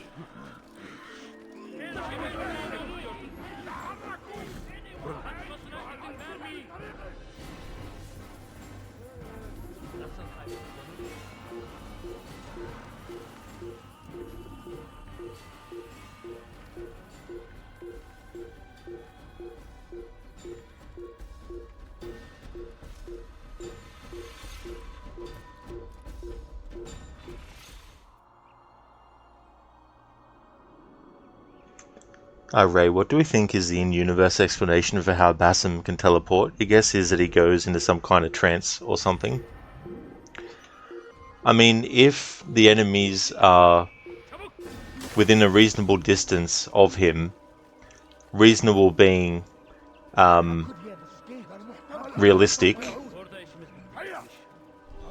without interacting with any other part of the environment while moving towards the next target, then I feel like no matter how quick Basim actually is, he's not quick enough to make the eye think he's teleported meters from one point to another. Not saying that he's not fast, but the fact that he is... the fact that he's got Loki, or he's reborn, or Loki is reborn as him, doesn't grant him superpowers. Otherwise, all the characters who have Isu DNA in them would have the same ability. Like Altair, Ezio, Xiao Jun, you know, all the characters would be able to do that kind of stuff. That's why I feel like what they should have gone with instead was a system like the Fear Takedown in Batman Arkham Knight, where the enemies, when Batman goes from one to the next, he's still actually physically interacting with the environment while doing it. He's not levitating above the ground and teleporting from one position to another, you know, that kind of stuff.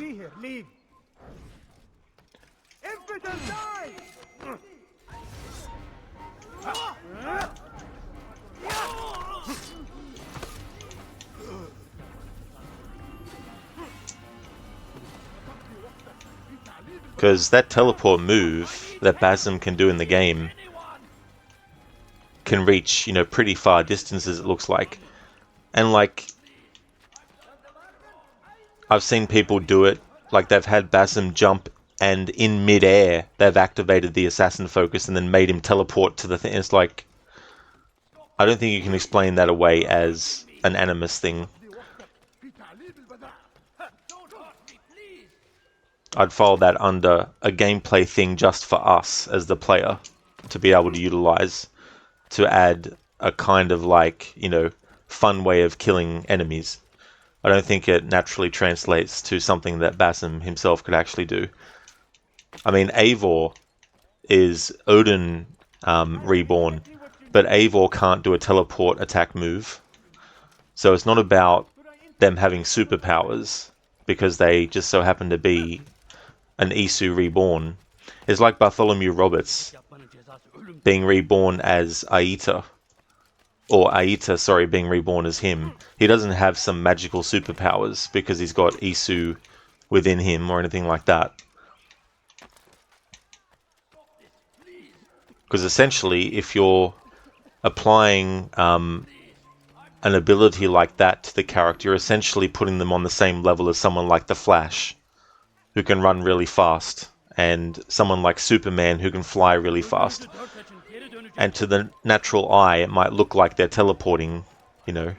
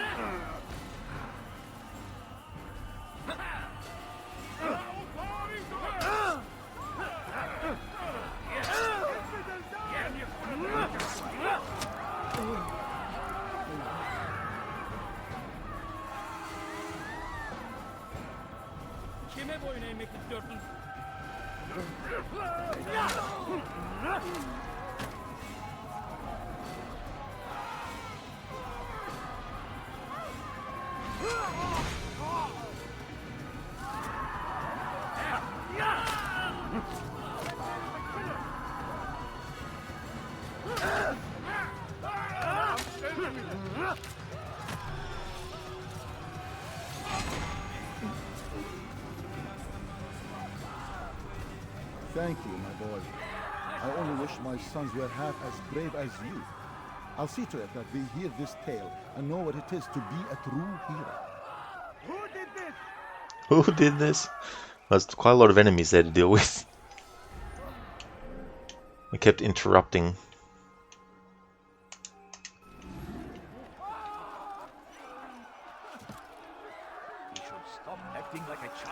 Right, like he doesn't actually teleport, he just goes really fast, but we just see it as teleporting. Yeah.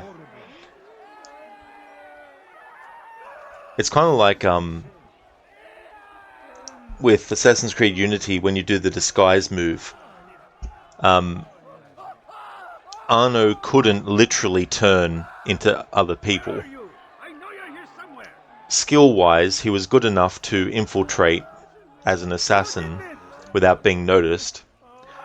But in terms of like showing him change into someone else, it's just kind of like a way to give the player some kind of visual indication that they've actually used the disguise properly, that it's actually working.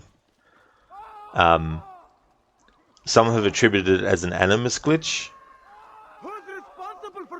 but there's only so much you can attribute to something like that, because it starts to become a lazy crutch of an excuse for why things happen.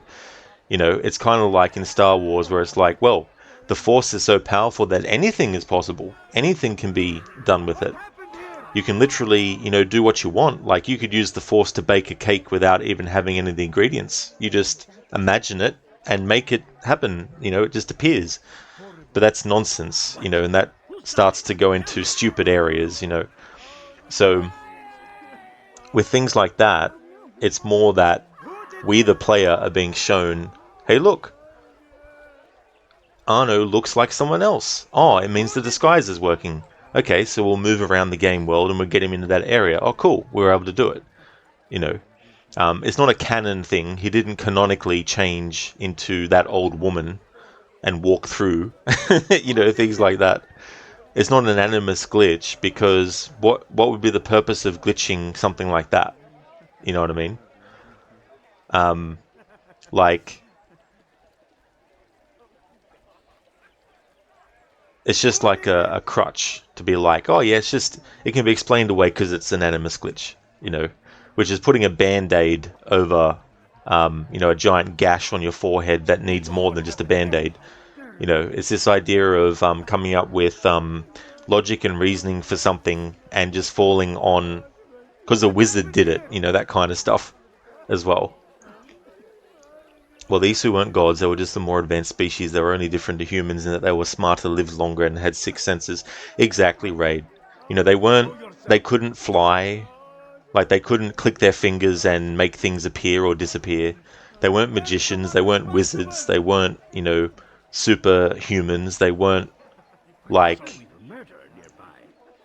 as I was saying, you know, superheroes like, you know, The Flash, Wonder Woman, Superman. They weren't like that. You know, they weren't anything like that. It was all technology based as well. Like, they had more senses, and when they created humans, they made sure that the majority of humans didn't have that 6th sense. Obviously, there were some exceptions where that didn't end up happening, but they definitely weren't gods or anything like that. It's kind of like, imagine if you went back in time and you showed someone your mobile phone. The person seeing that in a time period that they'd be like, what's this? And if you made sound come out of it, they'd be like, what? You know, they'd have no way to comprehend what you're actually showing them. they wouldn't know that it's a piece of technology. They would think that you were using magic, you know. So that's why the Isu are called gods by some, not because they literally were, but because the people in those time periods didn't know any better and didn't know the concept of technology. You know, so it's all about perspective and that kind of stuff. And it's that perspective difference that gets confused in the series by some people, because they're like, oh, well, you know, they were gods and goddesses. It's like, no, they weren't. They were just a race of beings that had an extra sense of perception that humans, you know, don't have, generally. Yeah, Ray, that was a good way of hiding in plain sight. Like, they're all looking for Altair. That NPC's like sitting on the bench with their whole body. Sheila Arno is almost as good as Freddie Eberline in playing dress up. That's true. It's so funny, those scenarios in Syndicate with Aberline. I mean. Right, they had technology that allowed them to teleport, but they themselves didn't have superpowers, or at least not by default. Yeah, I mean, you could say that they do have tech to make them teleport, but when you apply that to Basim, he doesn't have any technology on him or inside of him that would allow that.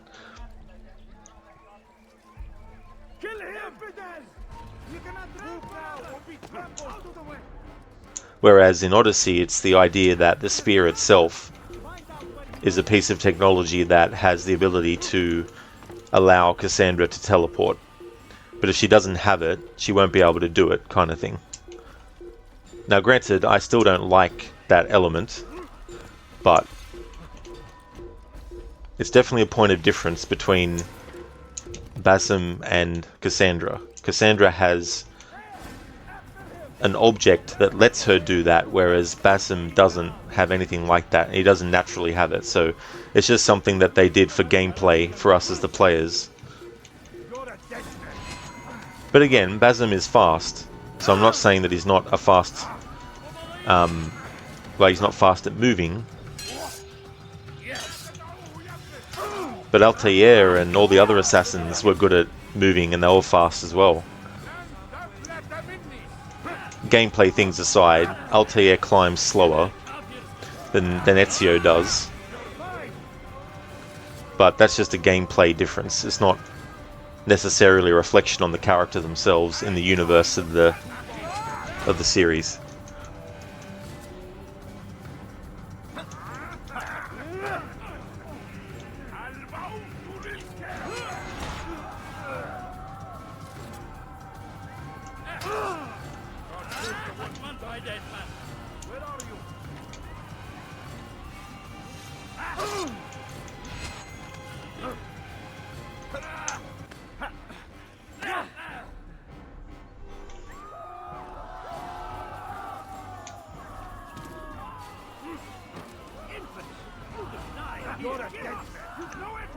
There's so many enemies that just interrupt everything in this in these later stages of the story.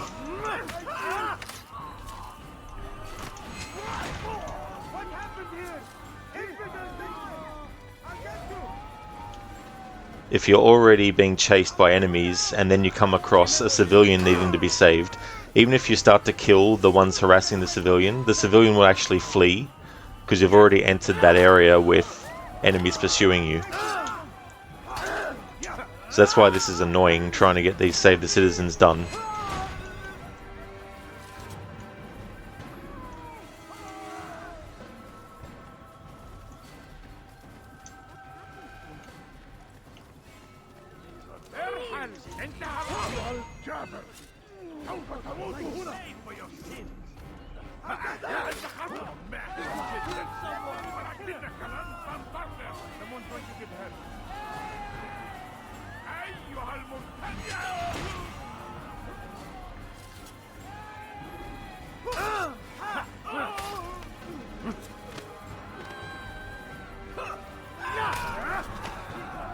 Praise God, you've saved me. All the city will know of your sacrifice.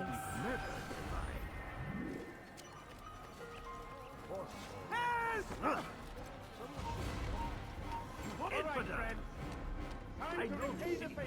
I will find you. You have no business having no choice. You must die. Right, she's doing wall sits. Shilla, but maybe Arno got superpowers as Lorenzo de' Medici fell into him and Giovanni Auditore got him out. Yeah, considering Arno is also, isn't it Italian for river?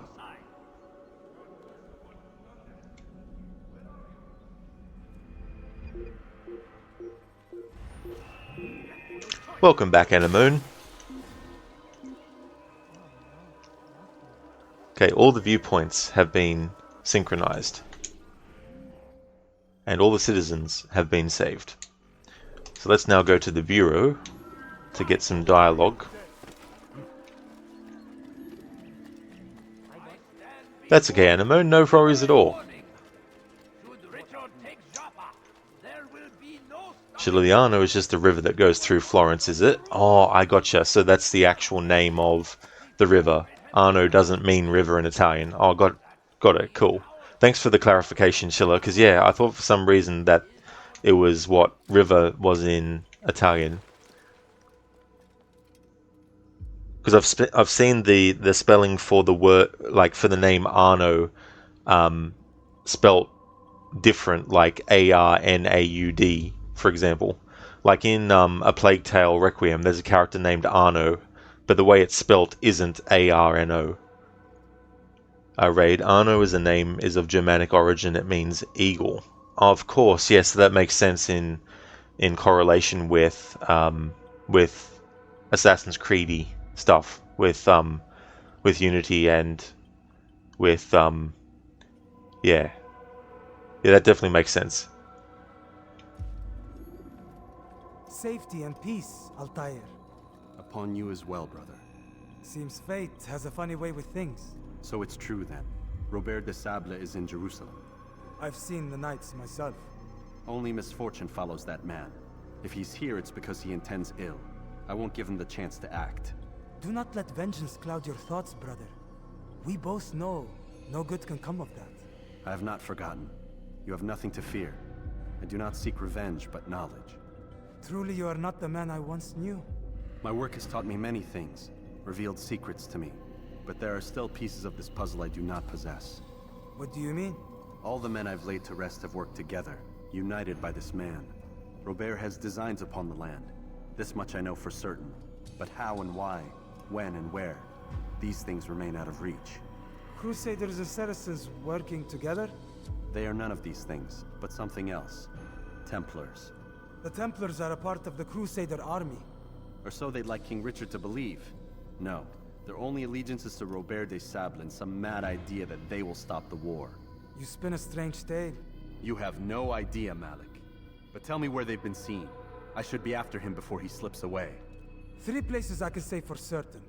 West of here, near both a guard tower and a hospital. And to the southwest, at the Church of the Holy Sepulchre. See what you can learn. I will do the same. I'll be quick as I can. Stay safe, my friend.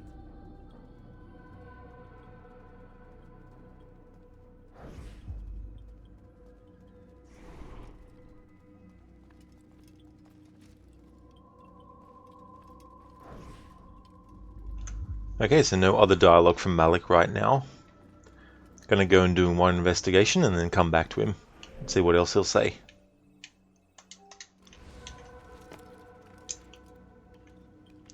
That's right, Oz King, yeah, Aguilar means eagle also. Altair also has an etymological meaning of eagle. That's right, yeah. Yeah, it's really cool, you know, and I like how they worked all that kind of stuff into it, and how every viewpoint has an eagle circling around it. And the robes of the assassin is actually designed in such a way that when the assassin is on a perch, it makes their robe look very much like an eagle's wings in a certain pose, and the hood having a beak.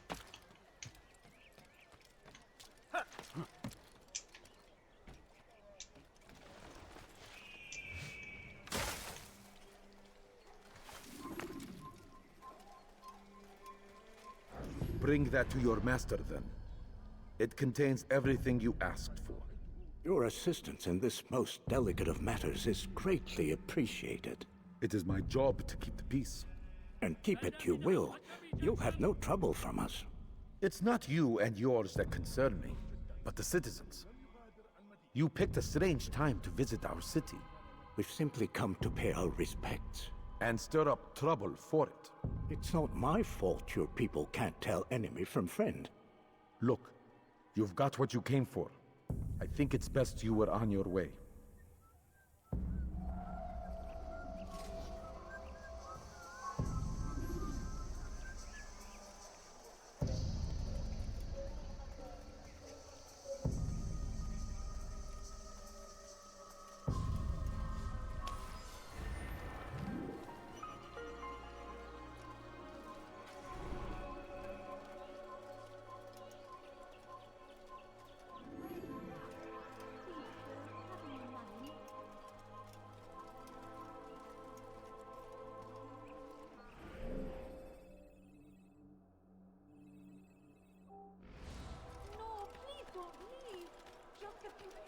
Bother someone else.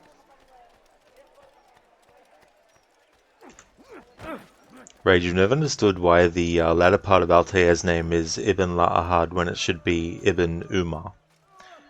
Yeah, I wonder, I'm not sure, because obviously Umar is Altair's father's name. Unless after his father died,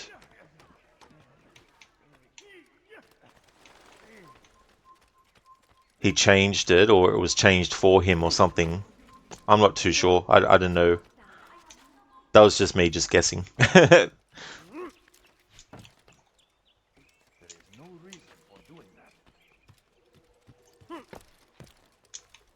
Oz King, what about the A symbol? Yeah, so what Schiller says is how the actual... Oh, I've never been able to do that vault that I just did.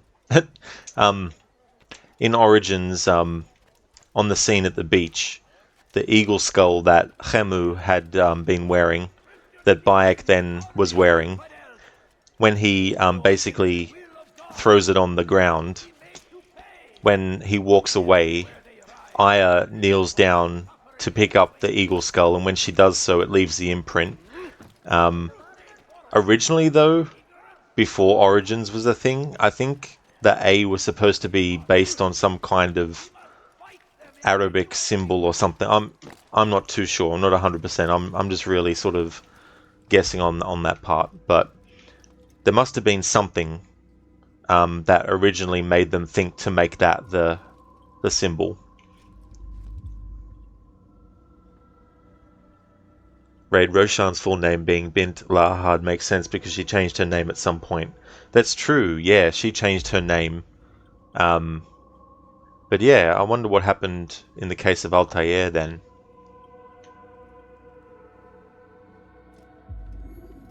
Brother, have you found him? No, not yet. And what of your efforts? He's still here, that much I know. Where he's hiding and what he plans, these remain mysteries to me. I'll continue my search then. Fortune favor you.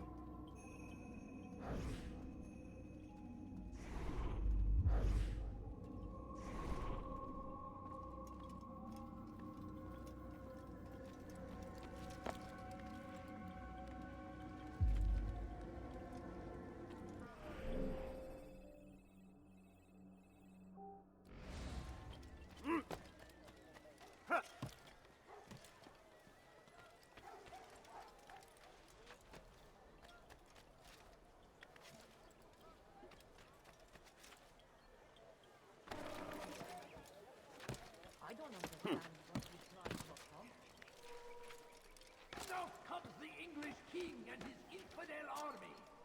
They lead horror. What is he doing?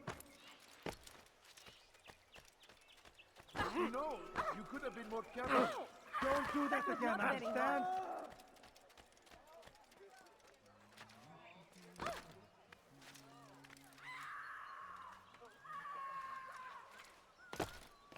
Strange, I've never seen someone do that before.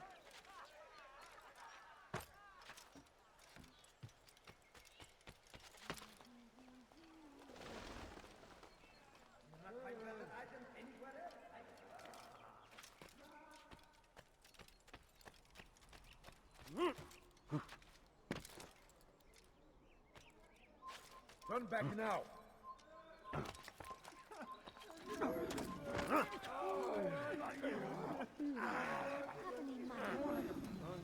Take the map I've given you and see that the guards are placed accordingly.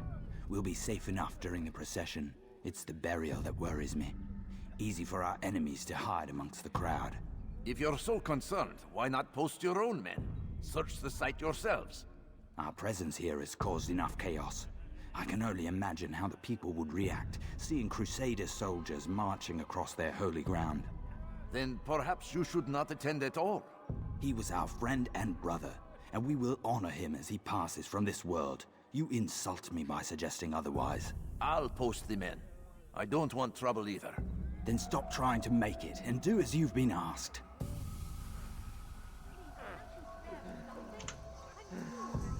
King, wow, you just looked it up. The underside of the eagle's head is literally an A. Oh yeah. I thought it was quite creative how they did that in Origins. Ray, do you remember seeing somewhere the creator of the Assassin's Creed symbol claiming they wanted to make a symbol that would fit into both ancient and modern times? There's a video on somewhere on YouTube showcasing the process the artist took in making the assassin symbol.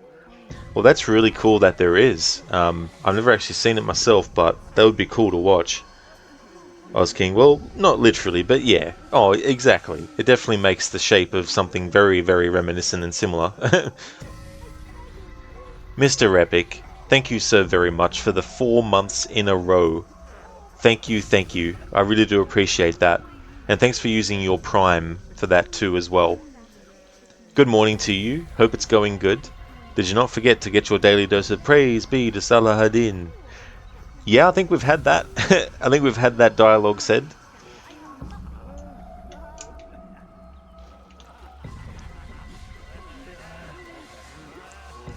So this target has definitely gone a fair way out. So I have to be careful here.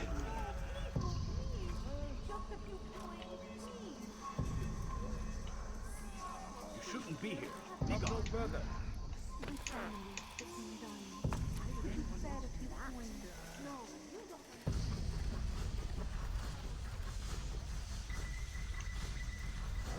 No, you don't understand. I have nothing. No, please don't leave.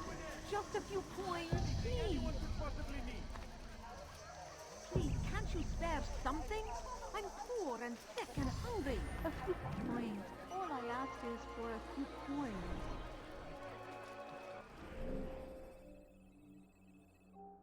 Please, don't have any money. What is it that you want?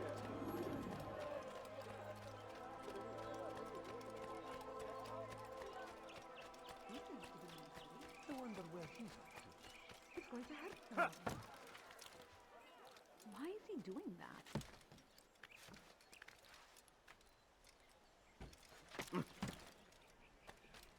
Curse him! Curse the Christian king and his army of infidels!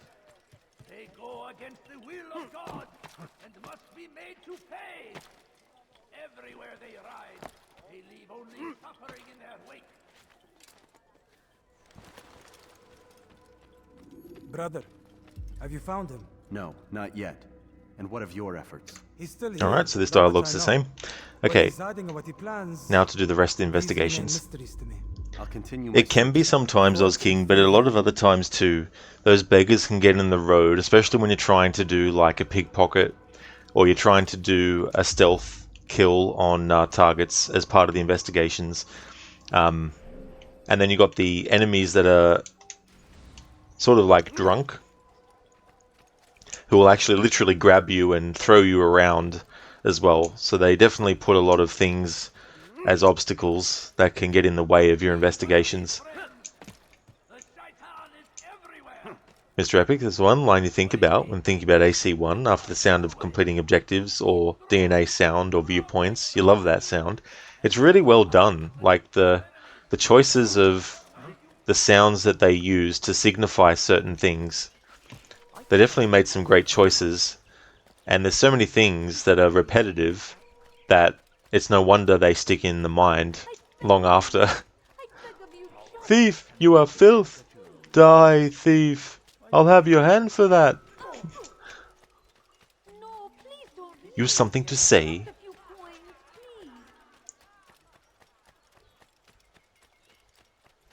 Ignorance, violence, madness.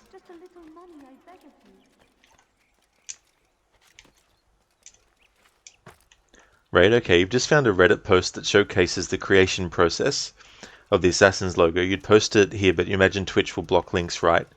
Yeah, if you don't mind, you can definitely send a whisper through, and then I'll be able to post the link in chat.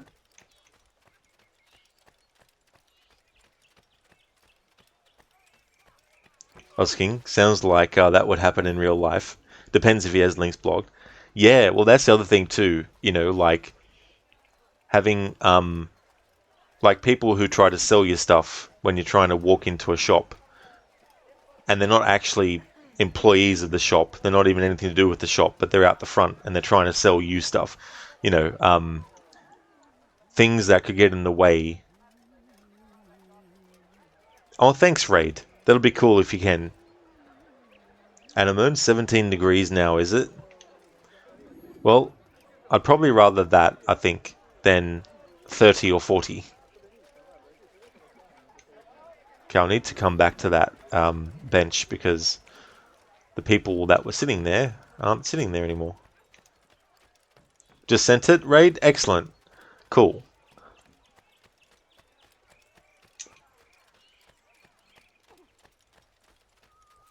Hey there, are they?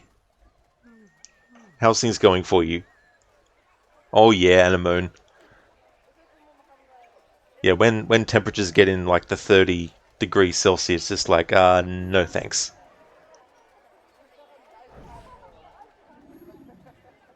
Did you see them? No, but I've heard the whispers. Is it true? Crusader Knights in Jerusalem? It is. And? Different from the others. Finely dressed and bearing expensive gifts. We should relieve them of this burden. They've made camp near David's citadel, close to the cemetery. To attend the funeral? So it seems. Then let us visit their camp while they pay their respects.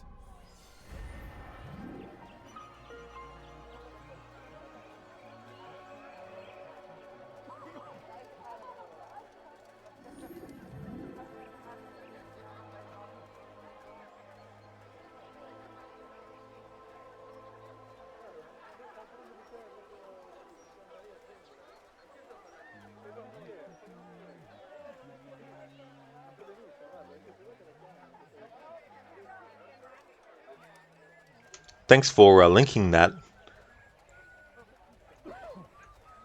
Cheers, Raid. We are they? Yeah. Well, the quote-unquote Robert de Sable assassination, where Maria pretends to be him.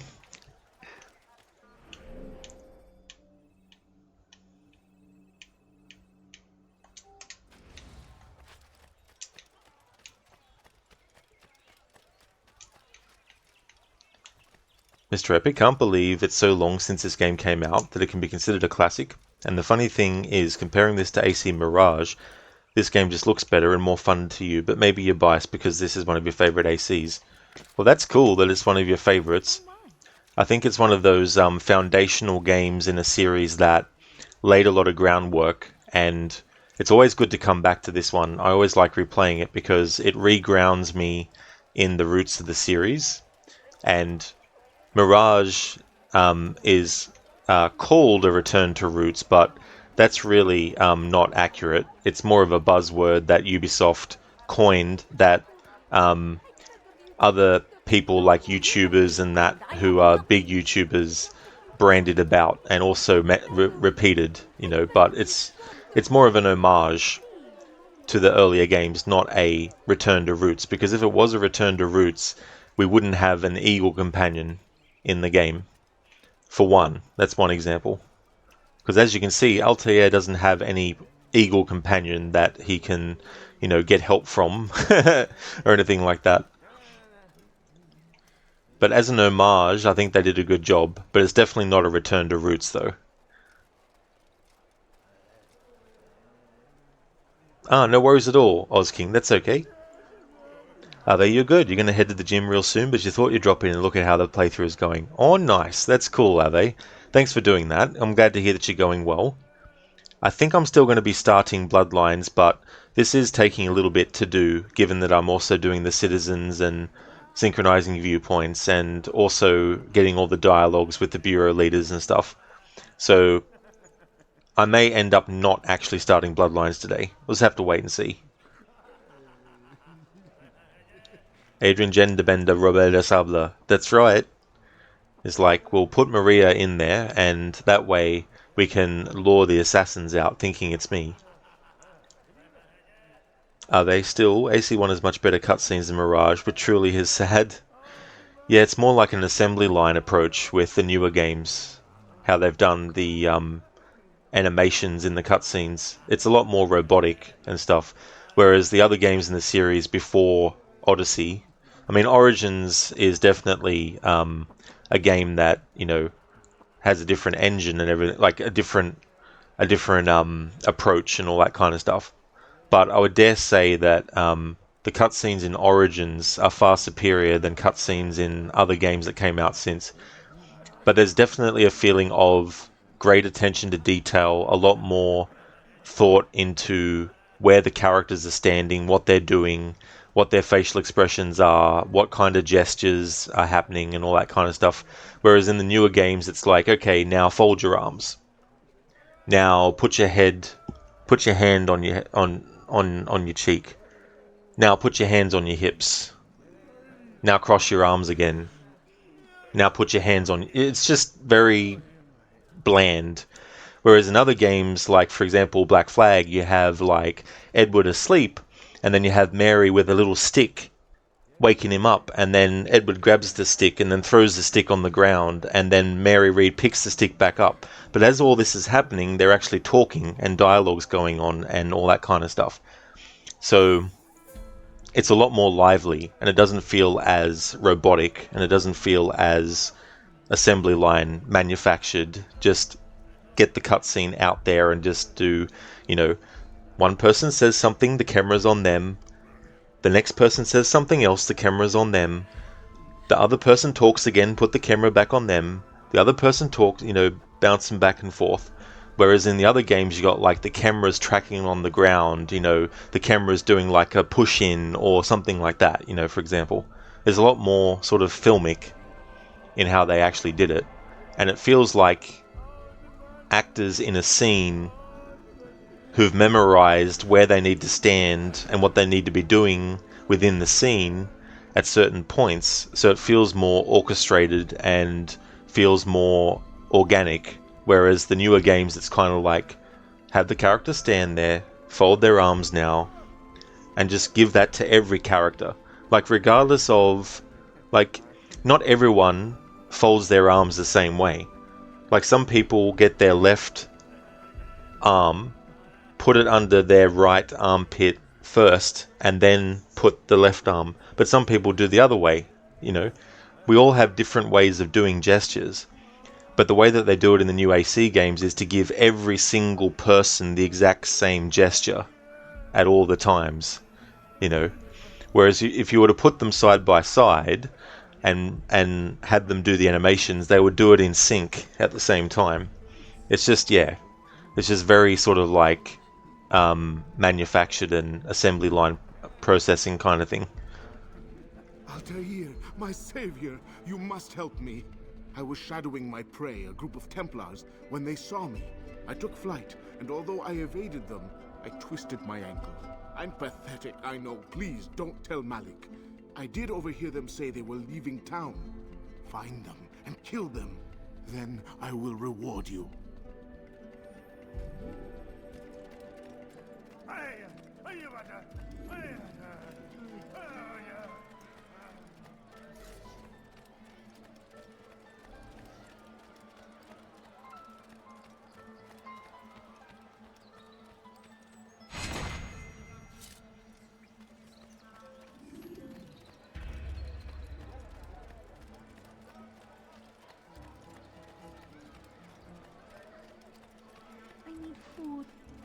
so hungry.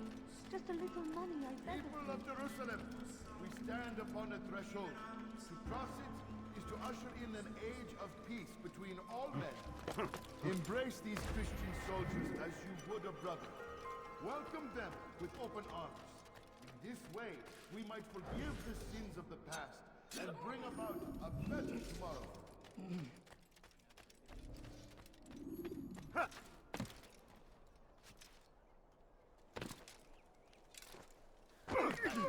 I am forever grateful. Malik would never have forgiven me. Here's what I know about the burial of Majd. Reaching Robert might prove difficult, given the number of guards around. You should befriend some scholars to approach him. That shouldn't be a problem for someone of your skill.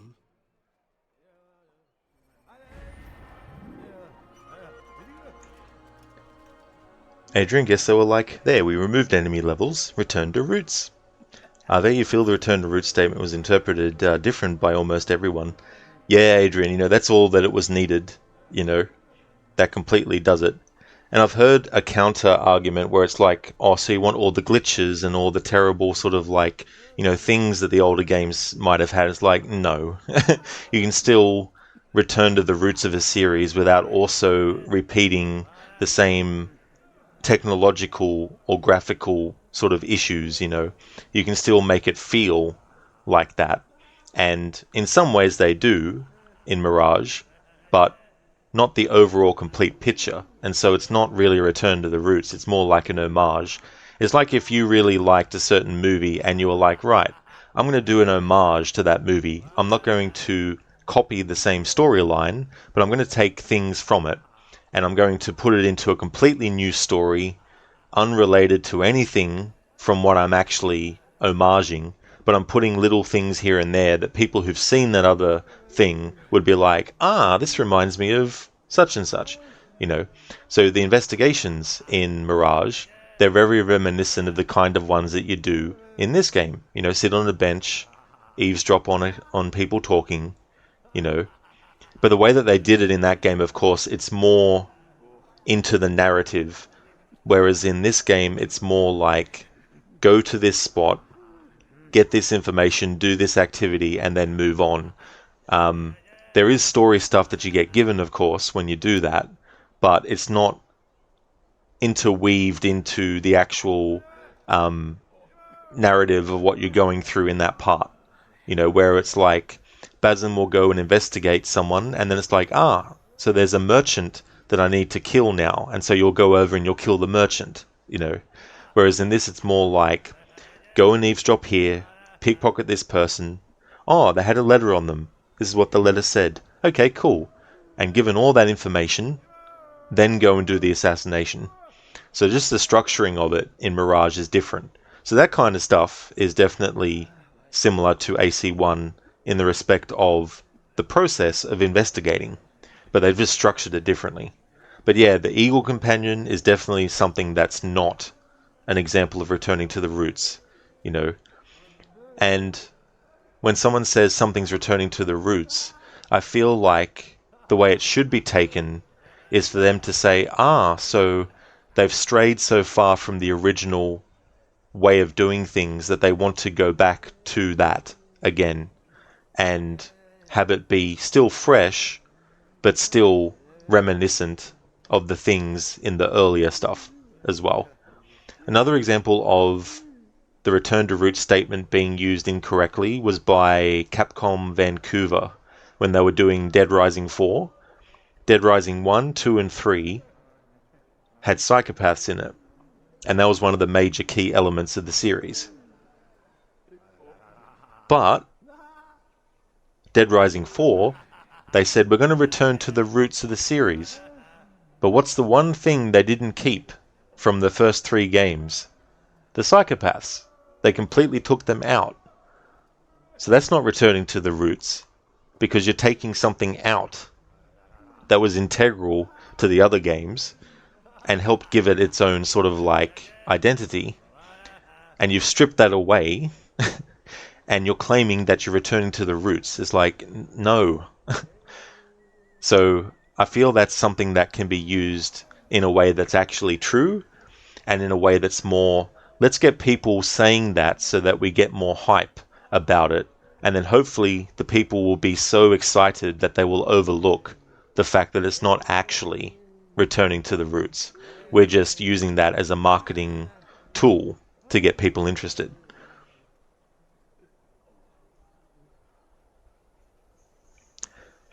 Okay, I need to click off the Xbox app window, so it's going to throw a message up on there, just so I can scroll back up to see where I'm up to in chat. But you make a good point, are they? You know, it definitely can be interpreted differently, you know, by different people as well. Adrian, it's just that enemy levels and RPG ACs feel kind of arbitrary to you. Example, what makes a level 50 guard more special than a level 5 guard? In something like a fantasy RPG, you understand why a wolf is level 5 and a dragon is level 50. Well, that's true too, you know. I mean, you obviously have games where you see them use some kind of leveling system. Unity, for example, has a kind of one. It's not as large scale, of course, because you only have 5 levels, essentially. And in Syndicate, you have like, what, 10, 11 levels? It's not until Origins that they're like, right, we're going to give you heaps of levels that you can level up to, and have it be where, you have to upgrade the Hidden Blade to be more powerful, to take on enemies at a higher level, to actually kill them with one hit. Whereas in all the other games before, you didn't have to worry about that. As long as you got to the target without being detected, you could basically use the Hidden Blade and kill them in one hit. There was no, Ezio needs to upgrade his Hidden Blade so that he can actually kill, you know, a brute or anything like that. You didn't have to worry about that.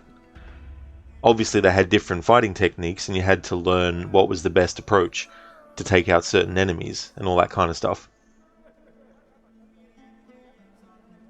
Though you thought Roots, as in a story about an assassin set in the Middle East, focused on stealth and parkour, which we kind of got, then there is you who interpreted it as something else. You understand what I'm saying?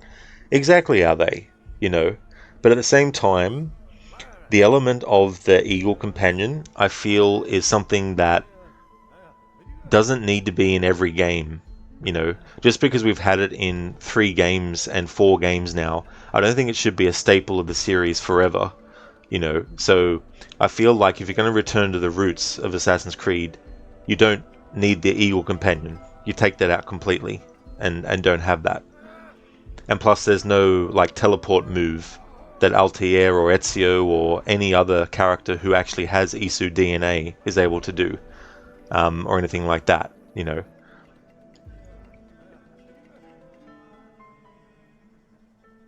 And they're important things, you know, if you're going to return to the roots of it.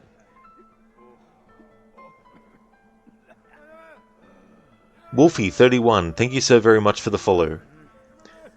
Epic, you don't understand that Origin still today looks better than AC Odyssey, Valhalla and Mirage. If you look at a comparison, you'll see that AC Origins looks a lot better than the new ones. Oh yeah, you know, and the cinematics are a lot better too. Don't get me wrong, there are some really good cinematics in Odyssey, but they're just a handful. Whereas in Origins, even side quests get like a dedicated cutscene that looks really cool and doesn't look robotic or assembly line produced. Rage, you've considered recording a playthrough of Mirage with Altair's outfit and the classic filter and adding AC1 music and editing. Might do that sometime in the future. Well, that's a good way to do it. That'd be cool. No worries at all, Schiller. You're probably already gone, but I'll see you when you get back. Are they psychopaths? The one that walk around pushing you? Yeah, keeping them out of AC games sounds like heaven to you. Well, in AC, yeah. But in Dead Rising, though, the psychopaths were really, really cool. They were basically boss fights, and they had like their own little intro cutscene, and then after they died, like after you killed them in gameplay, they would have a really, you know, it'd be like a tragic ending scene for them, or like a really bizarre one, you know. Like in Dead Rising 1, there's this guy who's gone crazy, and he's gone crazy because his family was killed by the zombies, and it's put his mind back to when he was fighting in Vietnam. And so he's not seeing humans as humans, he's seeing them as zombies. So any human that's wandered into where he is, he's basically killed them, right? But at the end, when you actually defeat him, it's quite tragic because he reveals that he lost his wife and his child. to the zombie thing, so it gives you a bit of like sympathy for him as well. And then you get ones like in Dead Rising 2 where you have a postman who's gone postal and he essentially doesn't have any sort of like thing where you're like, oh, that really sucks that happened to him. It's more like he's so psychotic that you're glad that you got rid of him because he's just so unhinged, things like that. Right, do not compare Dead Rising 4 to Assassin's Creed Mirage. AC Mirage has its issue, but it's not even comparable to Dead Rising 4. Yeah, I mean, just in the sense of like, a company using the term return to roots, mainly more for marketing than actually doing it in the thing. I think I told you this before, but you used to kill the psychopaths until you desynced, feeling at peace every time one of them died. Yeah, some of that can actually happen. Hey there, Casper, welcome back. Yeah, still haven't finished this yet. I hope everything went well. I was thinking, hey, wait, where is Masyaf Castle in there? Well, that's an interesting thing. Because I didn't realize, when this game came out, that it was actually based on a real thing. I don't think I will, Casper, no. I mean, I wanted to, but it's looking like it's going to take a bit longer to do this. Due to the nature of synchronizing all the viewpoints, saving all the citizens, getting all the dialogue from the bureau leaders, and assassinating the targets, and, sometimes having, like, some of the investigations go awry because you've got, like, NPCs annoying you and all that kind of stuff. So, yeah. It's 9 p.m. and I don't want to start Bloodlines at like 10 p.m. or something and go till like 1 or 2 a.m. because I'm kind of a bit overdoing streams until the early hours of the morning for a little bit. They like the Eagle Drone and Mirage more than ones in RPG Trilogy, mainly because you had the archers shooting at them, making them unusable. Oh, you meant the Psychopaths in Dead Rising. I see, just misunderstanding. Oh, that's all good, are they? That's no worries at all, because I did actually say a lot of stuff, in one little bit there with both franchises.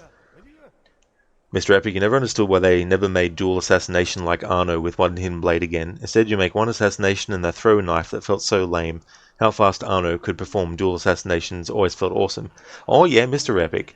I wouldn't mind the best of both worlds. Have it that if there's two enemies nearby, that they do that animation where both are taken out at once.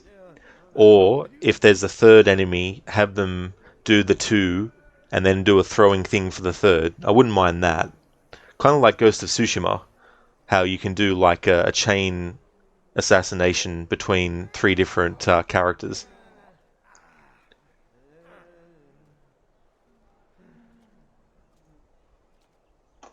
Okay, so I can click on that game screen again.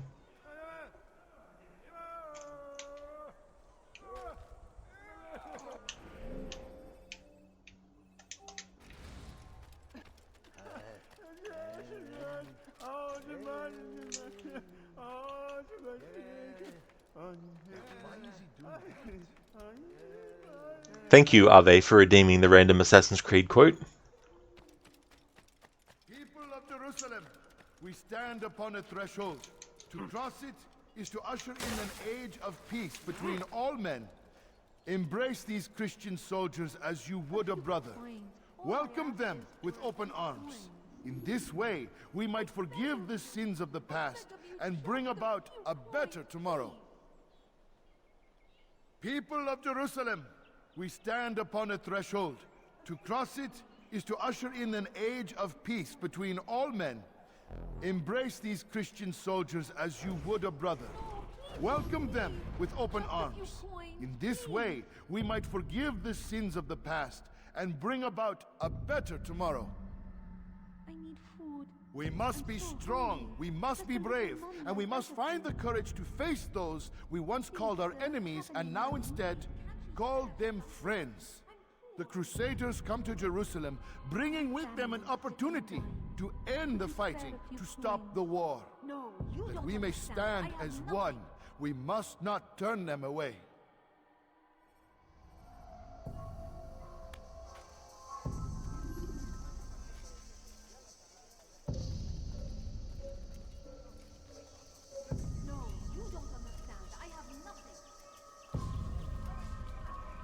Gone, face.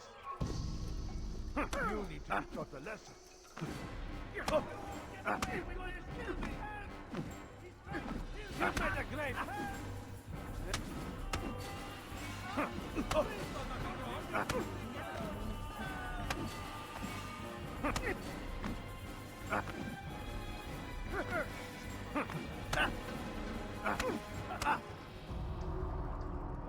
You speak of peace, but your words are hollow.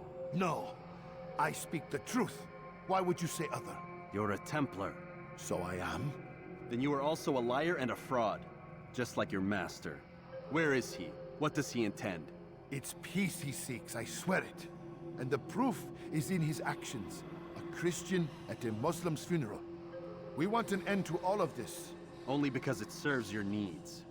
But this is a noble thing we want. The land will be united beneath our banner. United through force. You'd enslave us all. It is for the best. No, it's not. And so long as my brothers and I breathe, you will not succeed. What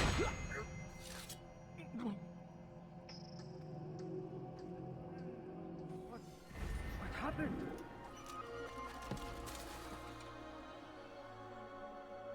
Okay, Ave, thanks for your patience. I've got a Assassin's Creed quote.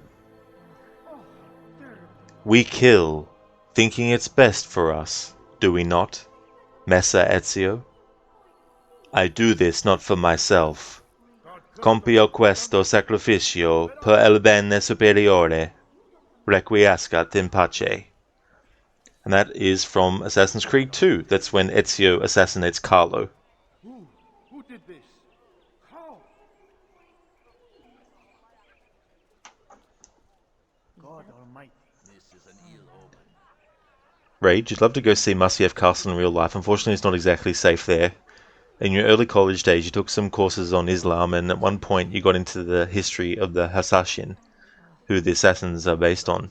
Yeah, it was only in like recent years that I found that out too. Because, like, don't get me wrong, like, I'm not naive. I knew that, you know, there have been people throughout history assassinating people, but I didn't really know that there was an actual specific group that were assassins that the Assassin's Creed games actually based it on. So that was kind of cool to find that out. There's definitely a lot of videos on YouTube as well that sort of go into that too. I was thinking, it's huge. Imagine if it was full of hundreds of people. Oh yeah, you know, especially back when it was first built as well. Mr. Epic, how the developers in AC Mirage thought how to fix multiple assassinations, let the main character be able to teleport. I saw a video one time about someone using his ability to teleport to the roof. Oh yeah, that's it too. And like jumping in midair and then using it and then teleporting down to an enemy and stuff. Like, don't get me wrong, I could definitely see gameplay fun in that, and that's one thing. But when you pair it with the fact that the character isn't someone that could teleport, it's kind of like, sort of goes beyond just being like a gameplay thing as well. Are they going to head to the gym now? So you may be back for the ending of the game. See ya. That's no worries at all, are they? I hope that the gym goes well. Hope you have a good session. Rosie, and down to clown to boot. And down to clown. As long as it's not Pennywise. Hello, Georgie. Do you want a balloon? Family sick and dying. Could you spare a few coins? Where's the one responsible? I don't know. Please, sir, have any money?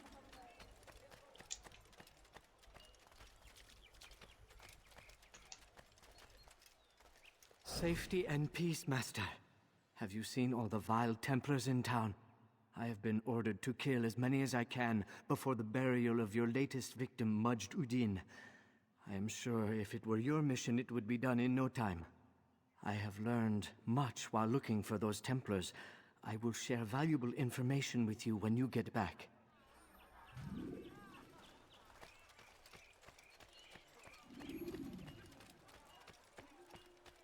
I beg of you. I beg of you just a few coins, please.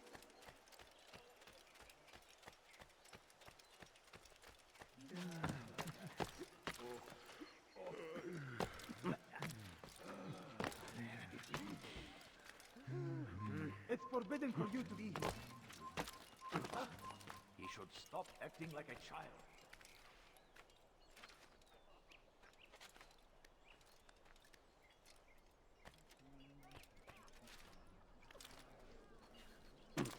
What a fool! Why is he doing that? Go pester someone else.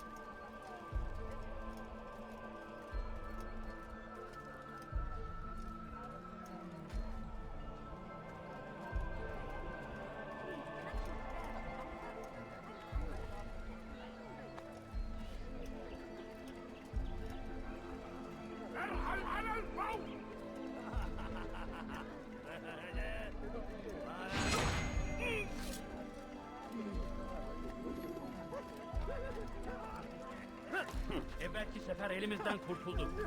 Kime söylemek istiyorsun sen? That friggin' drunk psycho fucking that up for me.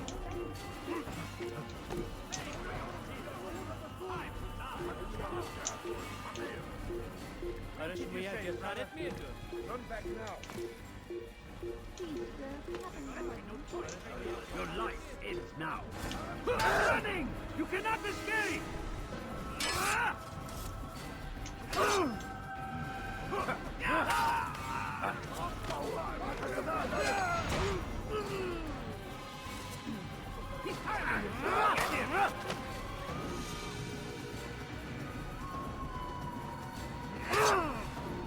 I'll have your head!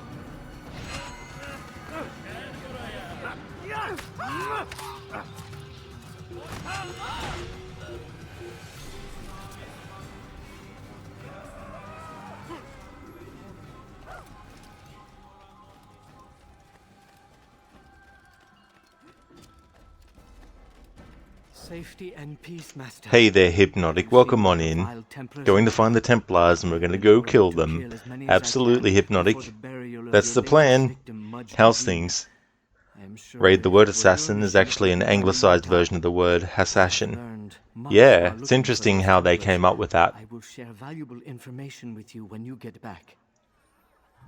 Mr. Epic, you one time searched on if Monteriggioni really existed, and it does. It's still there after all these years. You'd like to go there one day to compare how it looks inside. Now that would definitely be cool as well. And there'd be a sense of deja vu that would happen too, I imagine. Just a little money, I beg of you.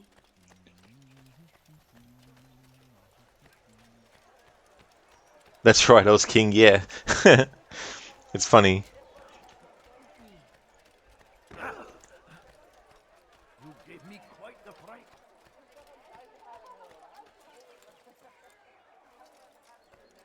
Bother someone else.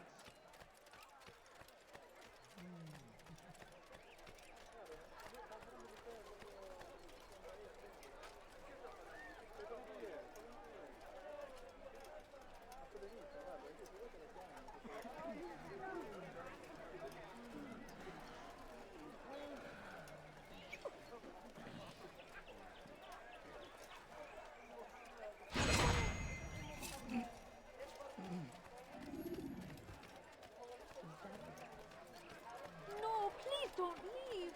Just a few coins, please.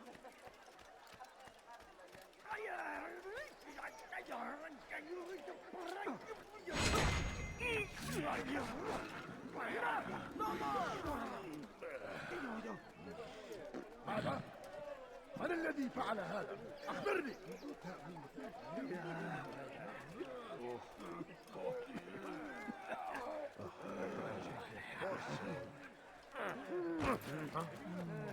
Show yourself.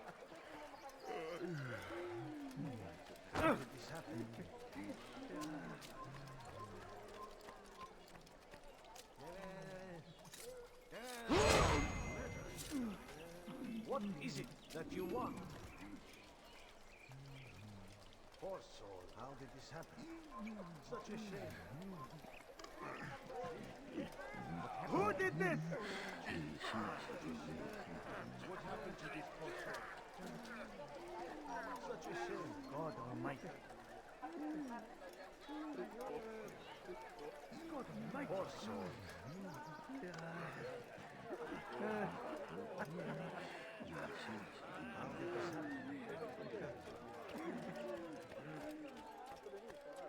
Who did this?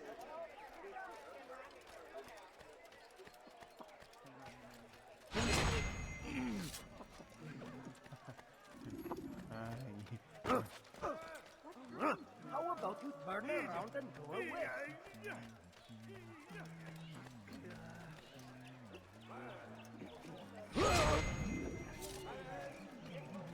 Please, can't you spare something? I'm poor and sick and hungry. I know now why I joined our clan. Just to be in your presence is a gift from God. This is what I have learned about Robert's men. They are well prepared for battle. To fight them all at once would be unwise. Better to let them chase you for a while before striking back. But it is disrespectful for me to tell a master how he should behave in combat. Forgive me, master.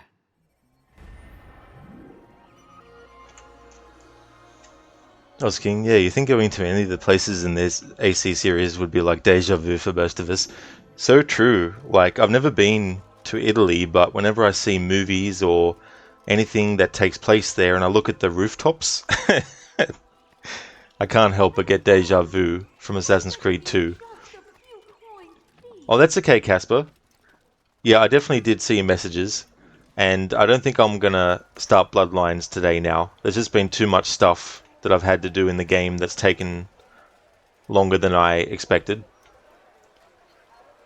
Hypnotic, you find it funny that the one guy watched you just wipe out 3 of his friends and still decides to attack anyway. Exactly, you know, it's so funny when that happens, Hypnotic. It's just like, I can take him. I'll be fine.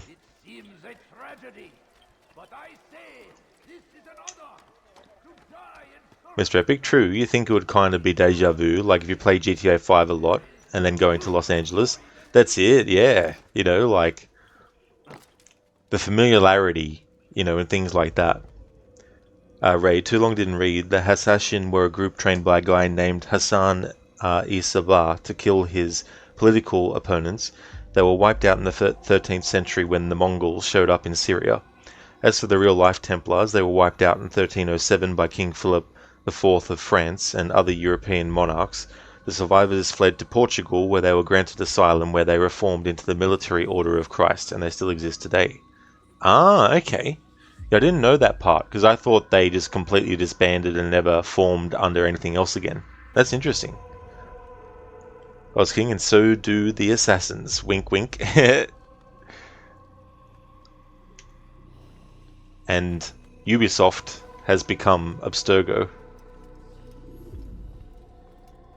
You've the scent of success about you, brother. I've learned much about our enemy. Share your knowledge then. Let us see what can be done with it. Robert and his Templars walked the city. They've come to pay their respects to Majd ud-Din. They'll attend his funeral, which means so will I. What is this that Templars would attend his funeral? I have yet to divine their true intentions, though I'll have a confession in time. The citizens themselves are divided. Many call for their lives. Still others insist that they are here to parley, to make peace. Peace? I told you. The others I've slain have said as much to me. That would make them our allies. And yet we killed them. Make no mistake, we are nothing like these men. Though their goal sounds noble, the means by which they'd achieve it are not. At least, that's what Al-Mualim told me. So what is your plan? I'll attend the funeral and confront Robert. The sooner the better.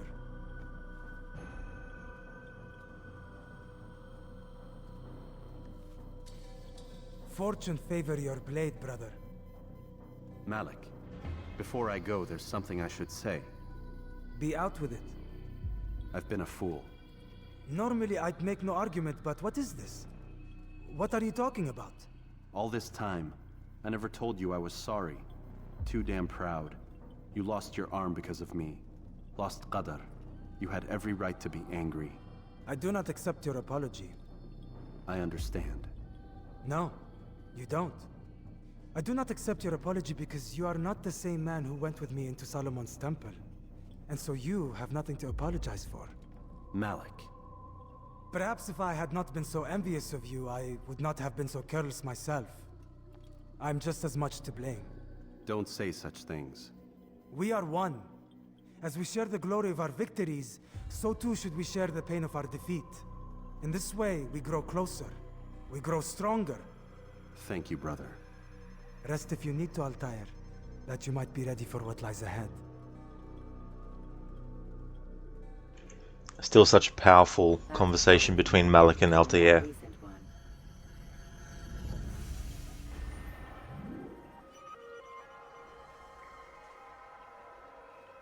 Welcome back, Schiller.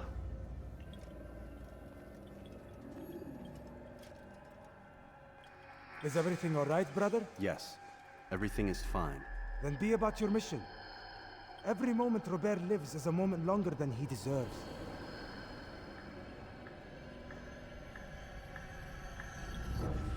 I wonder if the Templar has any idea what we intend for him.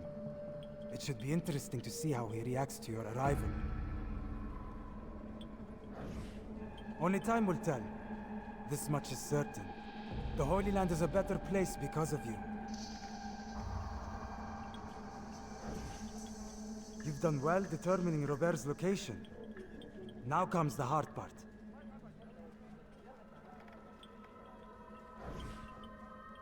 Brother, you should hasten for the funeral before it's too late.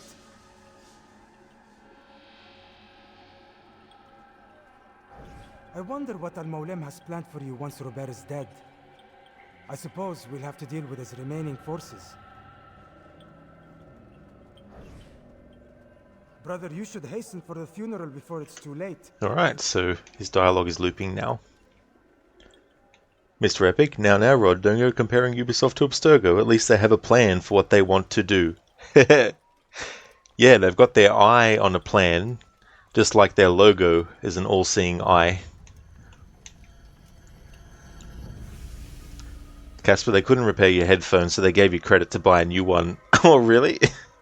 Well, I mean, that's cool. I hope that the new one that you get is one that you enjoy as well. But hey, they're paying for it, so that's good.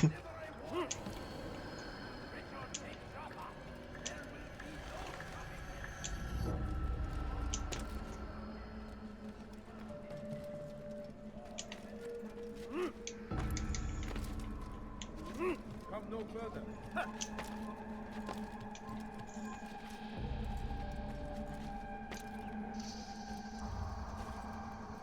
Oh, good one, Oz King, yeah.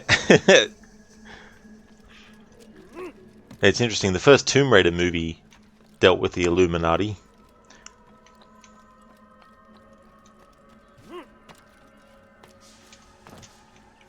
Casper, which target number is the current one? Well, the game makes you think that we're going to assassinate Robert de Sable, and he's the 9th target.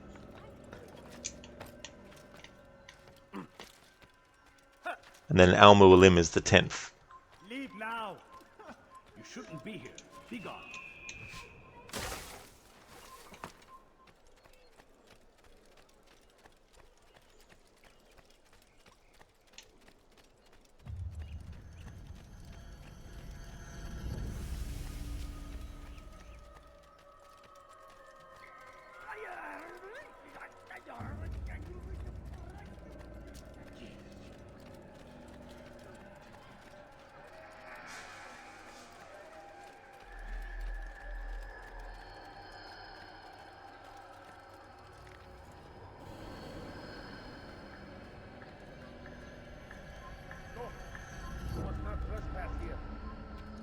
Come no further. Why would he do that?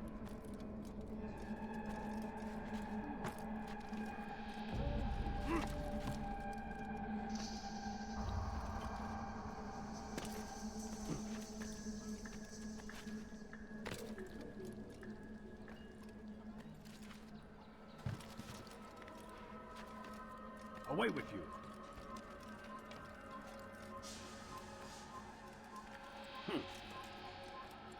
Please, sir, have any money? Leave this place.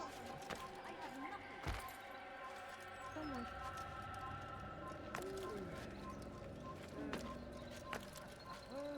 Make room. متأكد جدا إنه لم يغادر أين سوف تموت هنا هل رأى أي أحد المكان الذي ذهب إليه؟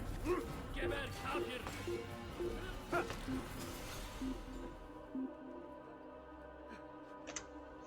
It's the one that's right in the middle of the Devil's Sea. You might as well tie a stone to yourself and jump off the boat now. It will be an adventure. Death is not an adventure. So what's that from, Casper?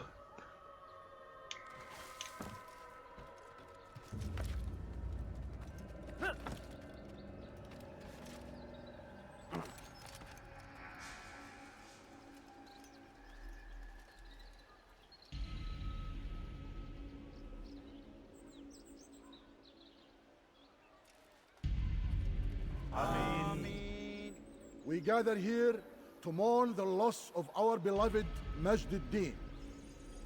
Taken too soon from this world. I know you feel sorrow and pain at his passing, but you should not. For just as we are all brought forth from the womb, so too must we all one day pass from this world. It is only natural, like the rising and the setting of the sun. Take this moment to reflect on his life and give thanks for all the good he did. Know that one day you will stand with him again in paradise.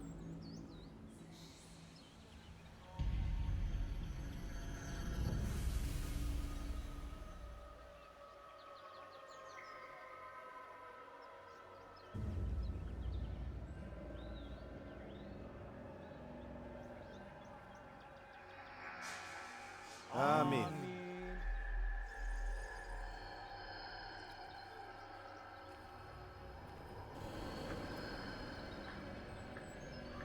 As you know, this man was murdered. We have tried to track his killer, but it has proved difficult. These creatures cling to the shadows and run from any who would face them fairly. But not today, for it seems one stands among us. He mocks us with his presence and must be made to pay. Seize him! Bring him forward that God's justice might be done!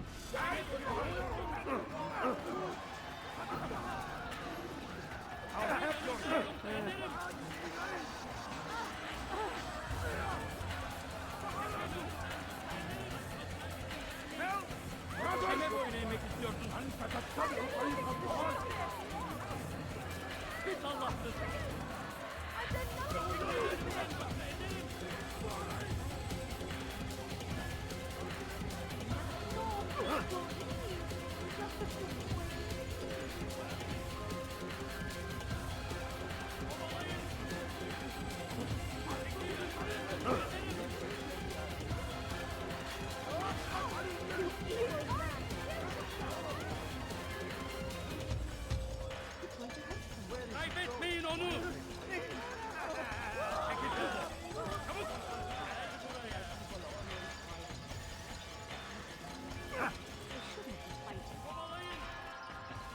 This will not end well. Git Allah'ım! Kovalayın!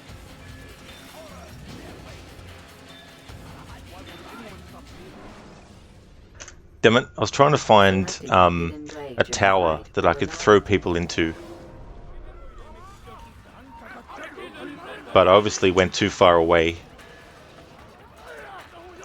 Oh, from that movie, Casper, yeah.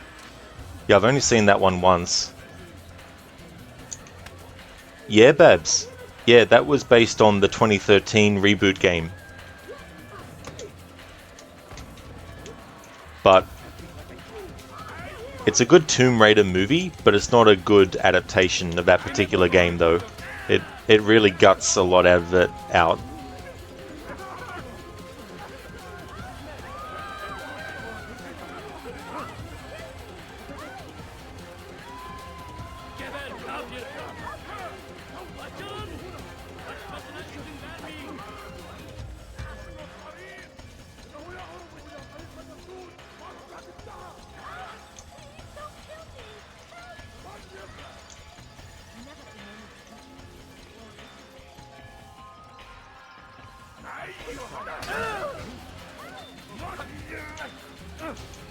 Mr. Epic, sometimes you wonder if there'll ever come a time when real VR will exist, like you put a headset on and then it feels like you're really in the game or other world. Something like that would be awesome, but you don't think something like that will come in my lifetime? Yeah, I mean, if it were to get to that level, then I would definitely be more excited about VR. But yeah, depends on how long it will take for it to reach that advanced state. Thank you for the follow, NZ Nicholas. Thank you very much.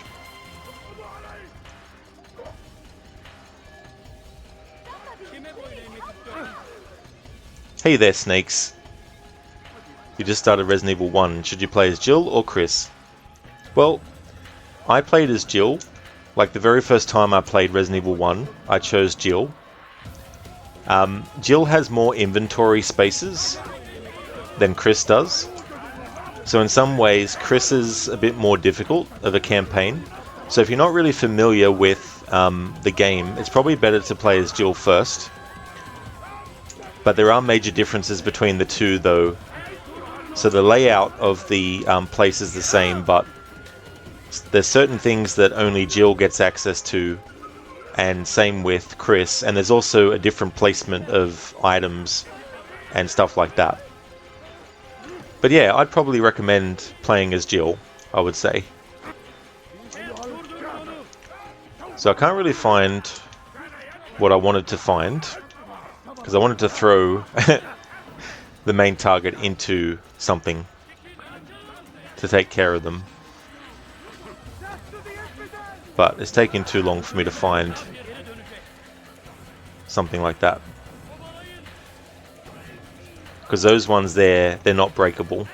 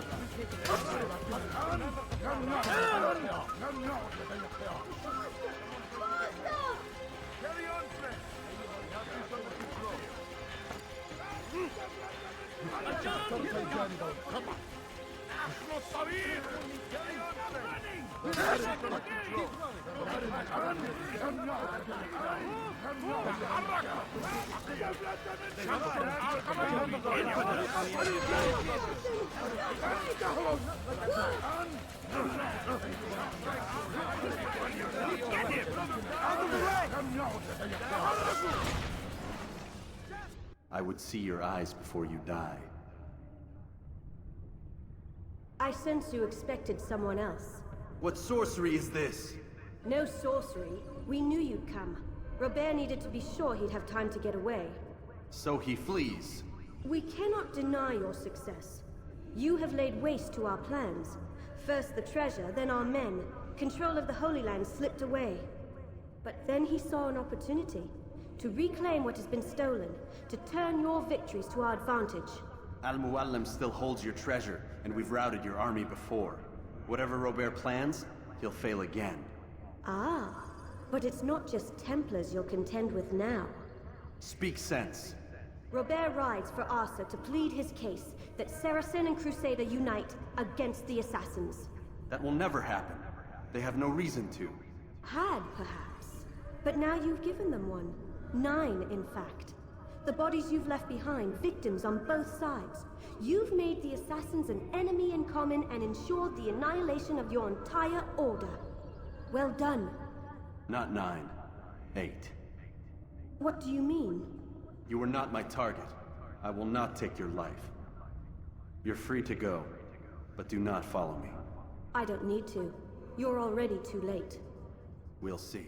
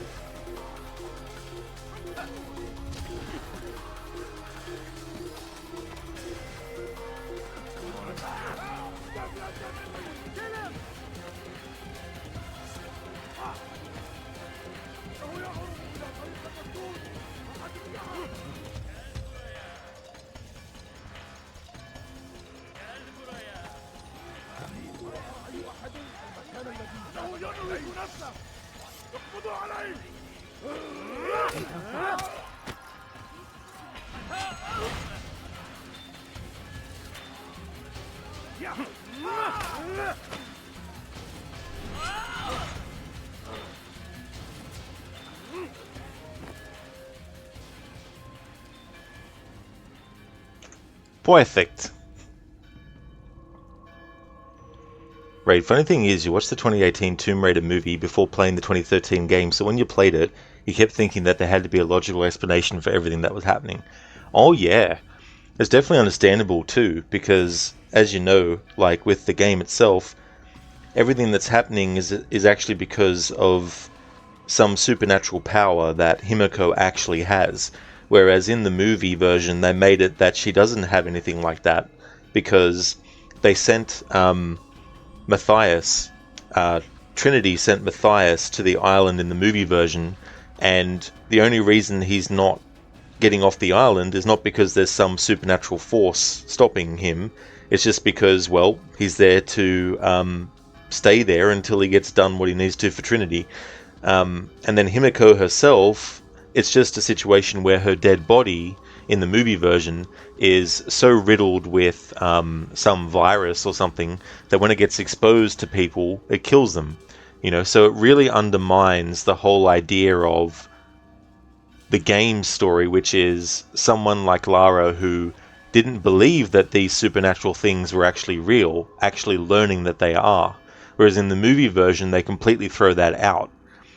And that's one of the issues with the movie, I feel, is that aspect. But there's also a lot of characters that are missing, and there's a lot of things that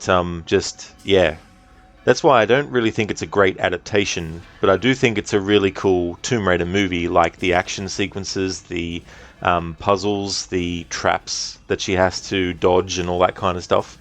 And the recreation of certain sequences from the game is done pretty well. Snakes, this is the first early Resident Evil you've played, so Jill it is. Oh, cool, Snakes. Well, that's cool that you're going to play as Jill. Hey there, Nick. I see what happened. Yes, so you lost your old accounts for everything. Well, that's fair enough. Thank you again for following now under your new account. Thank you very much. And I've been going really good. We're working on finishing this game, and it's been good to replay it. Been really enjoying it, and I hope you have been good. Hope things are going well. Mr. Epic, wow, enemy NPCs that actually chase you everywhere. Can someone contact the Valhalla team and let them learn under these people? Exactly, Mr. Epic, you know.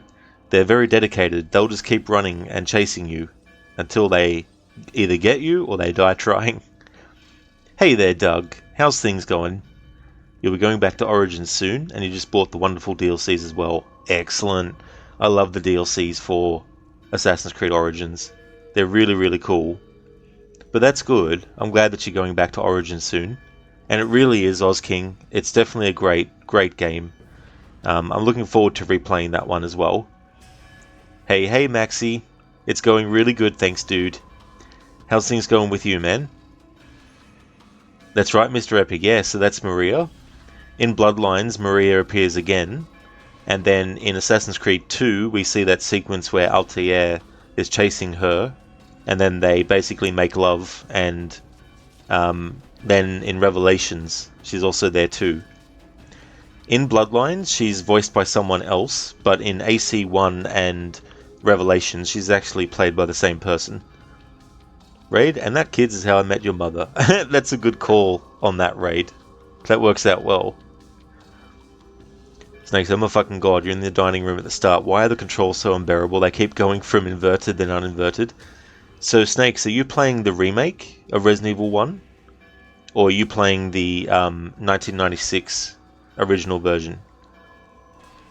Because I found, and this is only because I was used to the tank controls of the original, when I played the remake, I had to change the controls back to tank, because using the control stick just didn't feel right for me. Nick, hey, no sweat. Your cell phone got buggered by your son and you couldn't recover everything, but never ending. You're glad to be back. Glad you're doing well, man. Well, thank you so very much, Nick, for sure. Well, that's, you know, unfortunate that that happened, that you couldn't recover everything as well, but I'm glad that you're able to get some new accounts and stuff. Maxie, you're doing good, thanks. You just thought you'd come in and say hi before you got to go back to working. That's totally fair as well. Maxie, I understand that, dude. Thank you so much for joining, and I'm glad that you're going well. I was going to start Bloodlines today, but by the time I finish this and take a break, it would be a stream going in past 1 AM, and I don't really feel like that today, so I'll leave it till tomorrow. That way I can have like a full stream of Bloodlines, and who knows, I might even finish it tomorrow and make a start on AC2, but I don't know though, because the Bloodlines game, it's not like a long game, but I'm doing a challenge run with it too, which is knives only, so, well, not only, but a knives challenge, so I don't know how long it will take me to get through that game with that. But even if I start AC2 on Monday, that'll work out well, because then I've got, you know, 5 days in a row worth of AC2 I could put in. It's the director's cut, Snakes? The PS1 version, so you're assuming not the remake. Oh, cool. Yeah. But yeah, it's definitely difficult to get used to those tank control ones. Oh yeah, Maxi, you know. Like, I don't mind having long streams, and having streams that go, you know, beyond midnight. But not every single stream. Because it's almost 10 PM, and if I had like a hour break, it'd be 11 PM, 11, 12, 1, you know, it'd be 3 hours and all that. Nick, but never mind, sorry, and cheers, man. Evil says a big hello. Great to see some AC streaming. You love the AC series. Oh, well, hello there, Weevil. I hope it's going well too. And yeah, that's no worries at all with the auto mod.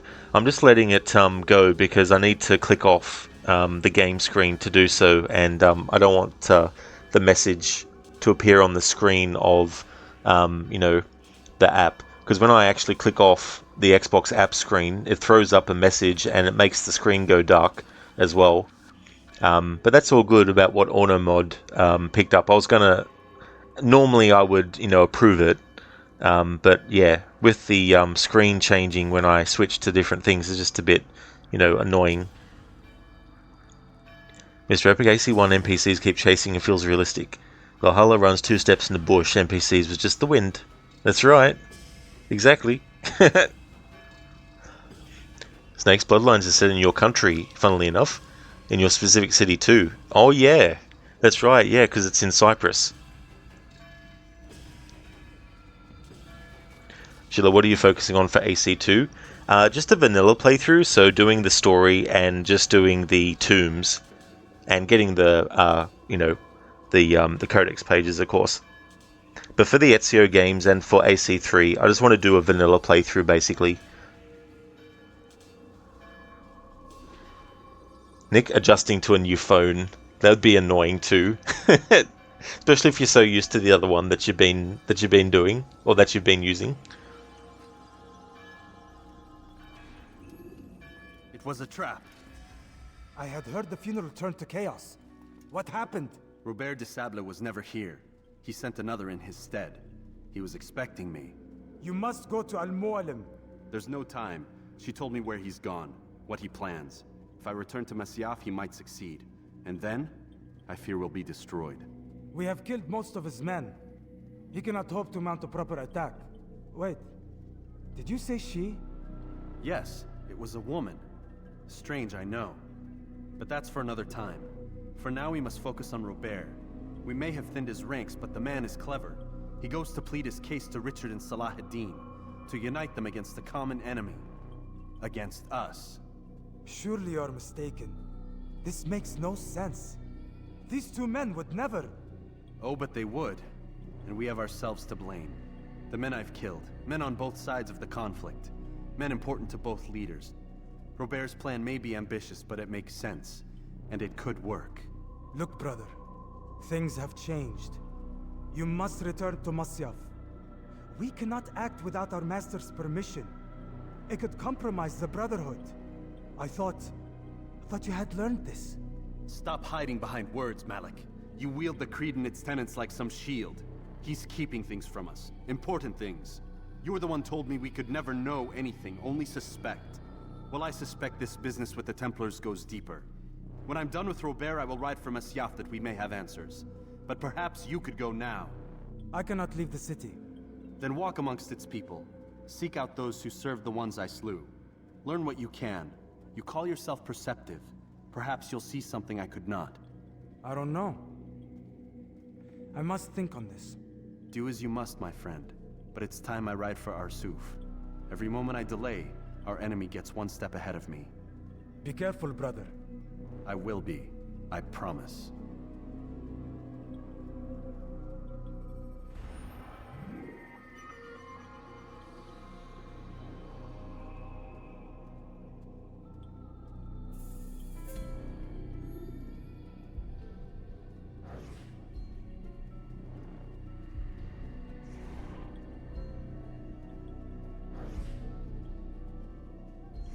Okay, no more dialogue.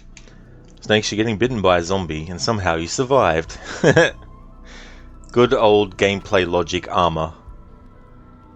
Gotta love it. Okay, so we need to ride to Arsuf.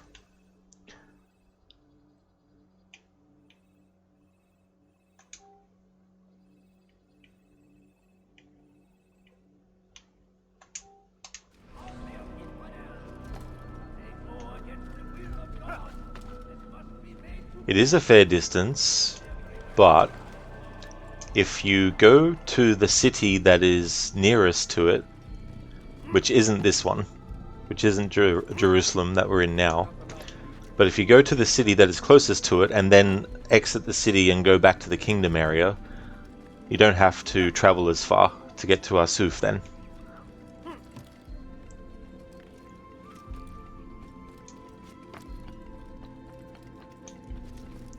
Snakes, unrelated, but have you started your GTA playthrough yet? I haven't, Snakes, no. But I will get to it eventually to do my annual playthrough of GTA 5. I also want to play San Andreas because it's celebrating its 20th anniversary this year. But currently the AC series is going to be Monday to Friday every week. After this game's finished, I've got 16 games left to get through. And weekends, at the moment, I'm finishing off Batman Arkham Asylum for its 15th anniversary. And then I'm going to replace that with Outlast 2, doing a no camera challenge. And then I've just got to figure out what games I want to do on weekends after that as well.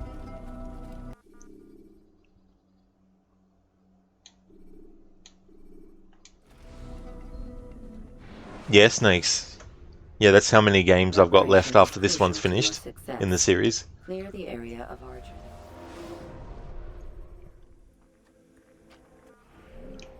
Alright, so Arsuf is actually nearest to Acre. So if I go back into Jerusalem and then back out to the kingdom again and actually choose Acre, then I'll be closer to Arsuf. I just couldn't remember which city was closest to it.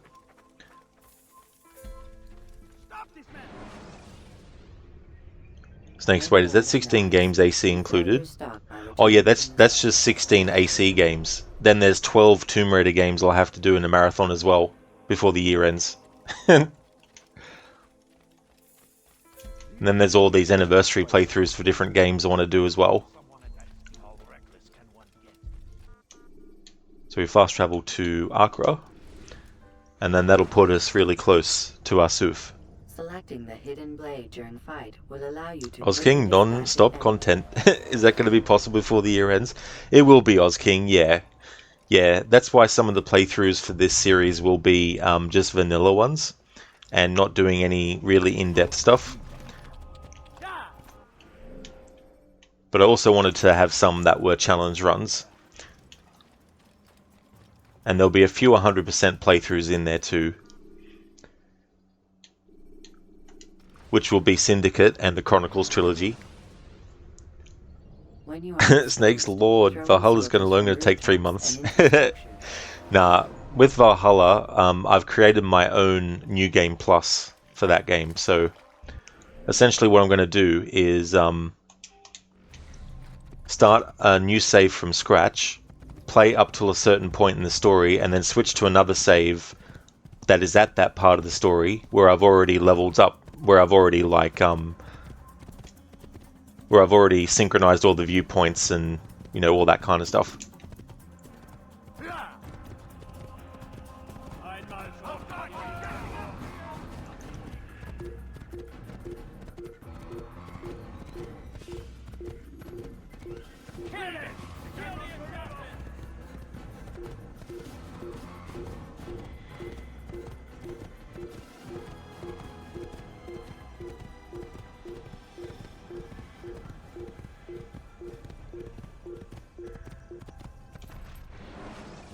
Nick, awesome. Oh yeah. And then there's so many other games too. But they don't really have a deadline that I've put on it.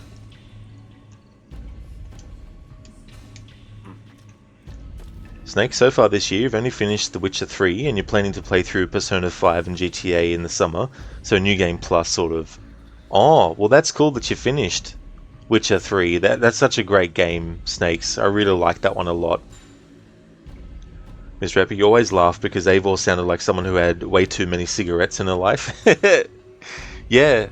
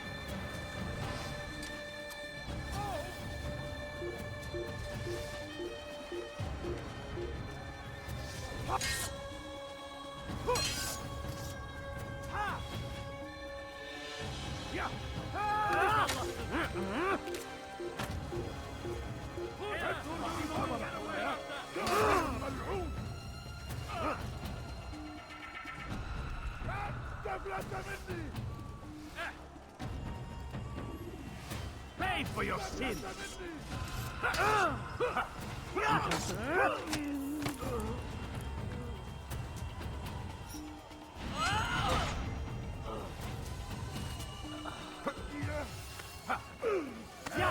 Geber kafir!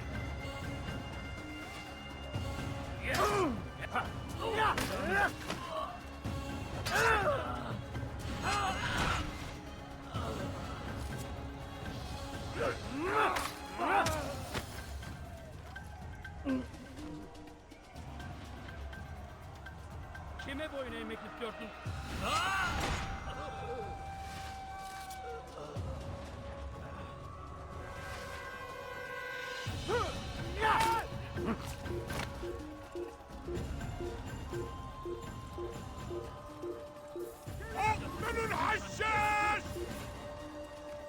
I will catch you! Stop him! Stop running! You cannot escape! Yes!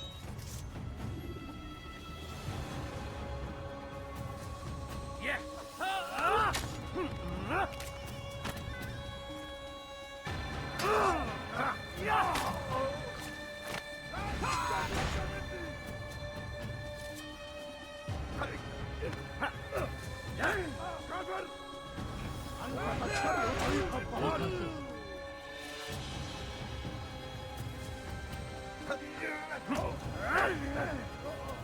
Kime boyun eğmek istiyorsun?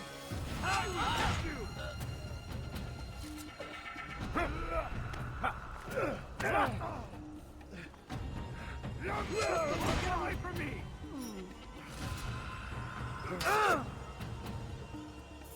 أيها الكافر سوف تموت هنا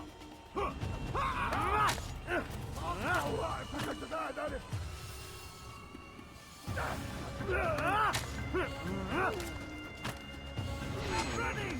You cannot escape! ادفع ثمن خطاياك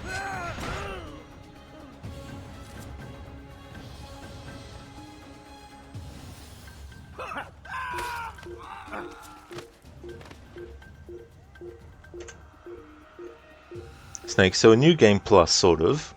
Yes, you had it collecting dust since 2020. You tried to play it 2 times, but never got through the starting area. This time you turned the difficulty down and enjoyed it at your own pace. You fell in love with it. Yennefer especially, she's so badass. Well, that is great that you had that experience with the game, Snakes, as well. You know, it's good that you put the difficulty down. That way you could enjoy it at your own pace as well. You know, and really take it in too. Mr. Epic, you always laughed. Oh, sorry, I already read that. Whoops. Your nickname for her was Black Lung because you played Red Dead before that. Black Lung, as Micah calls Arthur. You love this level, the way Altair goes before an army? Oh yeah, he just walks on up and he's like, what's up? Let's fight.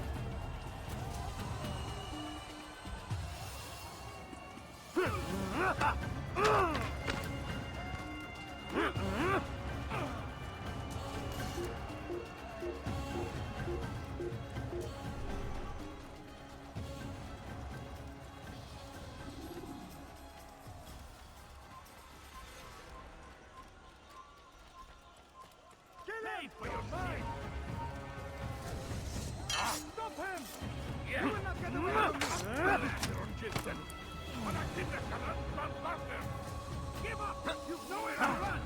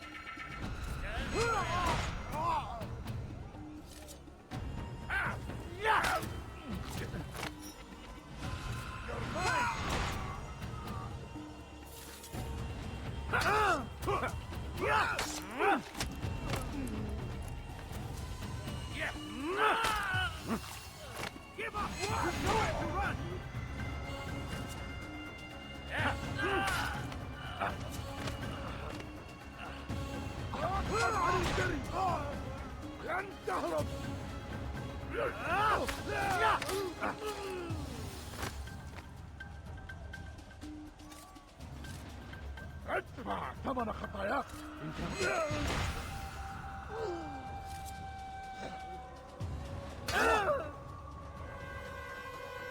Kime boyun eğmek istiyorsun? Come back here!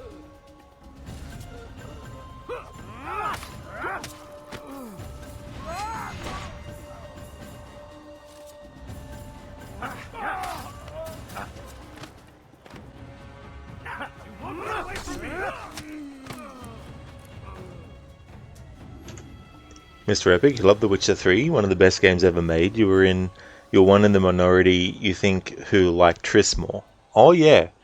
Yeah, when I first played it, because I wanted to get as many quests as possible, I decided to go for the romance both Yennefer and Triss to get the well, it's not a secret quest, but it's a very funny quest. So I did that, but I don't know, I feel the same. Like, I think Triss is a better option than Yennefer. But the main thing that made me say that was because of the whole story arc with Yennefer, where you bring that guy back from the dead who already suffered enough in life to then have him suffer in death. And Yennefer's more like, fuck him, I just want to get the information we need, So from that perspective, I was like, I'm not really a fan of that method of doing things.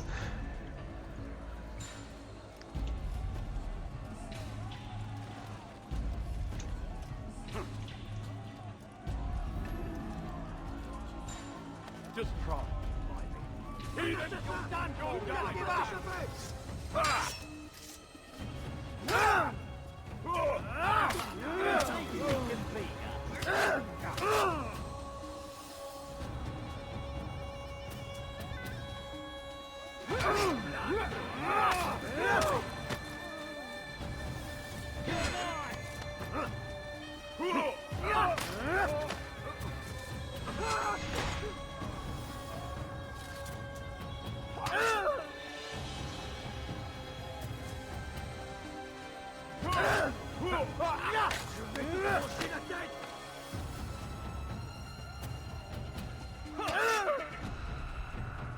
Puisse le Seigneur me donner la force.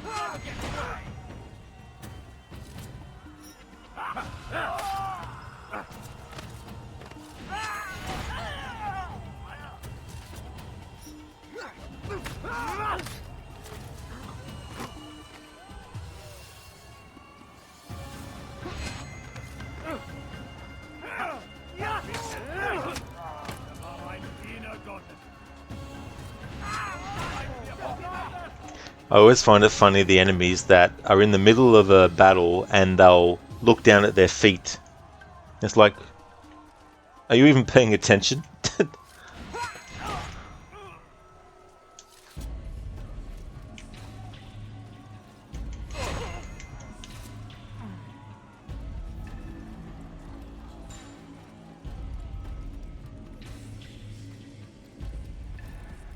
Come no further. Hold a moment. It's words I bring, not steel. Offering terms of surrender then? It's about time. You misunderstand. It's Al-Mualim who sends me, not Salah ad-Din. Assassin! What is the meaning of this? And be quick with it! You've a traitor in your midst. And he has hired you to kill me? Come to gloat about it before you strike? I won't be taken so easily! It's not you I've come to kill. It's him. Speak then! That I may judge the truth! Who is this traitor?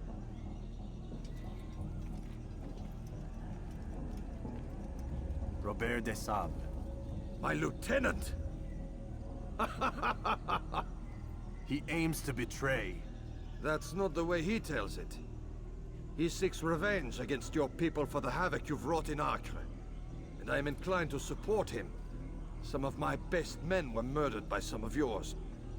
It was I who killed them, and for good reason. Hear me out. William of Montferrat. He sought to use his soldiers to take Acre by force. Gagné de Naplouse. He would use his skills to indoctrinate and control any who resisted. Sabrand. He intended to block the ports, preventing your kingdom from providing aid. They betrayed you, and they took their orders from Robert. You expect me to believe this outlandish tale? You knew these men, better than I. Are you truly surprised to learn of their ill intentions? Is this true? My liege, it is an assassin that stands before us. These creatures are masters of manipulation. Of course it isn't true. I've no reason to deceive. Oh, but you do. You're afraid of what will happen to your little fortress. Can it withstand the combined might of the Saracen and the Crusader armies? My concern is for the people of the Holy Land. If I must sacrifice myself for there to be peace, so be it. This is a strange place we find ourselves in. Each of you accusing the other. There really is no time for this. I must be off to meet with Saladin and enlist his aid. The longer we delay, the harder this will become. Hold a moment, Robert. Why? What do you intend? Surely you do not believe him? It is a difficult decision, one I cannot make alone. I must leave it in the hands of one wiser than I. Thank you. No, Robert, not you. Then who? The Lord. Let this be decided by combat. Surely God will side with the one whose cause is righteous. If this is what you wish. It is. So be it. To arms, assassin! Assassin! Seigneur! Non! Tu vas me le payer cher!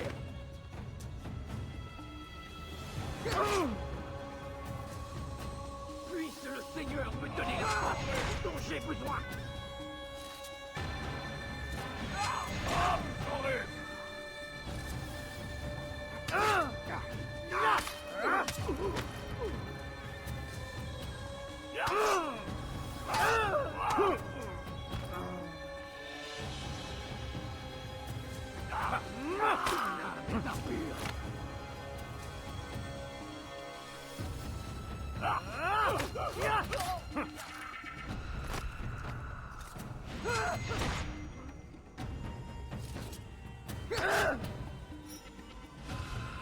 Puisse le Seigneur me donner la force dont j'ai besoin!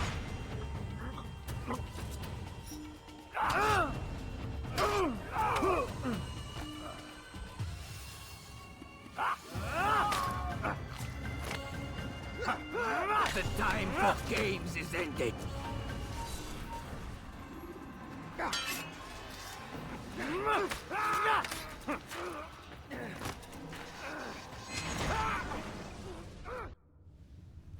It's done then. Your schemes, like you, are put to rest. You know nothing of schemes. You're but a puppet. He betrayed you, boy. Just as he betrayed me. Speak sense, Templar. Or not at all. 9 men he sent you to kill, yes? The 9 who guarded the treasure's secret. What of it? It wasn't 9 who found the treasure, assassin. Not 9, but 10. A 10th? None may live who carry the secret. Give me his name. Oh, but you know him well. And I doubt very much you'd take his life as willingly as you've taken mine. Who? It is your master, Al-Mualim. But he is not a Templar. Did you never wonder how it is he knew so much? Where to find us, how many we numbered, what we aspired to attain? He is the master of the assassins. Oui, master of lies.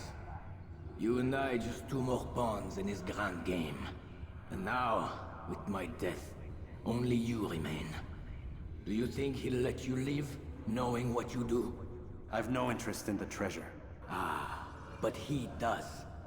The only difference between your master and I is that he did not want to share.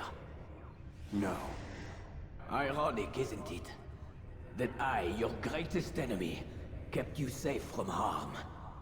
But now you've taken my life, and in the process, ended your own.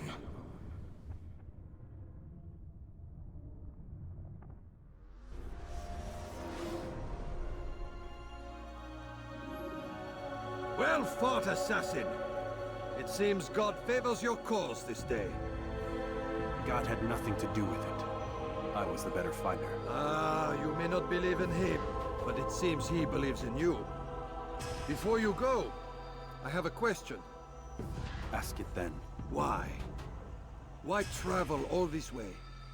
Risk your life 1,000 times, all to kill a single man?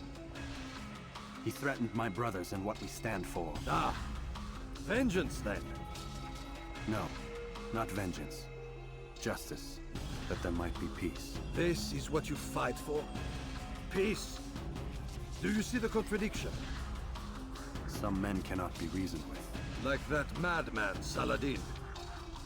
I think he'd like to see an end to this war as much as you. So I've heard, but never seen. Even if he doesn't say it, it's what the people want.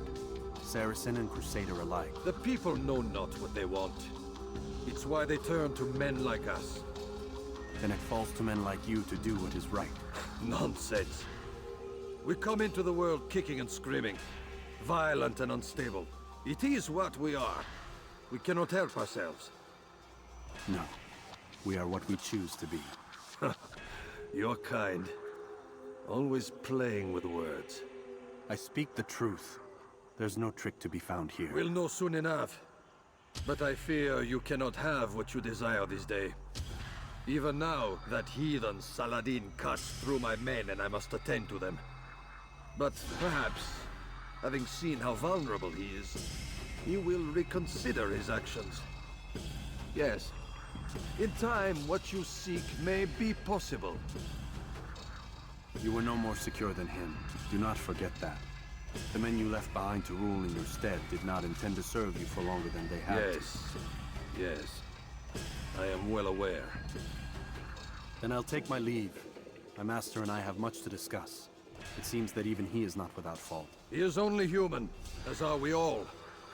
You as well. Safety and peace be upon you.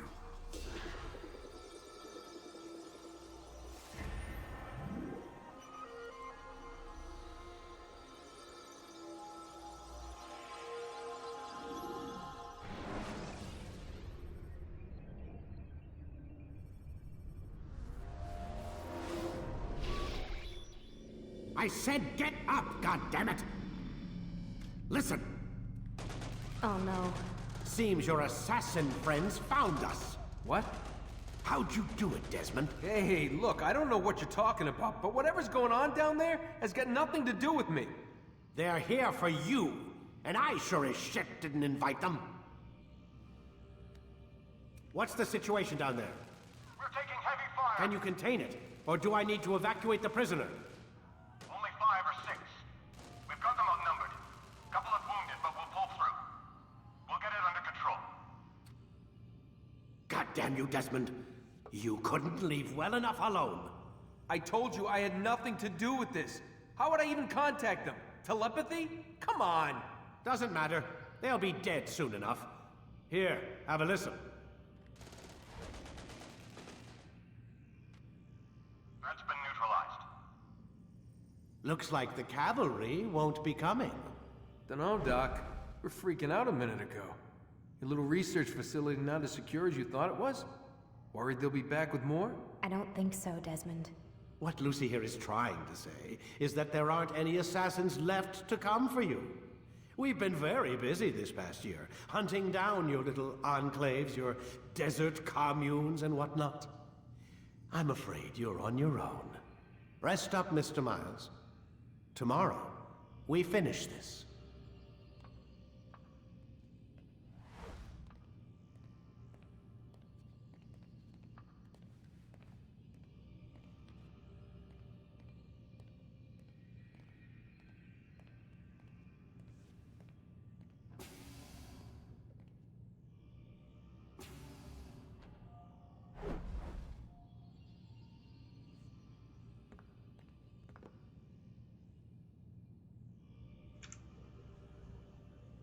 Mr. Epic. The problem with playing Red Dead 2 before Valhalla for you was playing such an incredible game with a story that was so good, especially Arthur. Valhalla felt so empty, cheap and worthless. The only thing you kind of remember from Eivor is that it always kind of felt that Eivor was obsessed with Sigurd, her brother. You kept thinking, just bang already. Yeah, I mean, obviously, to be clear, they're not actually, blood related. So, just for those who don't know Valhalla, but yeah, like when it gets to that point in the story, like you wouldn't be blamed for thinking that that's how the story was going to go eventually, in some ways. But then they just transferred that to Randvi. Snake's Triss just acted like a people pleaser towards Geralt. She wasn't as complex as Yennefer, and you thought the people who liked Triss were the majority. Her best friend's man, who she was shagging for a whole year.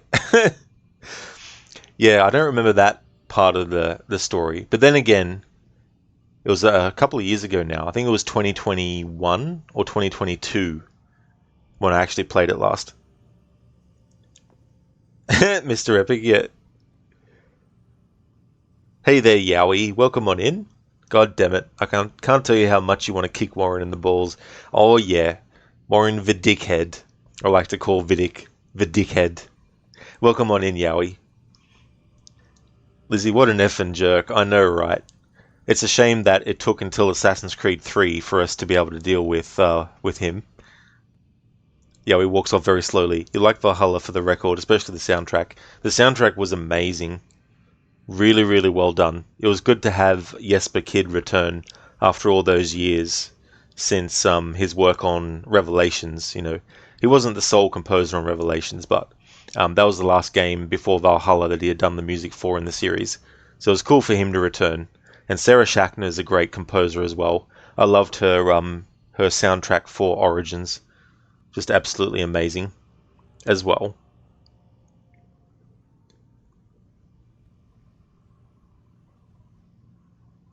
Valhalla Knights is your favorite, is it? Mind if you link it? Well, if you send me a whisper, I'll be able to put it in chat. Hey, Hermione. No, I've decided not to start Bloodlines today, because it's been taking a bit longer to get through this game given what I was doing in it for this playthrough. So I think it's best to wait until tomorrow. That way I can do a full big stream of Bloodlines and then see how it lands after that. Because I'm doing a challenge with it, a throwing knives challenge, so I don't know how long the game's going to take to get through with that challenge on top of it. But yeah, I decided to start Bloodlines tomorrow. Zereth Kickballs in the Warren, also been lurking. Also, hi Dave. Hey there, Dave. Hey Zereth, how's things been going? Hope it's been going well. Thank you so much for the lurk. Hermione, I gotcha. Probably smart. Oh yeah, because it's almost 10:30 at night. Not that I'm going to bed like in the next half an hour or anything, but I mean, if I want to take a break between streams, which I would have actually done if I was finishing this earlier, but if I was to take a break, I'd want to take an hour break, which would make it 11:30, which is almost midnight, and I don't really feel like streaming till 2 or 3 a.m. my time in the morning, so it's better to start it tomorrow. That's fair enough, Zereth, that you've been tired. Well, I hope you can get some really good rest. Hope you can get that soon. Mr. Epic, you like the line, we're dragged in this world kicking and screaming, and by the way, you knew Sigurd, he wasn't blood related, that's why you thought that at the time. Oh yeah, Mr. Epic, that's no worries at all. I just thought I'd say that for people who hadn't played the game, so they didn't think that's what was going on. It's definitely not the Cesare and the Kletzia in AC Brotherhood kind of thing. But yeah, that is a great quote from King Richard. And also what he actually said.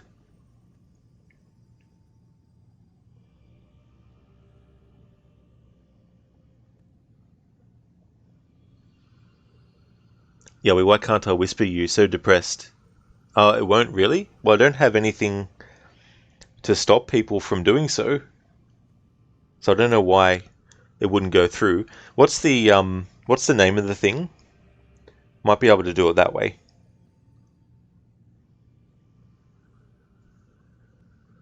No, Zereth. Definitely not. Not a 24-hour stream, that's for sure.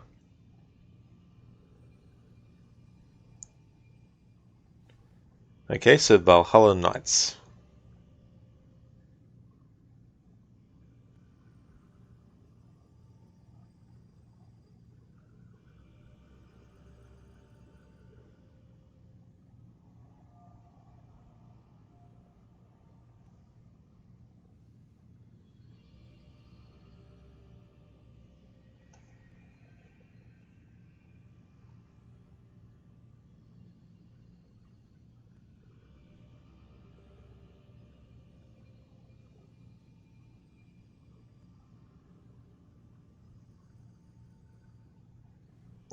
No, I don't think so, Casper, either.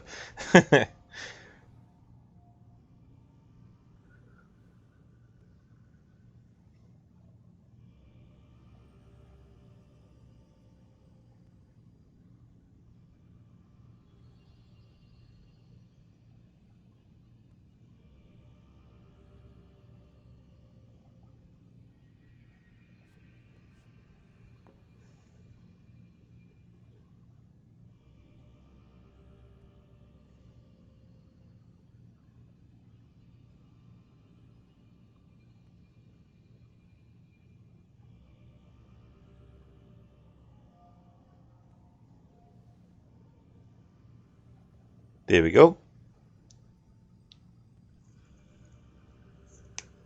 Yowie Lucy waiting patiently. Absolutely.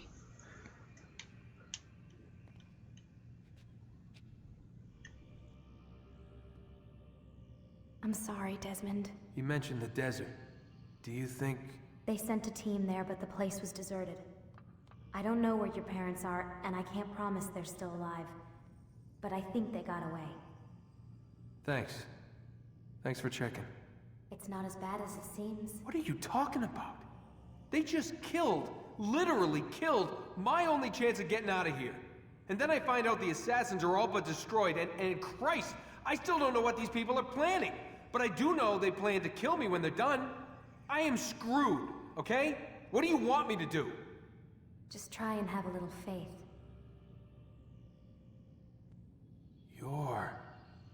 Have faith. Rest up, Desmond. You're gonna need the energy.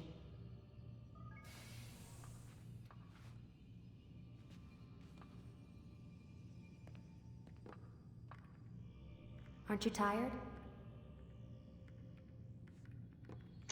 There we go. Alright, no more dialogue with Lucy.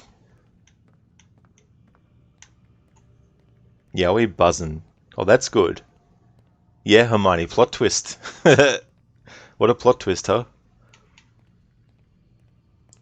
Then Revelations, well, the Lost Archives DLC, well, I mean, Bloodlines. Brotherhood has a plot twist, and then Revelations Lost Archives DLC has another plot twist. So it's basically a plot twistception in regards to Lucy and her allegiances across those three games.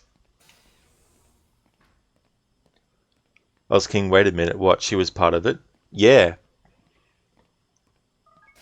When there was just this game in the series and Assassin's Creed 2, Lucy's allegiance wasn't actually in question. Basically, she was an assassin who was sent in to help, and at the start of AC2, she escapes with Desmond. Then at the end of Brotherhood, she gets killed by Desmond. But then it's revealed in the Lost Archives DLC for Revelations that Lucy was actually a Templar. Hermione, Lucy, make up your damned mind. Exactly, Hermione, yeah. Yeah, I wish she was manipulated by Vidic. Exactly. Exactly.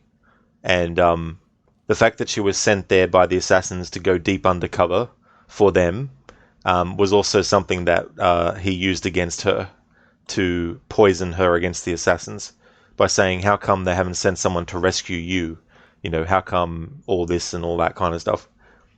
Mr. Epic kind of hated the fact that you could steal Sigurd's wife from him, and he was like, I'm okay with it, make her happy because you couldn't, that's why I didn't romance Ranvi, have no respect for those kind of people. Yeah, I mean, that's understandable. Like, when I first played Valhalla and that came up as an option, I actually had Eivor reject Ranvi. I didn't change my mind about that until after I'd done the story, and naturally, it doesn't matter what, like, if you don't romance Ranvi at all, the story still goes the same way where they basically divorce. So in my first playthrough, I didn't have Ranvi and Eivor become romantically involved until after the main story was finished. I think it was around the wedding of Gunnar. I was King. Well, yeah, plot twist for sure. It really was, you know. And the thing about her using the finger, she doesn't actually have her ring finger cut off. She just bent her finger that way. Come on, if you don't know, the plan for the AC games was for Desmond and Lucy to escape to space and to repopulate another planet like Adam and Eve.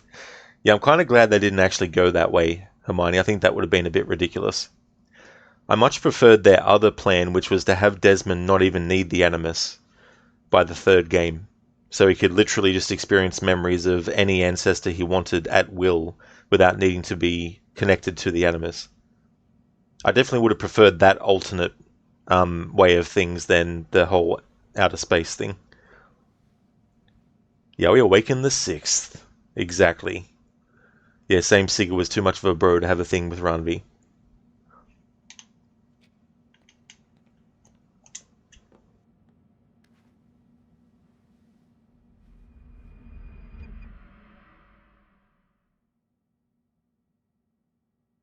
Get up. Even earlier than usual, Doc. I'd like to get this over with as quickly as possible. If you say so. Don't be so glum, Mr. Miles. Today is a historic day. One that will be remembered for years to come. Remembered by some of us, anyway.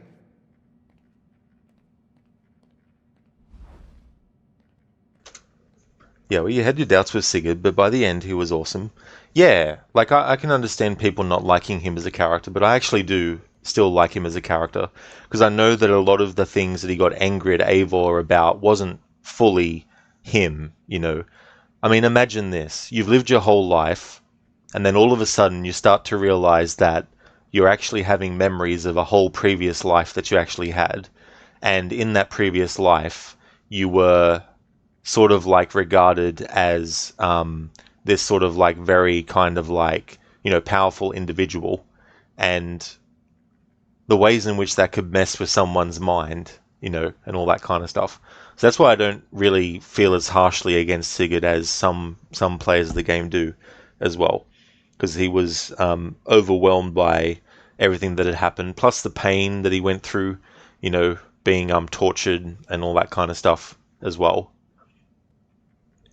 Hermione, yeah, Rod, that would be much better and much more logical. Desmond having assimilated the combined skills and life experiences of the two expert assassins.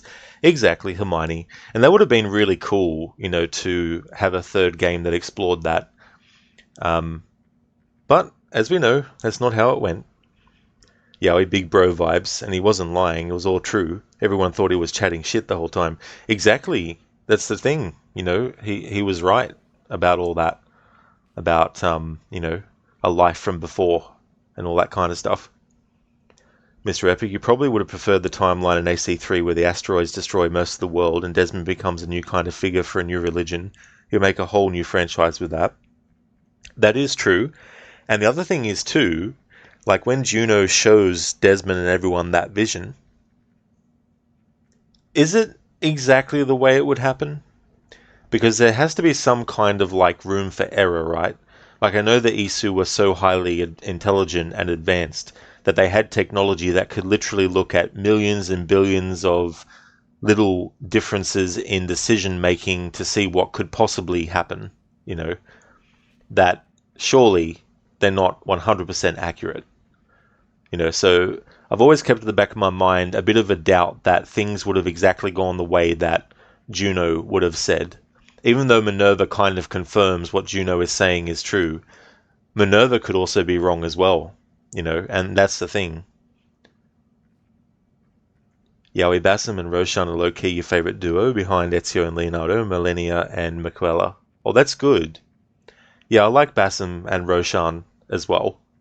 There's actually a good video by Access the Animus recently where they interviewed the writer, the head writer for Mirage, and the format was different. It was like a text interview, so in the video they put her responses up in text on the screen, but it was some very interesting things that were in Mirage that were also cut, and some things that were actually like confirmed and all that kind of stuff.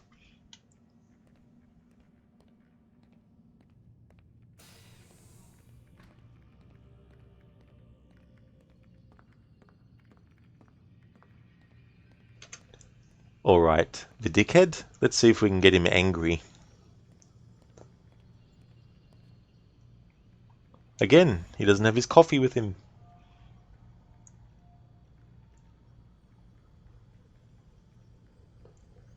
Yeah, it's just a shame how it ended. Their relationship, you mean? They could easily make a Mirage 2. They definitely could. There's definitely a lot of time between the end of Mirage and when Bassam meets Sigurd, all those years later. Yeah, he's sipping his hand.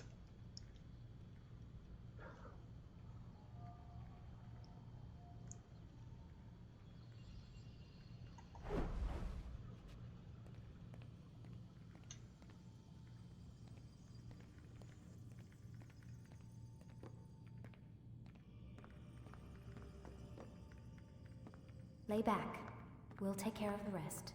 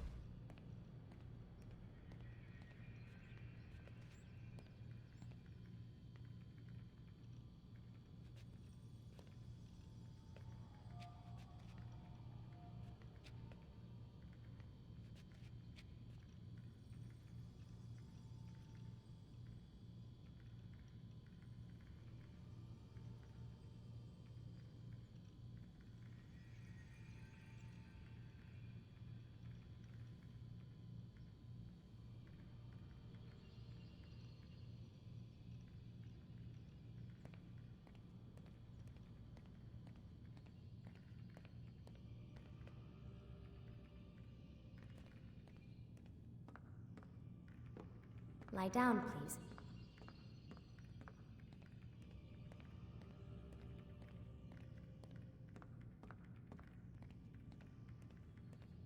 Stop playing games, Mr. Miles, and lie down. Mr. Epic, that's one amazing beard. Wish you could grow a beard like that. The Vidic beard. Oh, really, Yowie? Yeah, it's funny.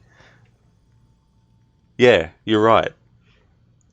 Hermione, you love how Vidic is pretty well spoken and generally articulate verbally, but his emails are full of grammatical and spelling mistakes. Yeah, plus he's very forgetful and he doesn't remember when he doesn't realize he's lost his security pen. Lie down, damn it! I love when he's pissed off. Lie down, damn it! It really does, Yowie. And it's cool in the Lost Archives DLC because when you experience a representation of this room, this is where Clay in the memory in the Lost Archives actually jumps Screwing around and lie down on the Animus. Jumps down into this, which is symbolic of going down the rabbit hole kind of thing. Desmond looks like one of your best mates. Oh, does he really, Yowie? You might be friends with the... You might know the character model. I need you to lie down, Desmond. Hey, Arthuri, welcome on in. Oh, it's going really good. It's going really, really good, Arthuri. How's things going with you? So the AC 2024 Marathon is 17 games in the series that I'm doing. And I'm going to be doing different kinds of playthroughs. Some will just be vanilla ones. others will be challenge ones, and a few will be 100% runs. Lie down, please.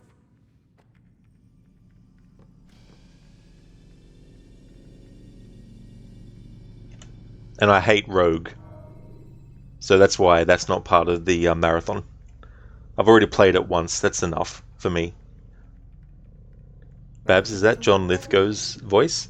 No, it's Phil Proctor is the name of the actor who plays Warren Vidic. You don't you don't do Rogue either. That's definitely understandable. Start your memory already. Start your memory already.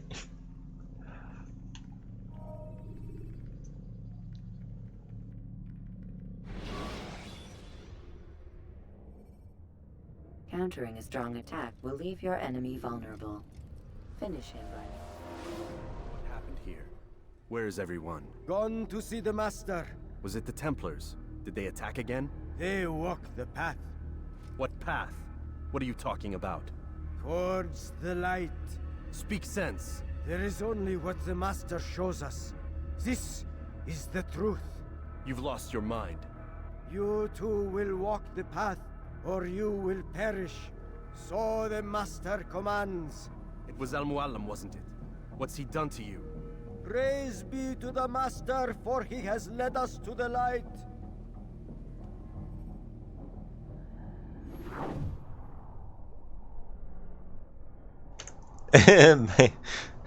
Yeah, the game's ass.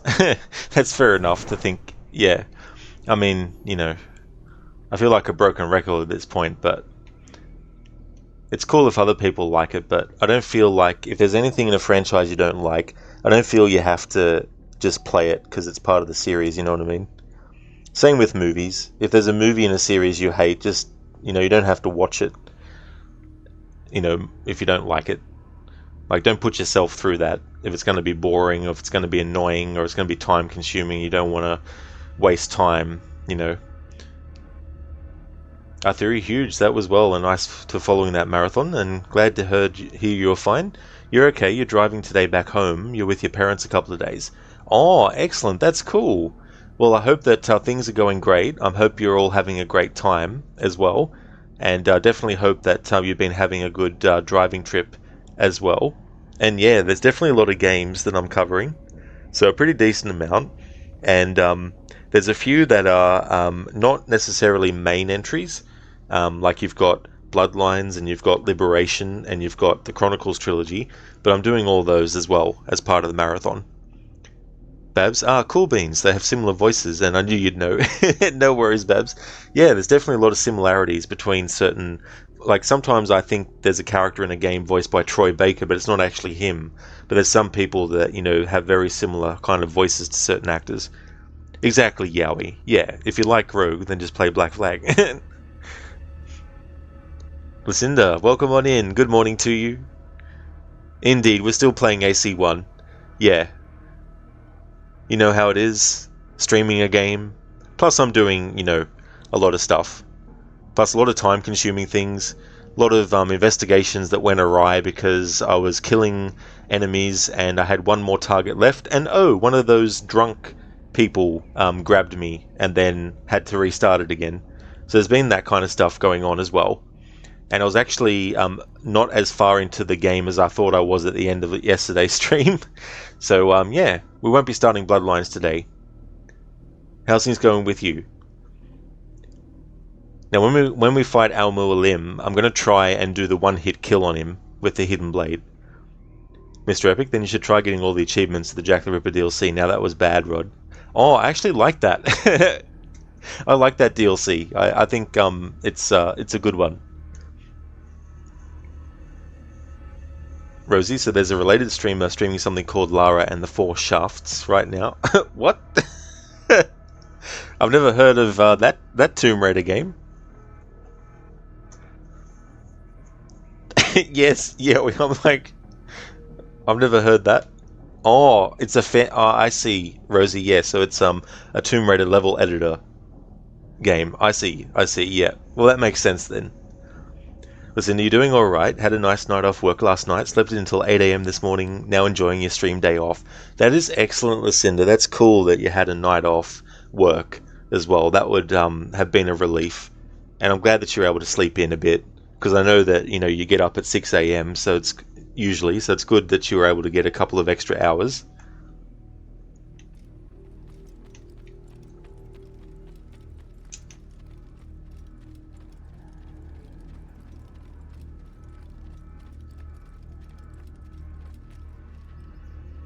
Only speak, Master, and show us the path.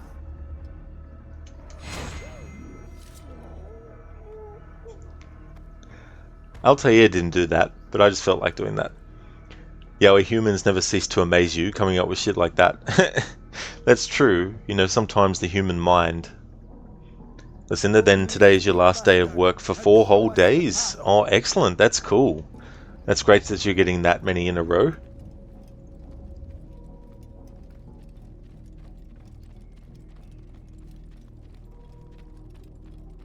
Only speak, Master, and show us the path.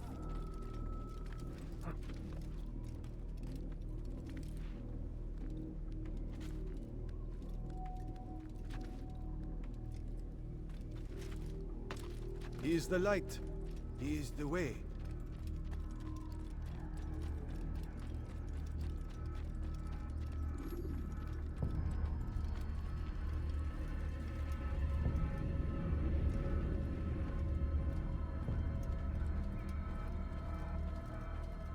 I'll have your head.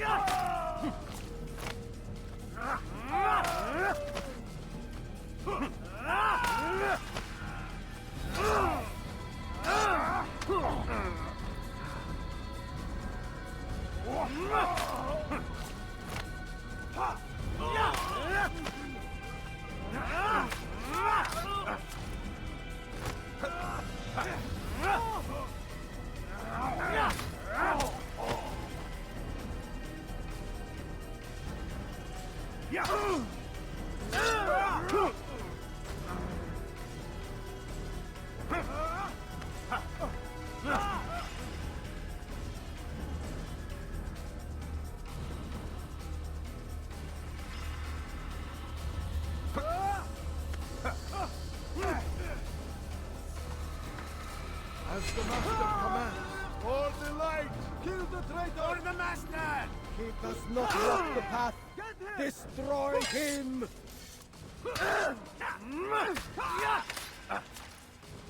I'll get you! Take you down!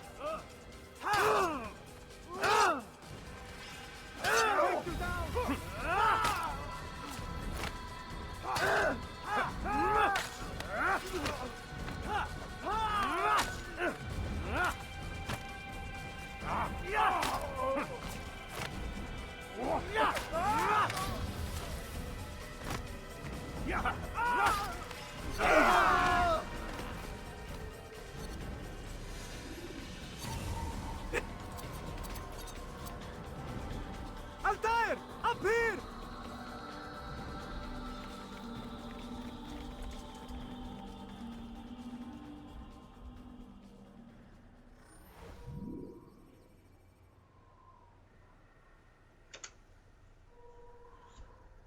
Listen, you did wake up a lot in that 2 hours, but even if you're not actually sleeping, just laying there and resting helps too. Oh, that's really good.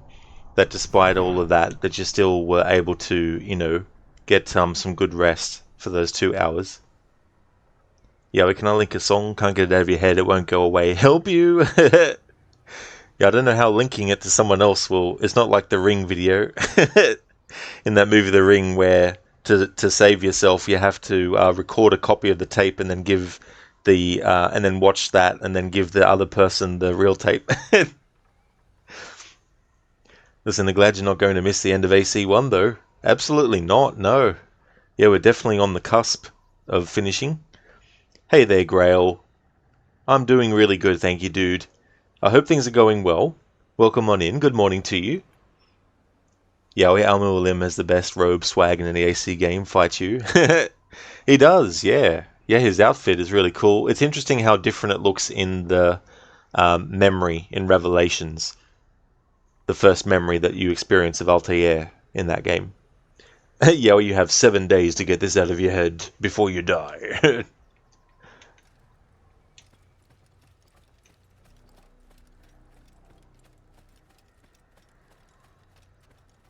You picked a fine time to arrive. So it seems. Guard yourself well, friend. Al-Mualim has betrayed us. Yes. Betrayed his Templar allies as well. How do you know?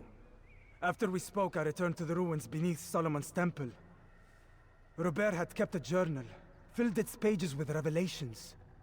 What I read there broke my heart. But it also opened my eyes. You were right, Altair. All along our master has used us. We were not meant to save the Holy Land, but deliver it to him. He must be stopped. Be careful, Malik. What he's done to the others, he'll do to us given the chance. You must stay far from him. What would you propose? My blade arm is still strong and my men remain my own. It would be a mistake not to use us. Distract these thralls then. Assault the fortress from behind. If you can draw their attention away from me, I might reach Al-Mualim. I will do as you ask, Dai. The men we face, their minds are not their own. If you can avoid killing them. Yes. Though he has betrayed the tenets of the Creed, it does not mean we must as well. I'll do what I can. It's all I ask. Safety and peace, my friend. Your presence here will deliver us both.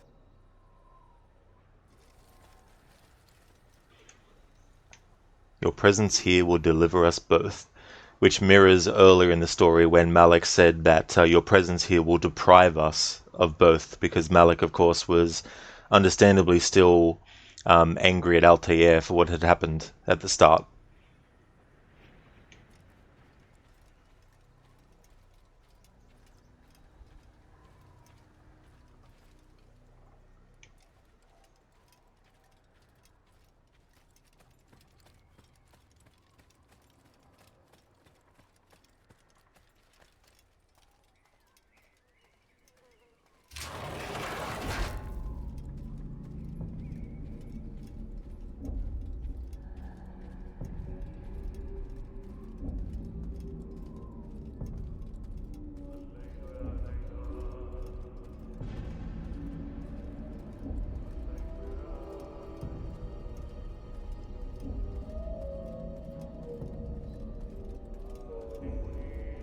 There are so many innocents. I must be careful not to harm them.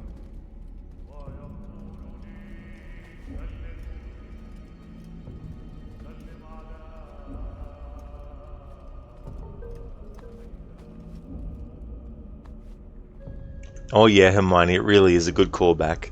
I love stuff like that. It's a shame that that's the last time we actually see Malik in a game. Oh really, Hermione? Yeah? You were just here typing away about to make the same comment that I made? Oh nice. Cool. Yeah, well, they were also possessed. They really are. Al-Mualim has used the Apple of Eden to basically brainwash them.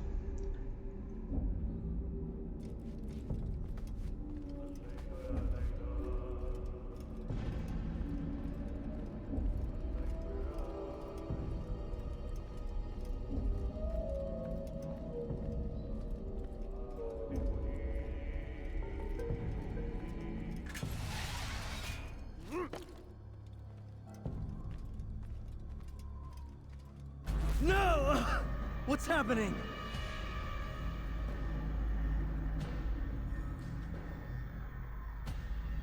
So, the student returns. I've never been one to run. Never been one to listen either. I still live because of it. What will I do with you? Let me go. Oh, Altair. I hear the hatred in your voice. Feel its heat. Let you go? That would be unwise. Why are you doing this? I found proof. Proof of what? That nothing is true. And everything is permitted. Come. Destroy the betrayer. Send him from this world.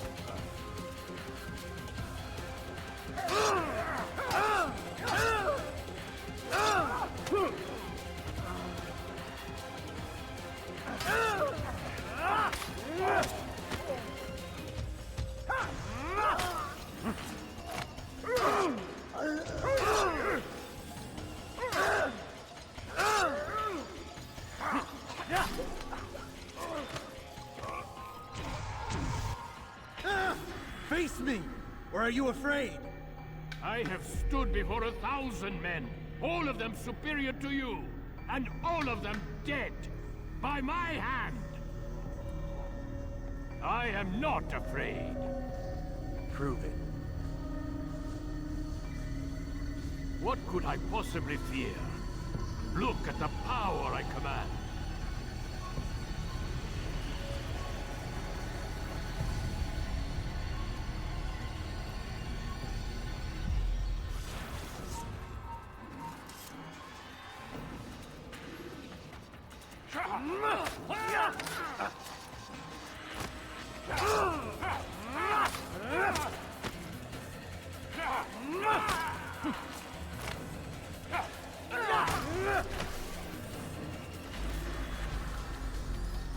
Have you any final words? You lied to me. Called Robert's goal foul when all along it was yours as well. I've never been much good at sharing. You won't succeed. Others will find the strength to stand against you. And this is why, so long as men maintain free will, there can be no peace. I killed the last man who spoke as such. Bold words, boy. But just words. Then let me go. I'll put words into action. Tell me, Master, why did you not make me like the other assassins? Why allow me to retain my mind? Who you are and what you do are twined too tight together. To rob you of one would have deprived me of the other. And those Templars had to die. But the truth is, I did try. In my study, when I showed you the treasure. But you are not like the others. You saw through the illusion. Illusion? That's all it's ever done. This Templar treasure, this piece of Eden, this word of God. Do you understand now? The Red Sea was never parted. Water never turned to wine. It was not the machinations of Iris that spawned the Trojan War, but this! Illusions! All of them! What you plan is no less an illusion. To force men to follow you against their will. Is it any less real than the phantoms the Saracens and Crusaders follow now? Those craven gods who retreat from this world that men might slaughter one another in their names? They live amongst an illusion already. I'm simply giving them another. One that demands less blood. At least they choose these phantoms. Or do they? Aside from the occasional convert or heretic? It isn't right. Ah, and now logic has left you. In its place, you embrace emotion. I'm disappointed. What's to be done then? You will not follow me, and I cannot compel you. And you refuse to give up this evil scheme. It seems then we are at an impasse. No, we are at an end. I will miss you, Altair. You were my very best student.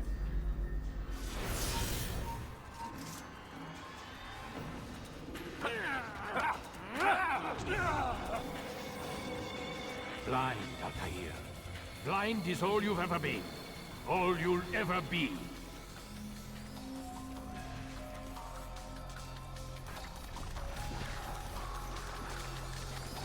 Couldn't get the one-hit kill on the arsehole because he was doing his fucking grabbing move.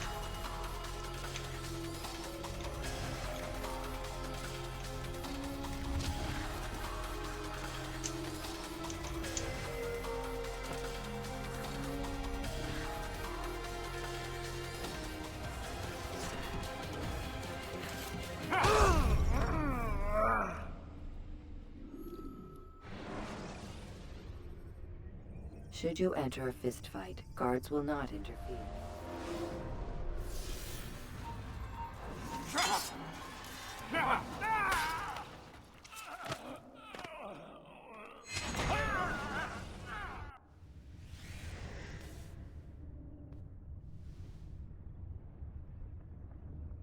Impossible.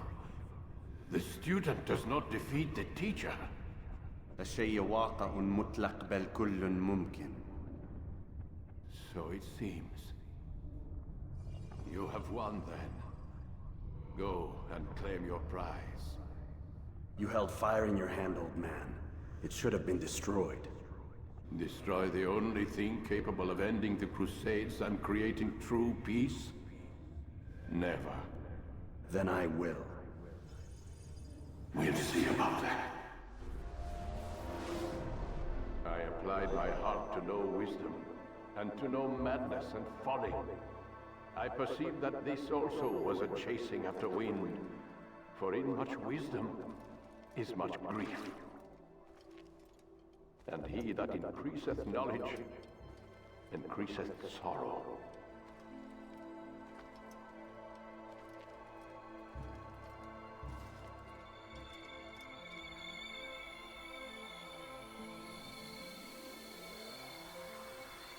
Destroy it! Destroy it, as you said you would. I can't. Yes, you can, Altair. But you won't.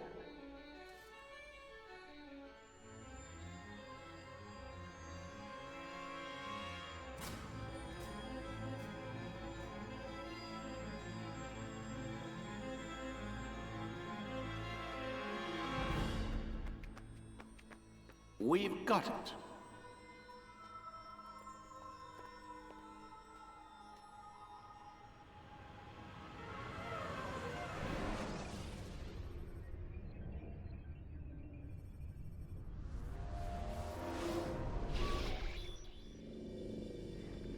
What the hell was that? Well? We've got the map. How many?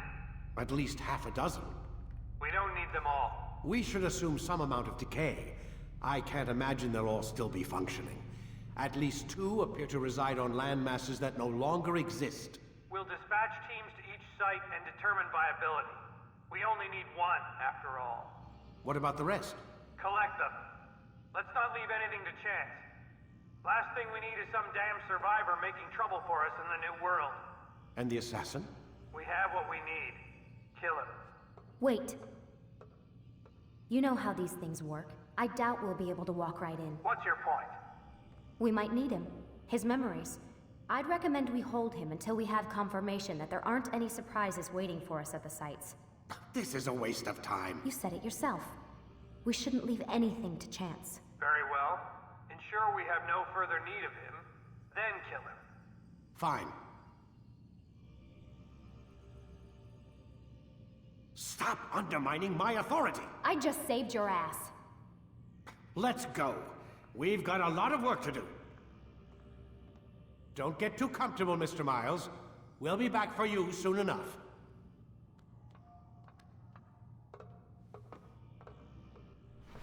What the hell is that?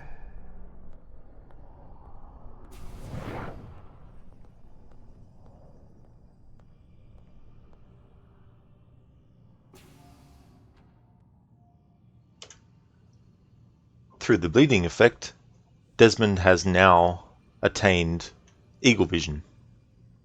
Something that was always dormant within his DNA, but through experiencing the memories of Altair, it kind of like boosted it and brought it out. So now he has eagle vision. And all these messages on the floor are actually in blood. The blood of the previous subject, Clay Kazmarek.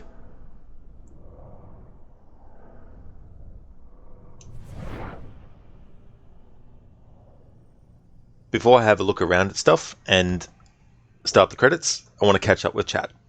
I need to scroll up, so there'll be a message that'll appear on the screen, but that's just because I'm clicking off the Xbox app.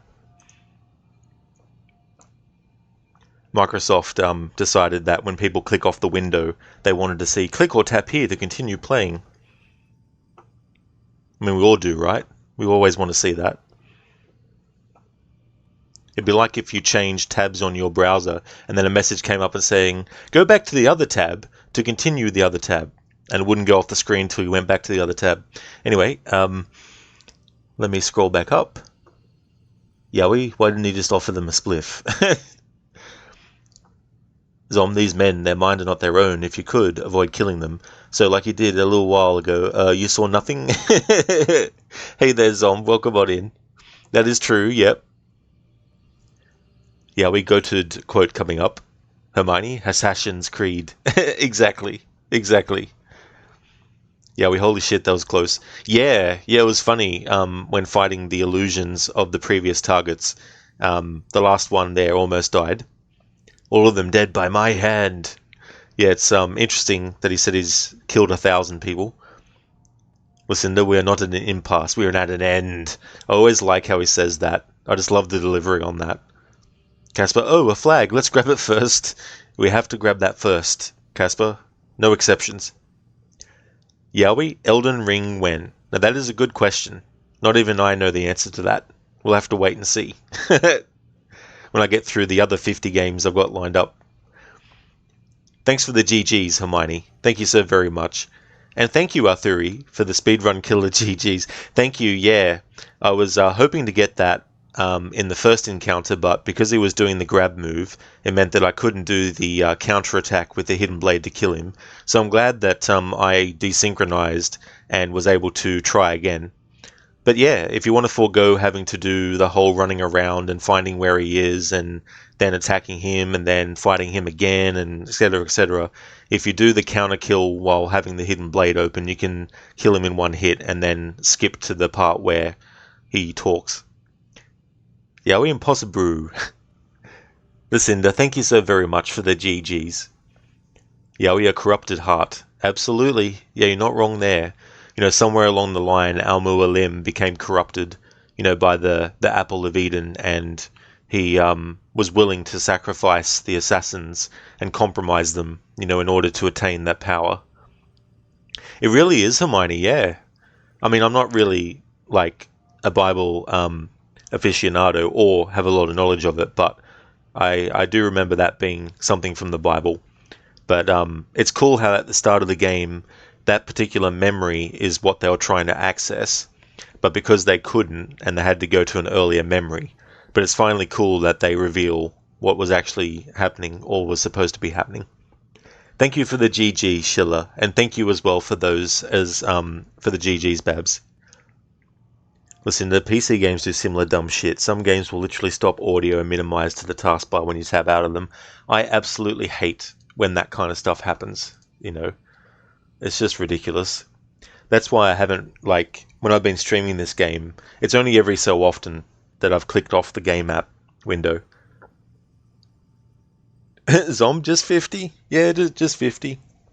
Although it's funny, you know, because 17 Assassin's Creed games, 12 Tomb Raider games that I want to get to as well, probably 6 or 7 games that are celebrating anniversaries, the 6 Splinter Cell games as well, Deus Ex, Human Revolution, Mankind Divided, and the original Deus Ex. I want to do a Doom marathon, Mortal Kombat marathon, so yeah. Some of those are deadlines, but others are like, if I can't get to them, I can't, but I'd like to try. Hey there, Sage. Welcome on in. Welcome to the end. How's things going? Yeah, well, you admire the different speculation of Al-Mualim saying he's killed 1,000 men after he reveals he's a Templar. Yeah, that's it. Lucinda, yep, for those games, anytime you need to scroll or do anything outside of the game, you use your other laptop to do it. I don't blame you, Lucinda. It's good to have some alternative, you know, to be able to do that. I don't know if the mobile Twitch app actually keeps a track of what's already been put in chat. It might do, so I could have also been using that, I guess.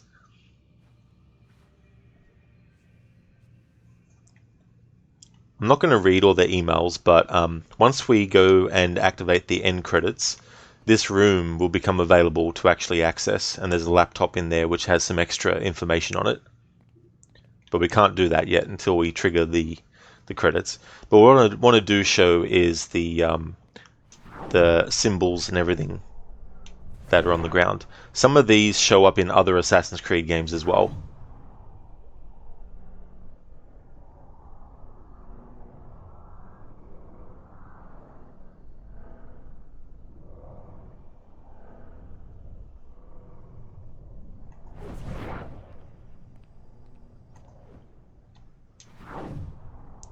For example, that symbol there also appears in Assassin's Creed Unity in the cell where Arno is with Bellic.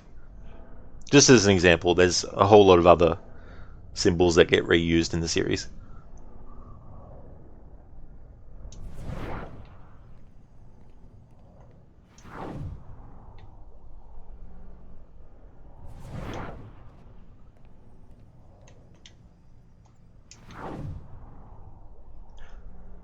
So 12/21/2012, that's when the Abstergo satellites are supposed to become active. That's why they want the Pieces of Eden. They want to basically plug the Piece of Eden in and have all of the satellites around the world connect to that Piece of Eden, so they can then use it to control the entire population of the Earth.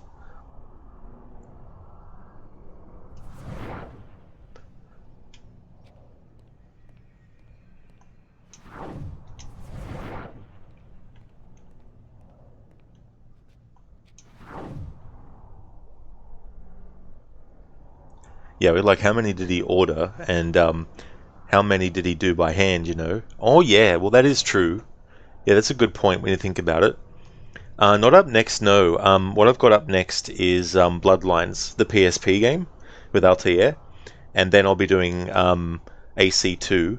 But before I start the AC2 playthrough, as I always like to do for my marathon streams, I'm going to stream Assassin's Creed Lineage first, before starting AC2. Yeah, indeed, yeah, we Lost Archive vibes as well. There's actually some parts of the Animus that you can see, and the graphics in the Lost Archives DLC is actually similar to that too. Oh yeah, Grail, that's no trouble at all. Thank you so much for leaving the tab open. I muchly appreciate it. Yeah, Yowie. So I'll be streaming that. What I'll likely do is I'll stream the version that you can find on YouTube, because the version that I have on the Ezio collection for Xbox One, it's not that good quality overall. So when I do a stream of Lineage, it'll be a separate stream, just showcasing that kind of like prequel to AC2. I have Yowie, yeah. I've played it all the way through, but that was years ago though, the Xbox 360 version. Like I played it when it came out, but didn't finish it. And I was so enamored by the game that I didn't even do much of the main story. I just focused on the side stuff. And then one day I was like, the game's been out for almost 2 years now. I think I need to actually finish it. So I then put aside doing just the side quests alone and actually played it all the way through. Yeah, Skyrim is your second favorite of all time, is it? Oh, that's cool. That's excellent. That's true, Zom, yeah. I also want to do Embers after Revelations is finished. I kind of like that a lot, you know, doing it in that way as well. But yeah, that Lineage short movie, I think it was quite well done. And there's some things in it that set up why, like for example, the reason why Ezio, when he finds his father's hidden blade, why it's actually damaged is because in the movie Lineage, we actually see it get damaged when his father's wearing it. You know, so little things like that, which I think are really cool. Yeah, AC2 is number 1. The Skyrim soundtrack, holy shit. Yeah. AC2 is such a great game. And Skyrim does have excellent music. Jeremy Soule, who did the music for that, like, his work in a game that I really love on the Super Nintendo called Secret of Evermore was amazing. So when I found out he did the music for a lot of the Elder Scrolls games, I was like, no wonder why there's a similar kind of like epic feeling to them, like there was with his music for Secret of Evermore.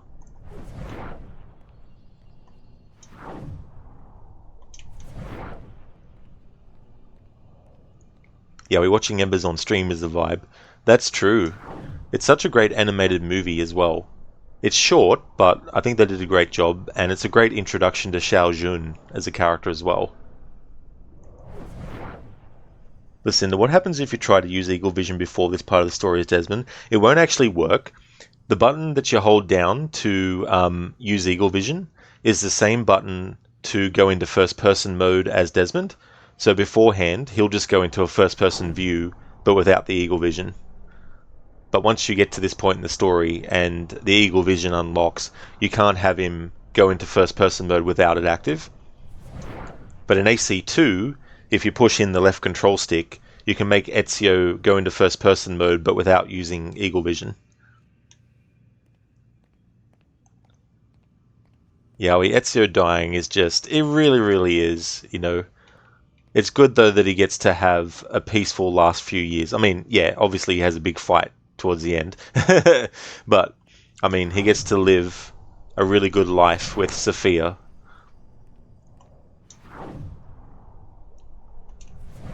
Okay, so I'm meant to be on this side of this.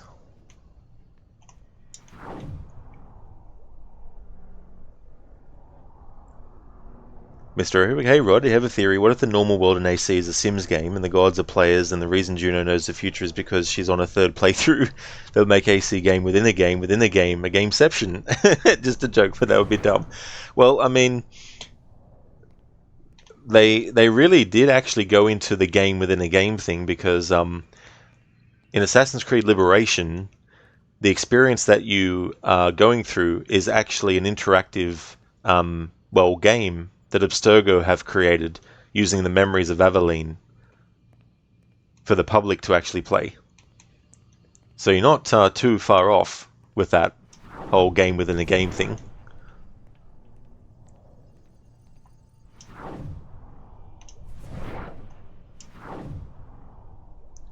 Yeah, when I was a young man. That's such a great quote too as well. Zombor, the implication that the reason Borgia had Ezio's family rounded up in the first place was due to how much a close call he had against Giovanni and lineage. Oh yeah, I mean, there's definitely an amount of wanting to, you know, get revenge on him or get some kind of, you know, one-up and stuff. Then we have that kind of pyramid. Hey there, Spectrum. It's going really good, thank you. We're just about to finish up the playthrough. How's things going with you?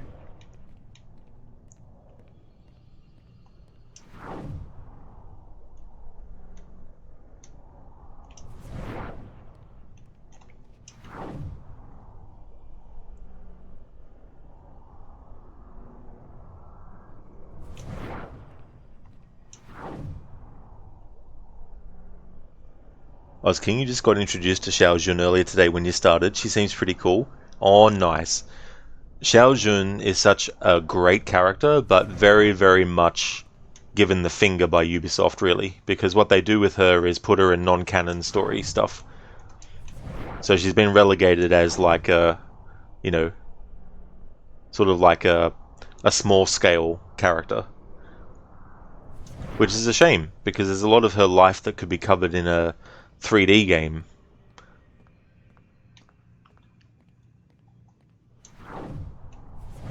Maybe when Tencent buys Ubisoft, they might do more.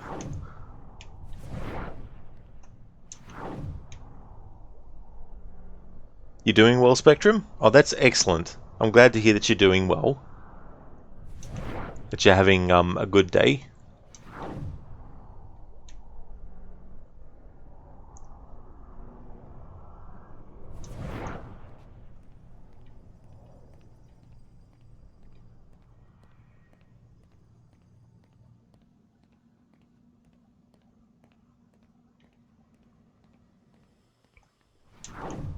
Okay, so there's nothing in this part of Desmond's room. But there is, of course, in the main part of his room.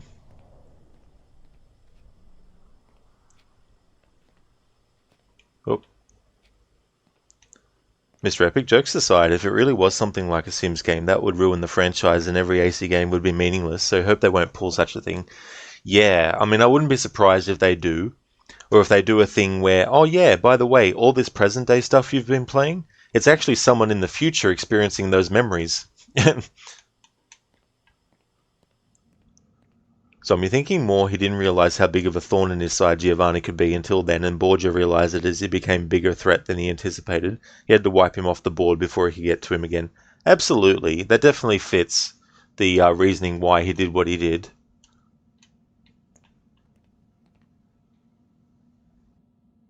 Oh my god. It looks like... Is that blood? The hell were they keeping here before me? And what happened to him? What does it mean, I wonder?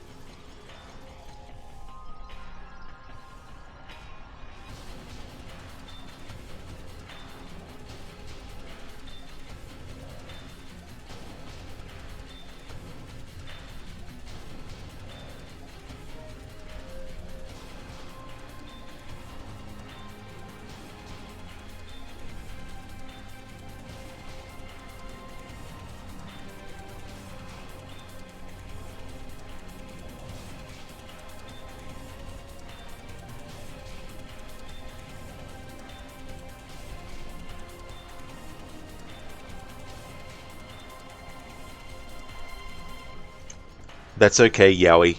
Zizi. Catch you next time. Thank you so much for being here and for chatting. Good to speak, Rod. One love, homie. Thank you so much for joining. Good to see you in chat again. I hope that things go well, that you have a good one. Thanks for being here for the ending for Assassin's Creed 1. Man, I love this music. Oz King, wow. Cliffhanger. Absolutely.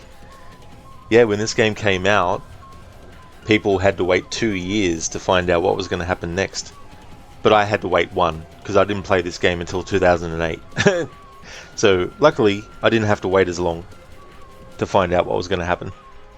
But yeah, it's so funny to think back to a time when these games were brand new, and waiting for the next one to come out, and wondering what was going to happen next, because they had quite a good sort of like pattern going where you would end one game and it would set something up for the next, and then the next one would recap what happened in the previous game and then go on from there, and so on and so forth. So I thought that was quite good how they did that. Lucinda, hope this isn't Chris's blood. Chris is our old partner, you know. Some weird note to roll the credits on. That's true. Yeah, you know, it's an interesting choice for that. You would have thought that they would have...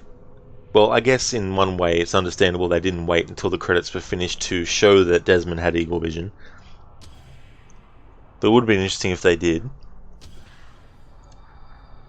Ah, good old Subject 16. He painted my room, you know, with his blood.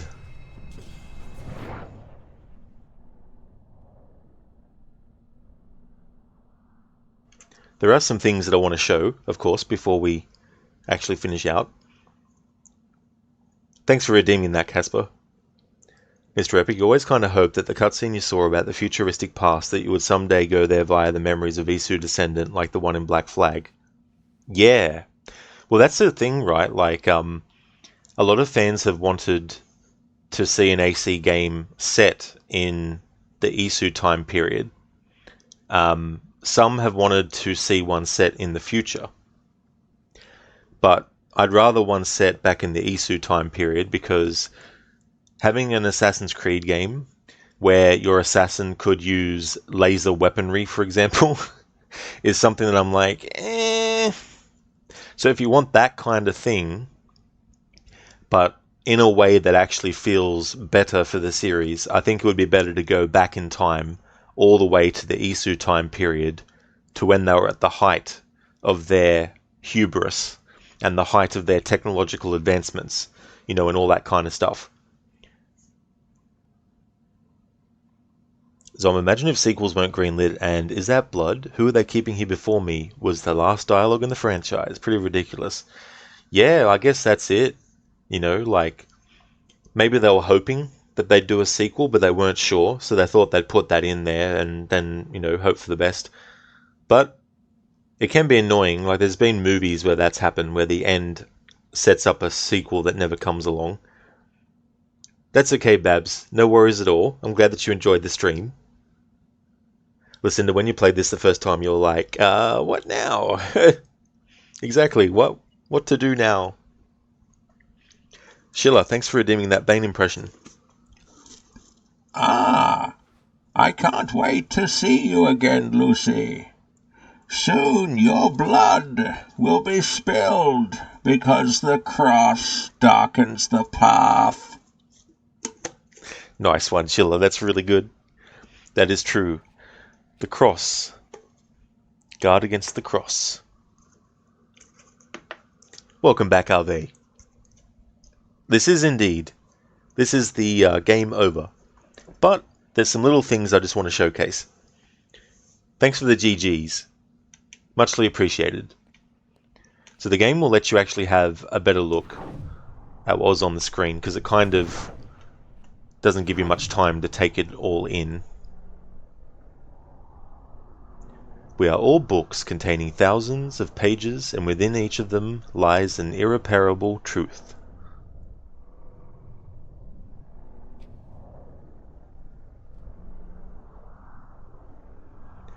That symbol down the bottom, I think is it the Omega symbol? That's also something that we see in other Assassin's Creed games. Same with those two looping things in the middle there that look like eyes. In fact, I think it's Assassin's Creed 2, one of the final Subject 16 puzzle you do has you rotating the rings of an image to try and get it, and it's like a globe of the Earth, and it has those symbols that are in the center on it, and you have to try and line them up.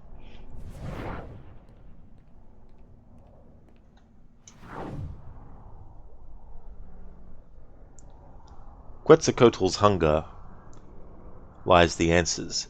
I've entered the abyss and never returned. So the implication, because the previous subject to Desmond, whose name was Clay Kazmarek, because he was put into the Animus for way longer sessions than Desmond was, he suffered from a form of psychosis from the usage of the Animus, and it was so bad that at any given point he would completely forget who he was, and he would be taking on the personas of all the ancestors that he actually experienced the memories of. So in Assassin's Creed 2, when you hear his voice speaking, and he's speaking about different things, there's so much pain and anguish in his voice, and he's remembering all these different things that kind of, go by. And so some of the messaging that he's actually put on here, I guess you could say, the ones that are in different languages, are coming from ancestors that he's related to that know that language. And so through the bleeding effect, he's learned the language himself and is able to actually put them down on the imagery and all that kind of stuff. But yes, Clay was pretty messed up, to say the least, after all that. Okay, so I'm not going to cover all the emails and read all that kind of stuff, but earlier in the game, we snuck up behind Warren Vidic and stole his security pen, which lets us access his laptop. And since we've reached the credits and we went past that, Desmond now has access to this room. which is the room that we saw the head of Abstergo, Alan Rickon, and the other two goons with him actually talking to Desmond and Warren Vidic and all that kind of stuff. And so now after the credits, you can actually access that room. I guess there's something I forgot to do, and that's actually check the friggin' laptop. No, I forgot to grab that. There we go. Alright, now that I've grabbed that, which I don't think you can grab until after the credits, but anyway, we can now access this room. Or not. Oh my god.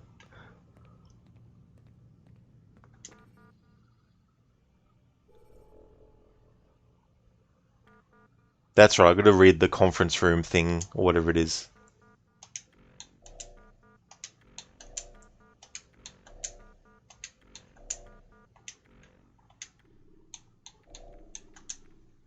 Conference room door, here we go.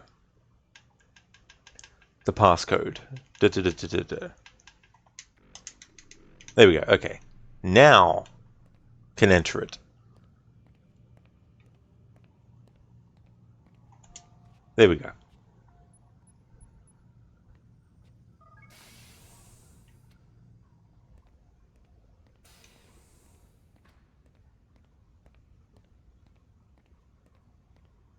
And you can't go out that way. But on this laptop, there's some things that you can read as well.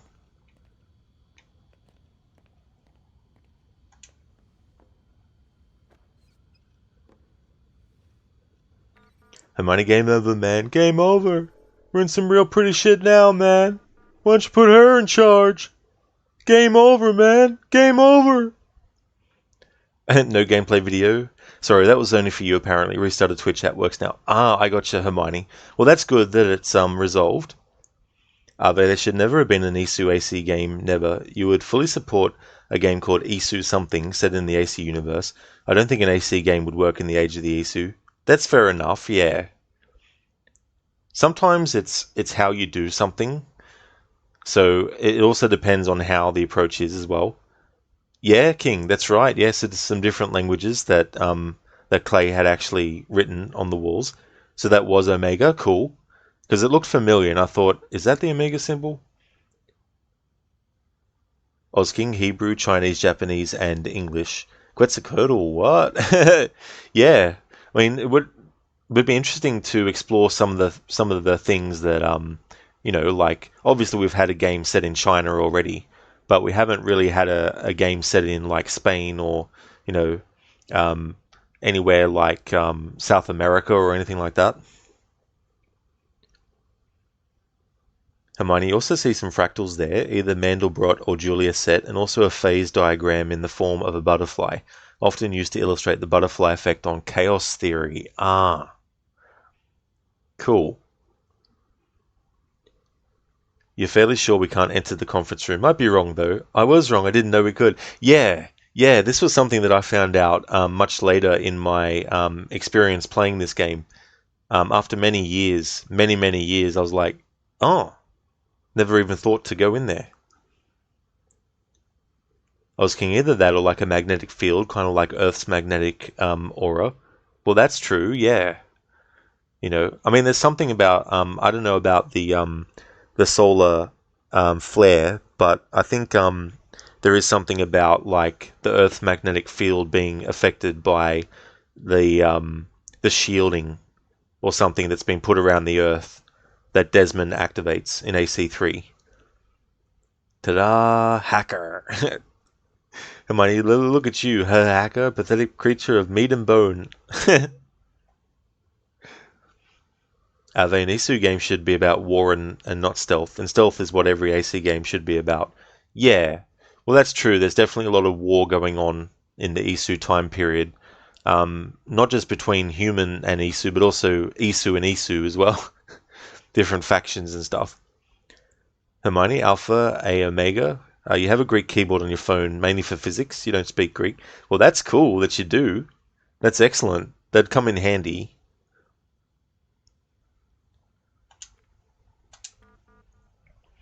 So they talk about subjects 12 to 16, and there's also stuff about the satellite and all that kind of stuff. They're thinking about the people who will probably be immune to or protected against the effects of the Apple of Eden when used in the satellites and all that kind of stuff. And these are just like different findings that they'd come across, and different things as well. So this one talks about Piece of Eden number 3, and they talk about the loss of the second Piece of Eden that they had in the satellite accident, and talking about Subject 17, Desmond having trouble interfacing with the Animus and all that kind of stuff, and talking about the extraction team to prepare and all that kind of stuff. Unlocking that final memory, or this will have been for nothing kind of thing. Now, this was always interesting to me. Philadelphia Project. Now, I said I wasn't going to read a lot of email stuff, but I want to do this as an exception because it's quite interesting. Data provided from Animus Subject 12 indicates that the ship briefly manifested in a future state for approximately 18 minutes. It is unclear whether the timeline is consistent with or parallel to our own, although we have recovered enough data to reconstruct and repair the original artifact used in the experiment. Administration has refused to move forward on the project, citing paradox concerns. Corporate policy remains in place. Any objects found to interfere with or manipulate time must be contained. Artifact will be moved to secure storage. So this implies that they were able to actually make something appear in the future for approximately 18 minutes, the ship. So the Philadelphia Project is referring to a real project that was actually done. But the reason I want to point this out is twofold. Number one, it's quite interesting that in the AC universe there are artifacts that can manipulate time in some way. The second reason is because I hope they don't try to do time travel in the series. At least not in the way I'm fearing they would. There is a way to do it that wouldn't actually ruin stuff, but it's through a different lens. It's not through time travel. It's not through having like a character go to the future, but it's more through using the idea of the calculations that the Isu made. And because they were making so many calculations, there's so many possibilities for how things could go. And the way I think they could do something interesting is to have whoever the character is actually sifting through genetic data to find out what kind of memories certain individuals might have had about the Isu time period, and then from that actually look at how things could have ended up.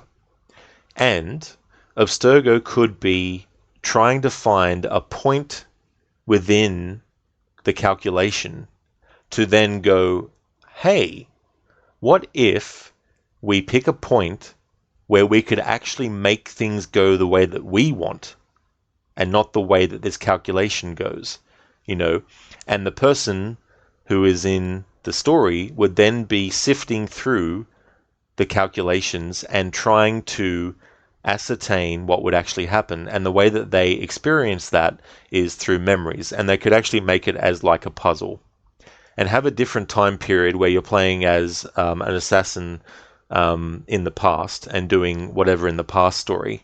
But in the present time, Abstergo could be looking at how to use the calculations of what could happen in the future in their favor.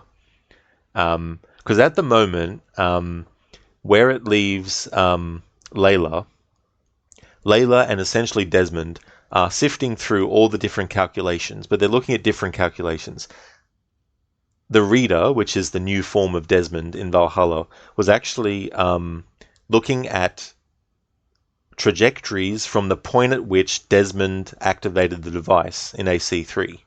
But Layla is like, how about we actually explore the timelines where Desmond didn't actually do that and see where we go from there and see what we can find.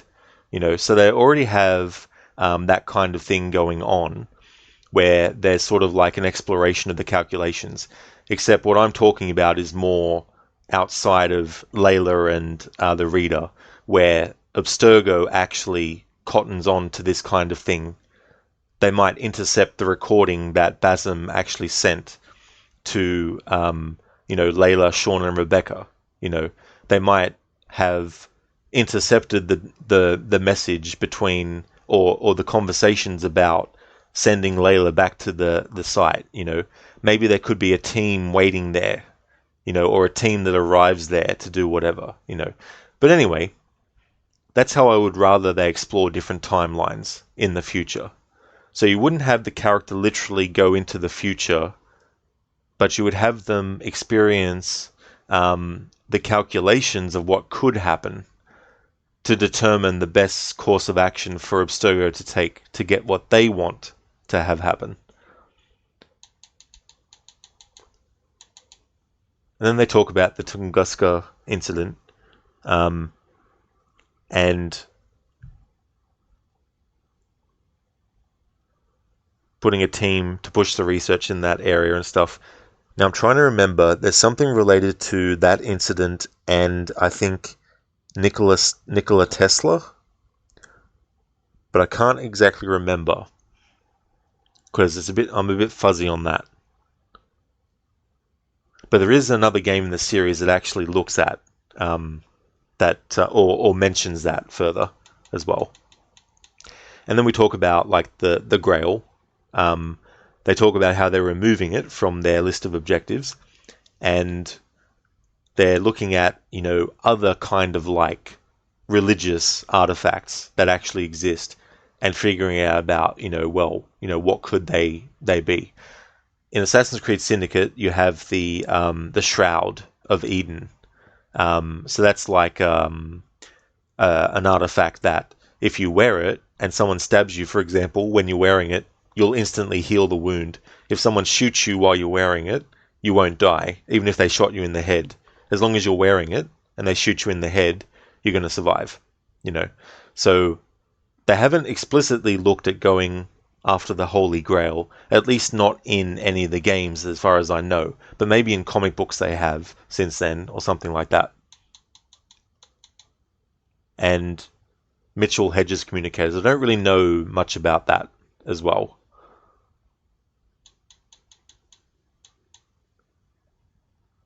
So basically there's like a pressure on Warren Vidic. That's why he's so like pissed off at things taking so long as well.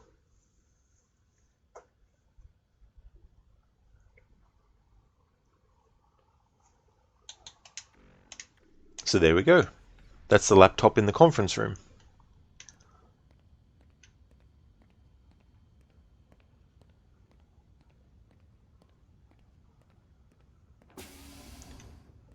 One thing I want to do before finalizing the playthrough is interact with the Animus and then have a look at the memories completed.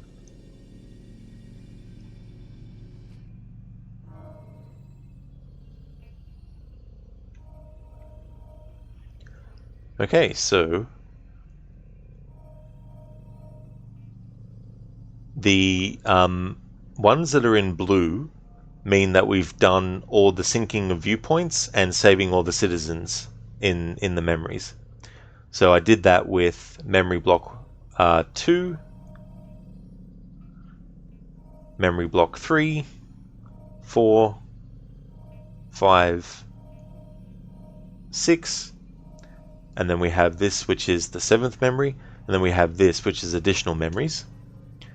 Now these are related to the flags, which I wasn't doing in this playthrough.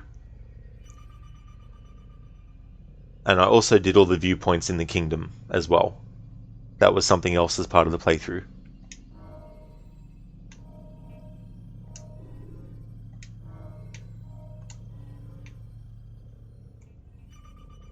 There we go.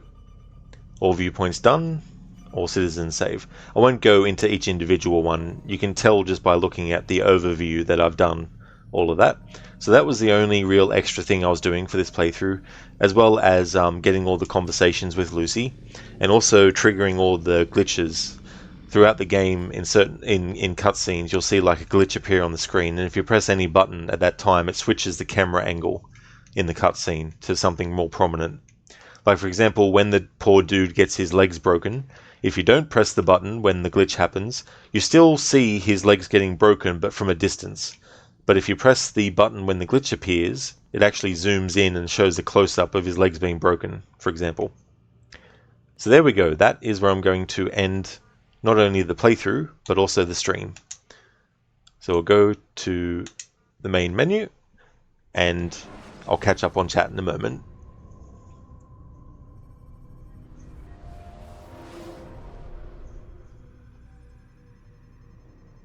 Put that there, and throw that image up on the screen.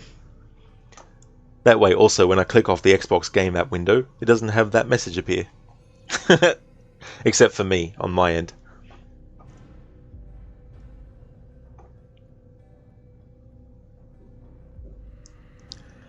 They just imagine the Northern factions fighting the Minerva faction. There could be a cool fight between Minerva and Harvey. Yeah, could you imagine?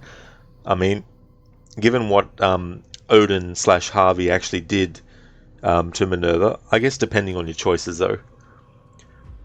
But she of course was going by Gunloader, wasn't it, at that time? Hermione, also Serbian and Russian keyboards. Serbian because you speak it, not too well. Russian just for fun, you don't speak it. Well, that's cool to have all those different options as well.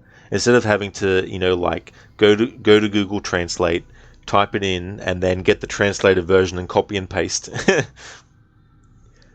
Zomb, if you remember correctly, Jeremy Irons' character in the 2016 AC movie is this Abstergo head. If so, was that character's first appearance? Also, kind of surprised it was a character first referenced in the games.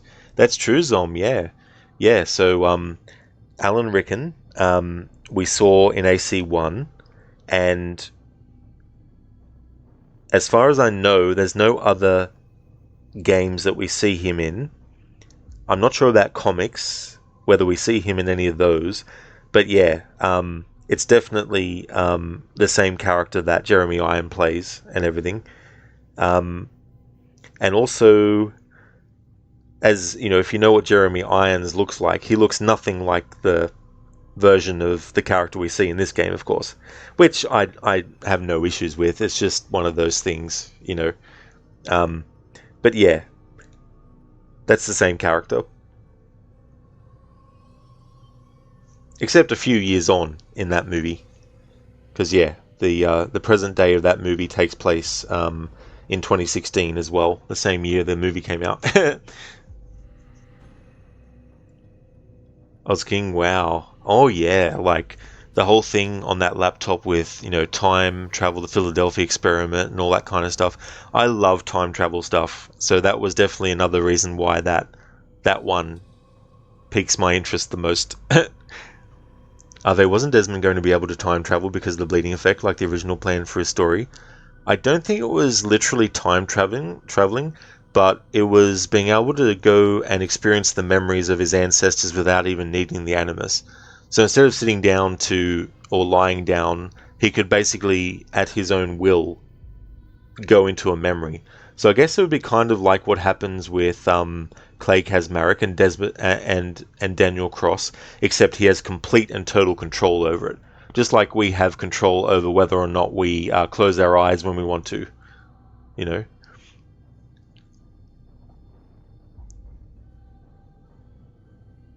Hermione, you mean, of course you'd have expectations for you, but you do your utmost to help you.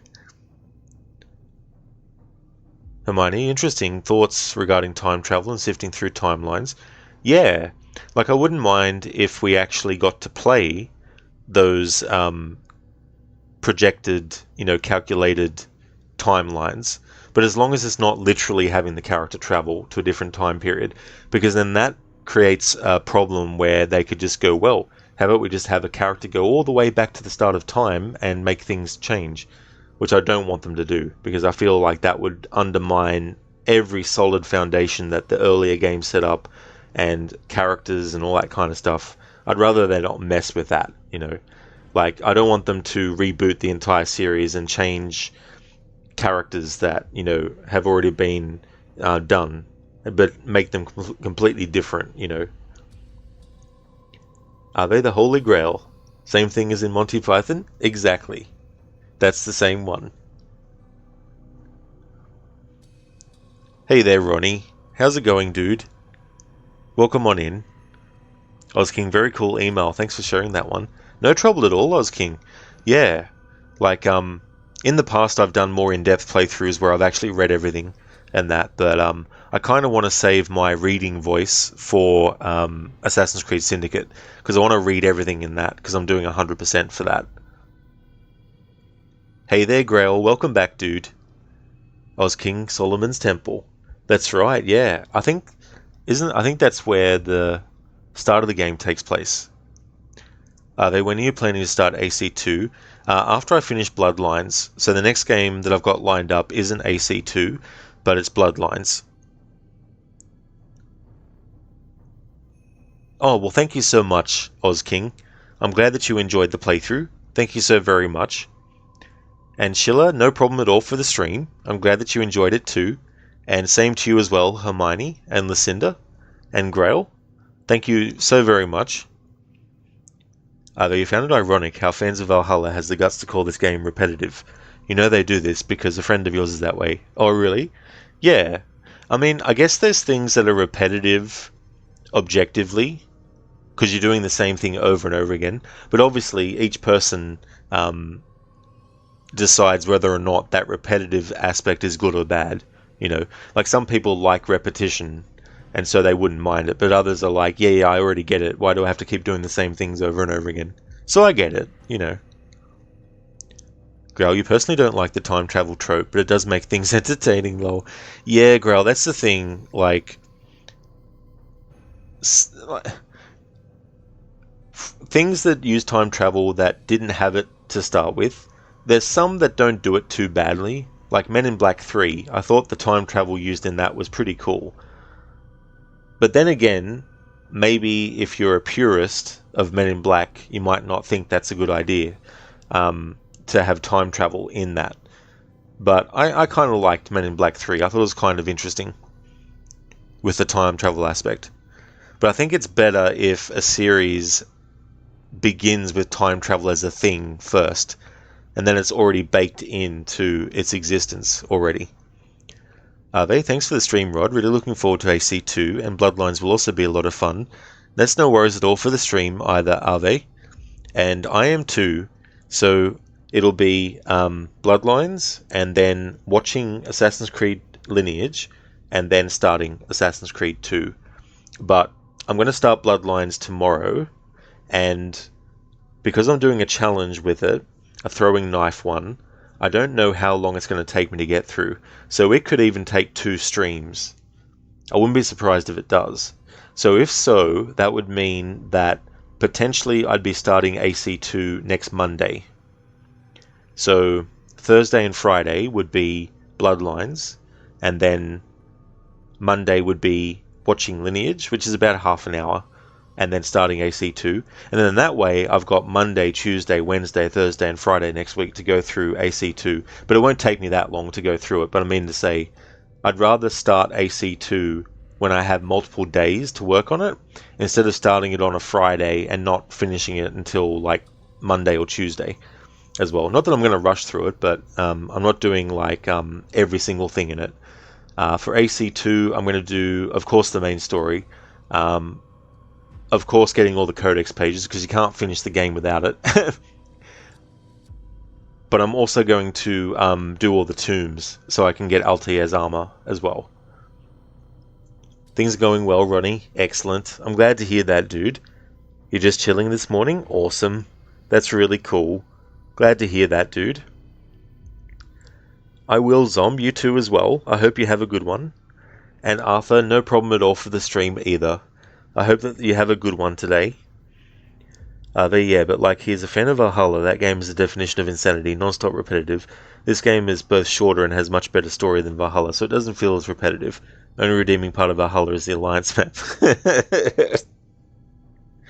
I want to see the Alliance map. Eivor, you've seen it enough? It's the same. You looked at it 5 minutes ago. It hasn't changed. It's not different now. Hasn't changed since then. Just need to do some things on my end.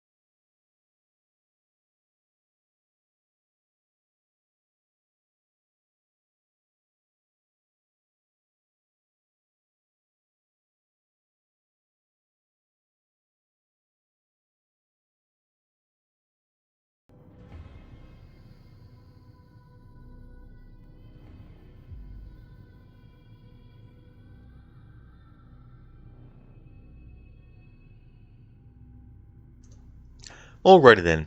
So I was just having a look at who's still streaming live, and I want to go and raid Crocodiles, who's playing Assassin's Creed Odyssey. He's doing it without the HUD and no fast travel allowed, and also having limited looks at the map. Lucinda, not the redacted map. The redacted map! No! Hermione, alliance maps are the best maps. Height maps, no thank you. Topographic maps, no way. Nautical maps, get out of here. Jump in the ocean.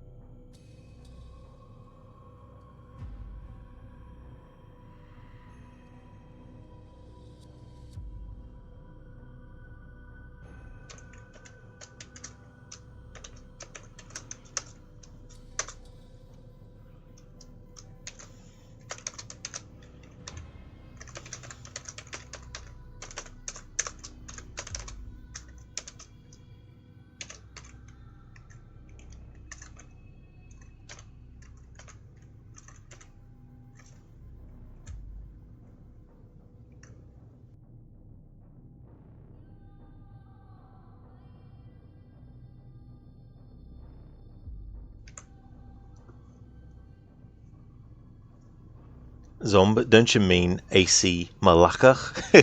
Malacca's Creed? Yeah, Zomb. Would like to highly recommend people check out the following streamers. Lucinda, who is doing a playthrough of the Bioshock series. She's playing through that series as her, is it your primary or secondary game series? I can't remember which one is which. But Lucinda alternates between doing a primary game and a secondary game. So aside from the Bioshock series, she's also doing a Techland marathon that consists of Dead Island, the Rider White campaign, Dead Island Riptide, as well as Dead Island 2, and Dying Light 1 and 2. A great streamer, so definitely recommend. Also highly recommend checking out Shillerlock. He's a big fan of Assassin's Creed. He most recently did a playthrough of AC2, and he played it with a challenge. The challenge was permadeath, and also no upgrades as well. He's also playing through Dishonored, and he's also a fan of Dead by Daylight, as well as the Dark Pictures series of horror games. Also definitely recommend checking out Zamaxi. He's going for the Platinum Trophy in Assassin's Creed Odyssey, and he's also a fan of the Yakuza series as well as JRPGs and Final Fantasy as well, of course. Another great streamer. Also definitely recommend checking out Arthuri. He's doing a playthrough of Red Dead Redemption 2, so definitely recommend. Same with Dr. Ronnie, highly recommend him too. He's been doing the DLC for Marvel Spider-Man 2, and he's also a fan of Assassin's Creed, but also Red Dead Redemption, and he's a streamer that streams with a hat, and he changes what hat he's wearing depending on the game. Also highly recommend checking out Graildraven. He's doing a playthrough of No Man's Sky with a permadeath mode. He's also playing through Skull and Bones as well. He's another great streamer with a great channel. And also highly recommend checking out Hermione. He's playing through Tomb Raider 1, 2, and 3 Remastered, finished Tomb Raider 1 and the DLC Unfinished Business. He's now going through Tomb Raider 2. He's also streamed games in the past like Assassin's Creed Origins, Mirage, as well as the Talos Principle. Also highly recommend checking out Lightus. He plays a lot of retro stuff. He's a big fighting game franchise. He's doing streams of like Killer Instinct, Street Fighter, Streets of Rage, Tekken, Mortal Kombat. Another great streamer. Also highly recommend checking out Mr. Gote. He's been on hiatus for a little bit, but when he comes back, he's definitely going to be doing some more streaming. But he's been doing games off stream like Banishes, as well as playing through The Quarry. He's also a fan of the other Supermassive games, Until Dawn, their Dark Pictures series, as well as The Quarry, and games like Hunt Showdown. So yeah, highly recommend checking out all those streamers if you haven't before. Are they the Alliance map is the prophet, our savior? We must all give into the Alliance map. That will save us. Exactly. Not anything else, just the Alliance map. That's okay, Arthur, for the shout out. No worries at all, dude. Glad to give you a shout out.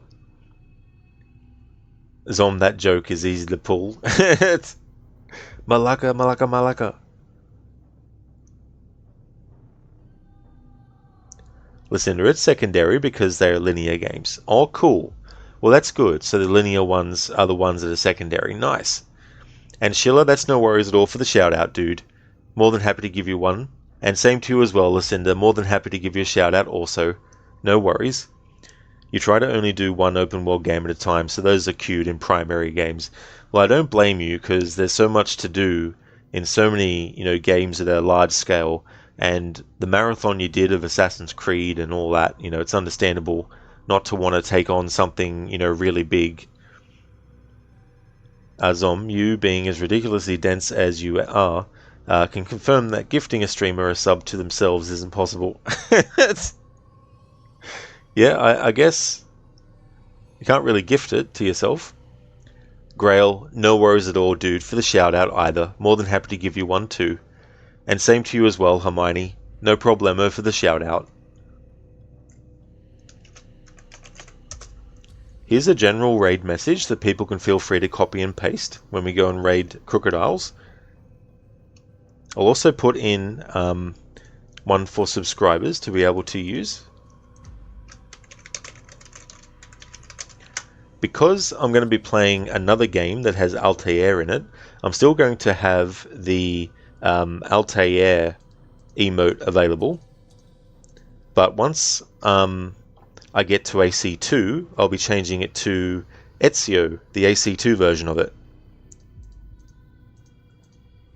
Because I've got a version of him from AC2 and Brotherhood and also Revelations as well.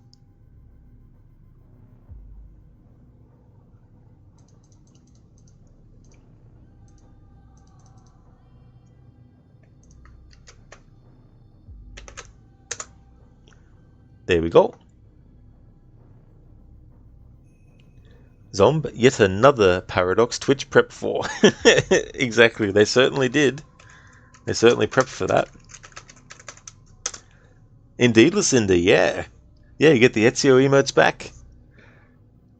Yeah, so I got the Ezio emotes, and I'll have to change the Rest in Peace command as well, so that it changes the emotes for him per different games.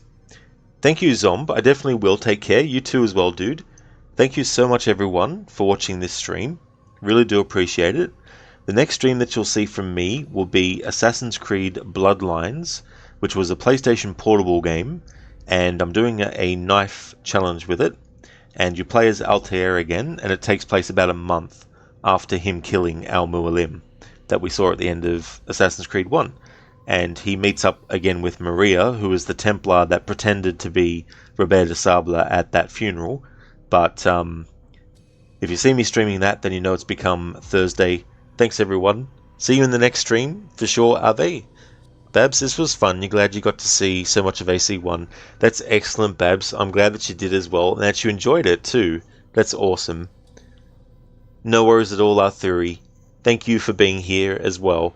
And definitely see you next time. I hope the rest of your week goes well.